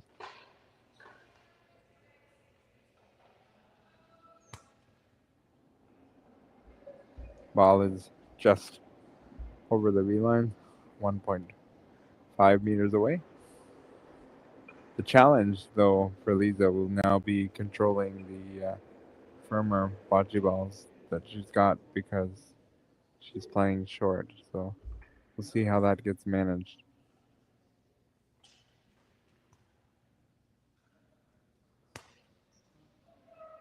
And she has a real successful first ball on the correct side of the jack, blocking her opponent. Jim's going to have to do some work here.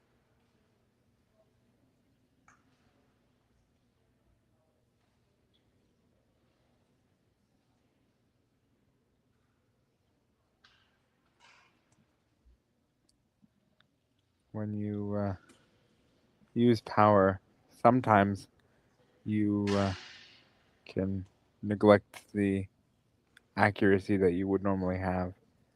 It's very difficult to get, perfect accuracy and hard shots. It does happen, but it's challenging to get your body and mind in the same uh, page when you have more power.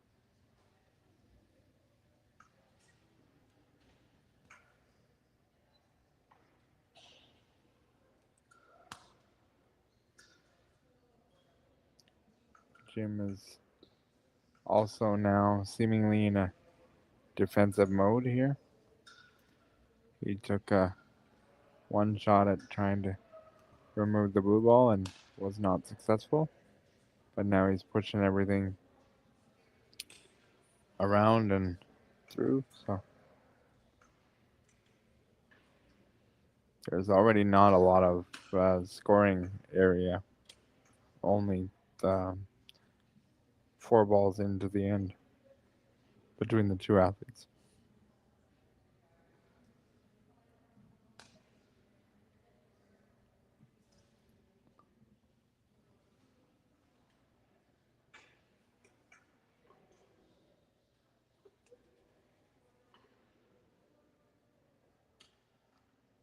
Still doing a good job at just really taking the scoring area and bringing it down to a minimal amount.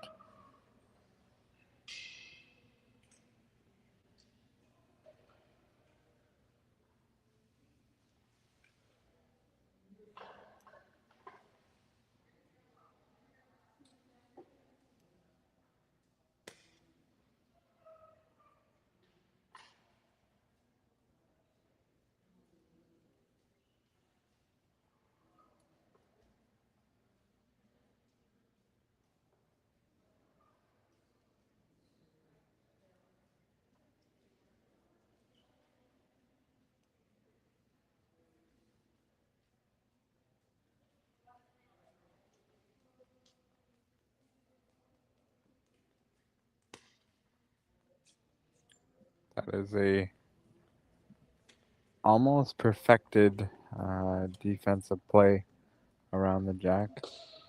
The only thing that didn't go Jim's way was the fact that he didn't make contact with the blue ball on his first attempt to displace it. But he's left Lisa with very little to work through.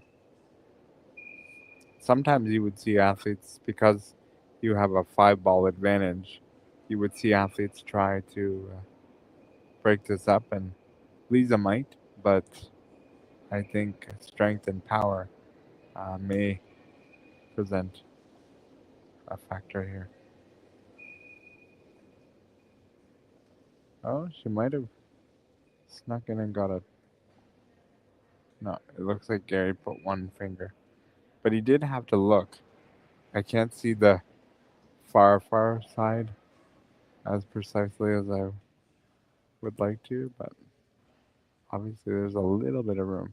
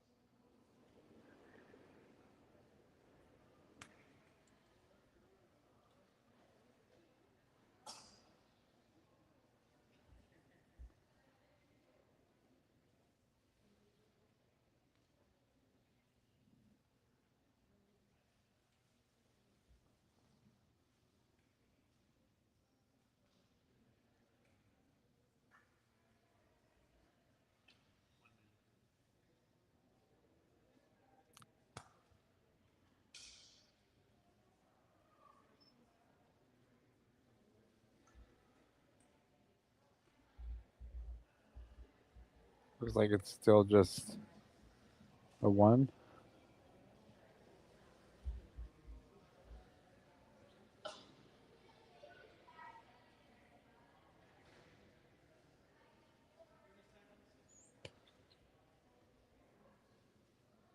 I'd like to know, because I think there might be a possibility of a measurement, and there is.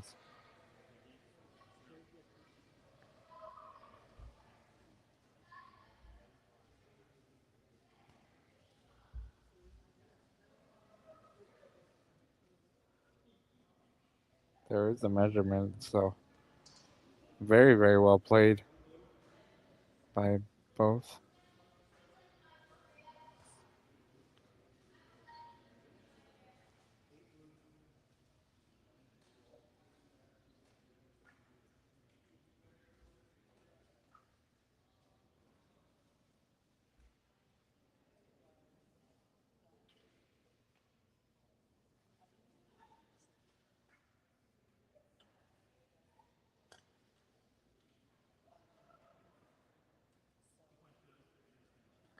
2 points for blue. So Lisa was able to sneak one in on the far side of the jack there.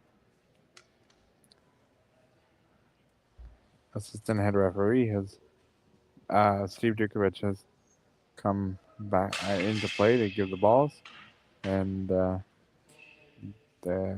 two coaches are kibitzing with their individual athletes.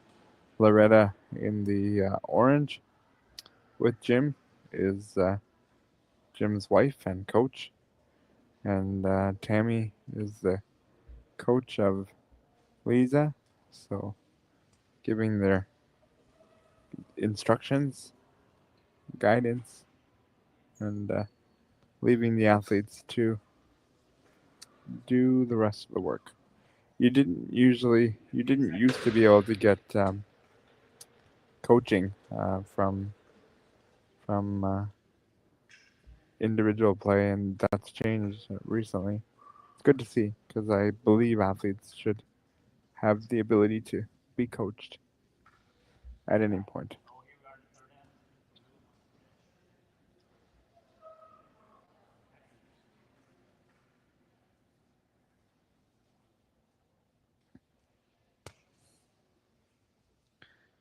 Decided not to go long this time. It's on his side, but it's closer to the middle of the V where it is normally Jim is farther towards us by the table here. Missed his first ball. It's open for Lisa. We'll see if she can take advantage.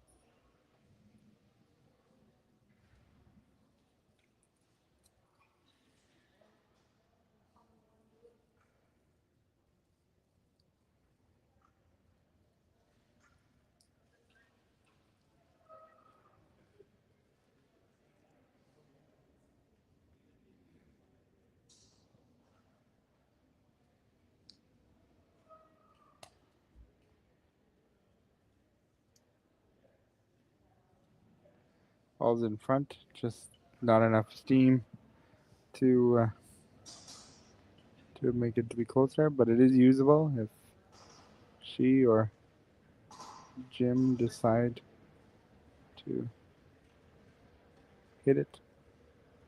Obviously, Jim wouldn't want to hit it, but it is there for the potential.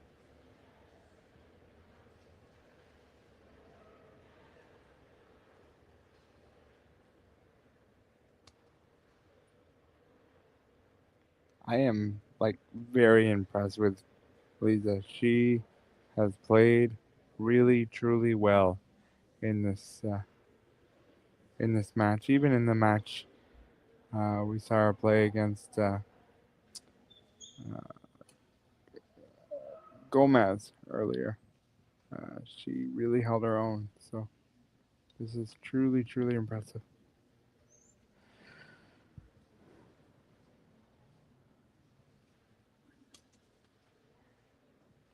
Equally, Jim is also playing well, moving that blue ball back.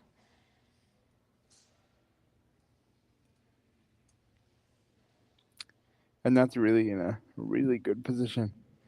The jack can't be moved back if you're Lisa because it would then go into the reds.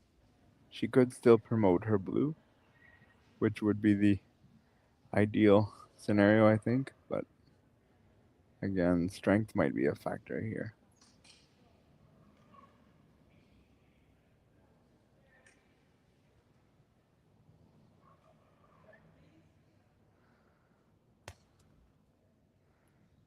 And she proved me wrong. So well done.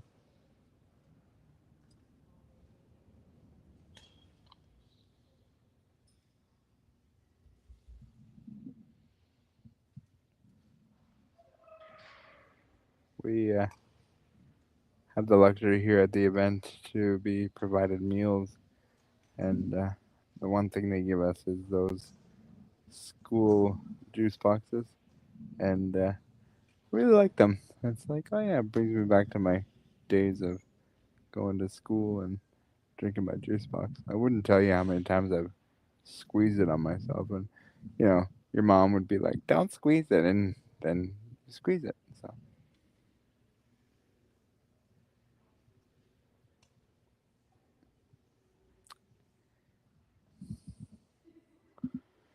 Jim's certainly got some work to do here.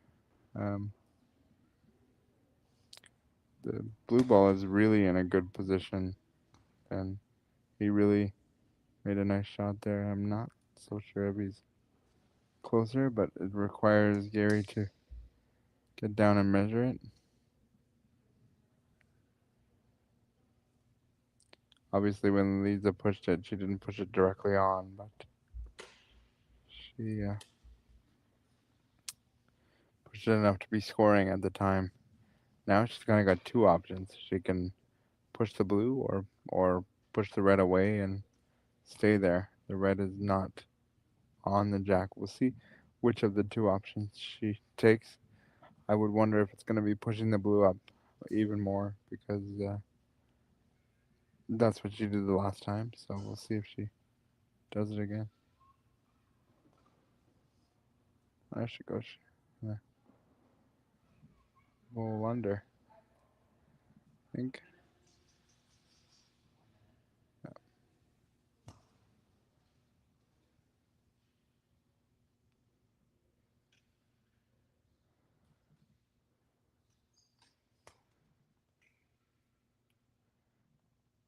She just let the ball go a little bit wide from where she wanted to. It wasn't straight through. When she released, her hand sort of pushed towards the left as we looked at it, as opposed to remaining straight through the ball. You could see that her hand kind of turned outward. That time she pushed it on. I think the jack is still accessible for Jim, because she kind of pushed it on, but it rolled away from the jack and left that opening for Jim. Lisa still has one ball, and Jim's got two to play. I think he's gonna go right after that. He did go right after the blue, but it was a bit too wide.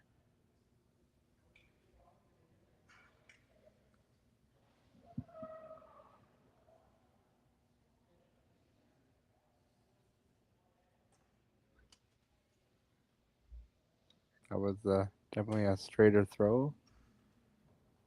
Not sure who's scoring at this point, because blue is out of balls. But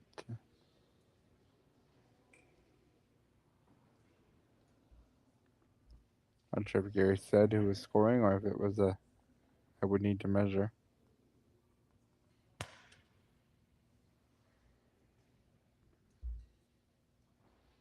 One point for blue, which is great for Lisa. She's got the lead, and now she's got the jack, so Jim has to play on the offense here, even though he's going to be playing on his opponent's jack, but he's got to take some chances and hope they pay off. He's only scored 1 point on his first original jack, which was very well defended by Lisa, and this game has been very good defensively for both players. I would say that Lisa has the upper hand in the scoreboard, but also the fact that it's her jack that's going to make a real big difference. She can set the tone for this final end.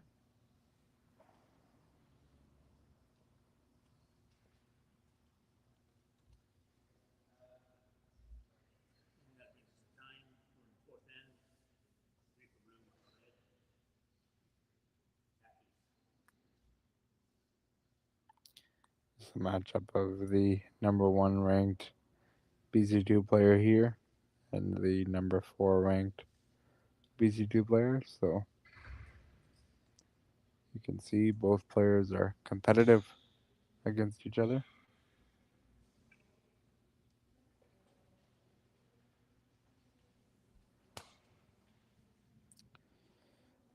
Lisa's got to be feeling a ton of confidence. She does not have to force the offensive play after this first ball, obviously.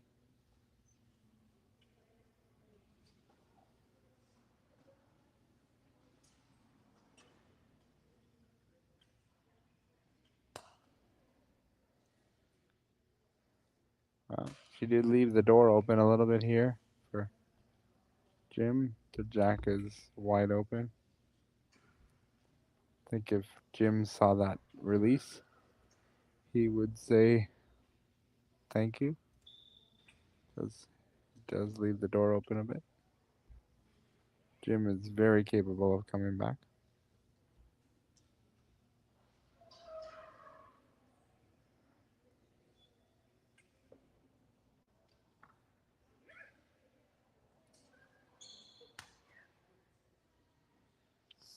He is closer, but didn't cover the jack. Now Lisa has a larger target to focus on, so before she was focused on just the white ball. Now if she hits the red, hits the white, good things will happen. So you can go in with confidence that you can't really hurt yourself in this situation.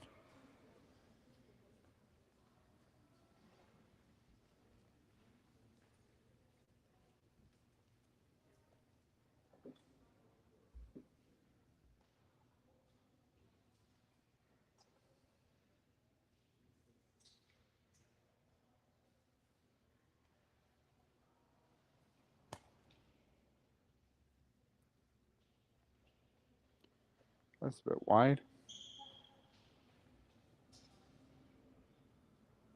I'd be angling my chair more towards the red and then going in with the confidence. I think the arm angle just got away from her a little bit. That one is better.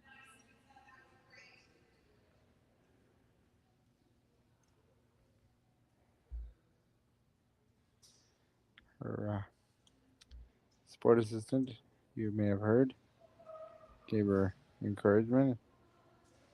I would agree. It was great.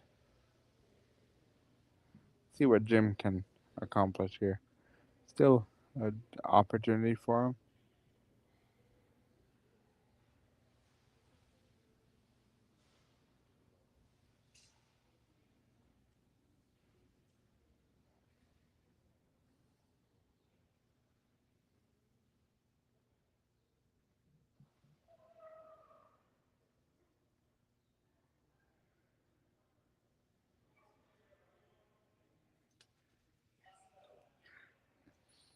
Jim is very satisfied with that. He's on the jack. Not sure if it's one or two.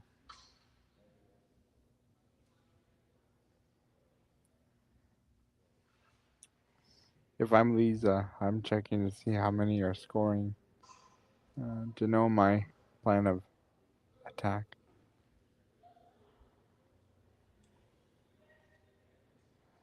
Because if it's only one, I'm okay giving him the one, because she would win 3-2. If it's two, that may change the strategy a little bit. She may know how many it is, because she would have a better angle on it, but I cannot tell from my vantage point.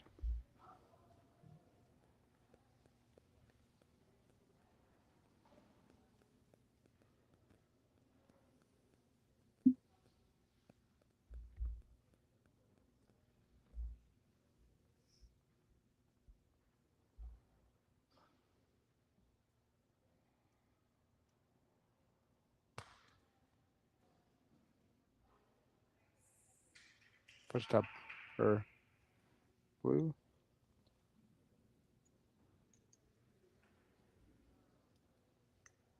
Requires a measure. Flashlight. Lewis. Still needing to throw.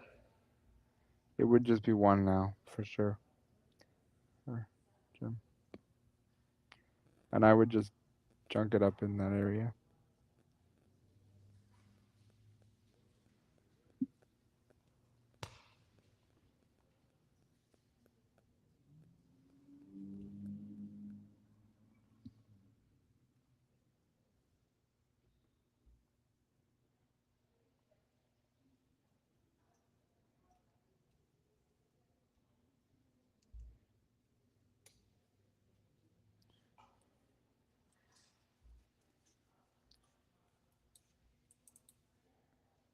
Even though Jim is scoring one, he's got to take some risk because he needs at least two to force a tiebreaker.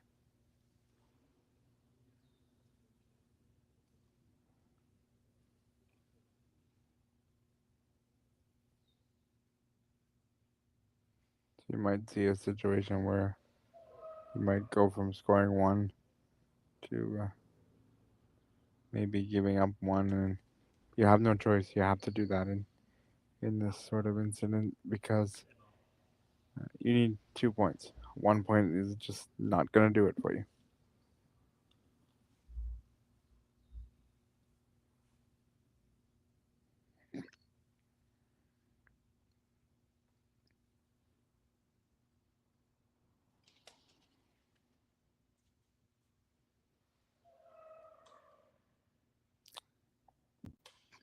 I believe he has a decent weight. It's just the accuracy isn't coming with it at this moment.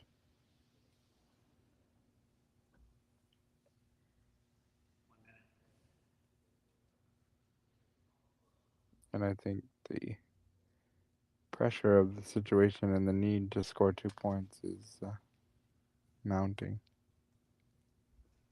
Be able to move one away there.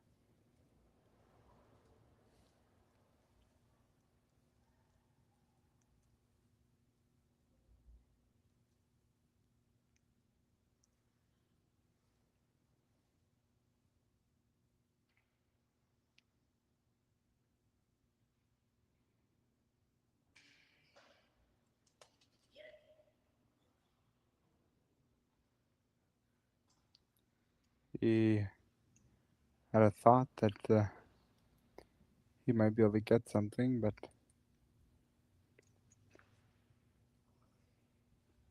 1 point for red. Again, that goes back to 1 point red.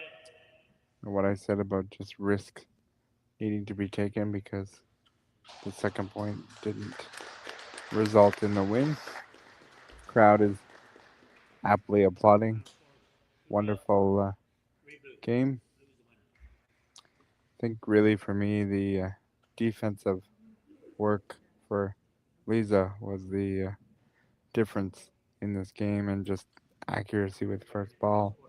And Jim had a great first ball in the first end of the game, but Lisa really shrunk it real quick. And I think Jim, when you think about that first ball, really had a feeling that he might have been able to get more points, but alas, Lisa got the better of him in this game. Final score was 3-2 for Lisa. That marks the end of day 3 of the 2025 Boccia Blast. I would like to thank Aflalo Production Company for providing us with the equipment to do the work. We appreciate them. Paul is filling in for Mark as he's back in Montreal, and we appreciate all the effort that he put in on today's stream. We'll be back tomorrow beginning at 10 a.m. for some semifinal action and final action, gold and bronze medal games. So stay tuned for that, and it's been a pleasure bringing this to you. And until then, be safe, be well, and we'll talk to you tomorrow.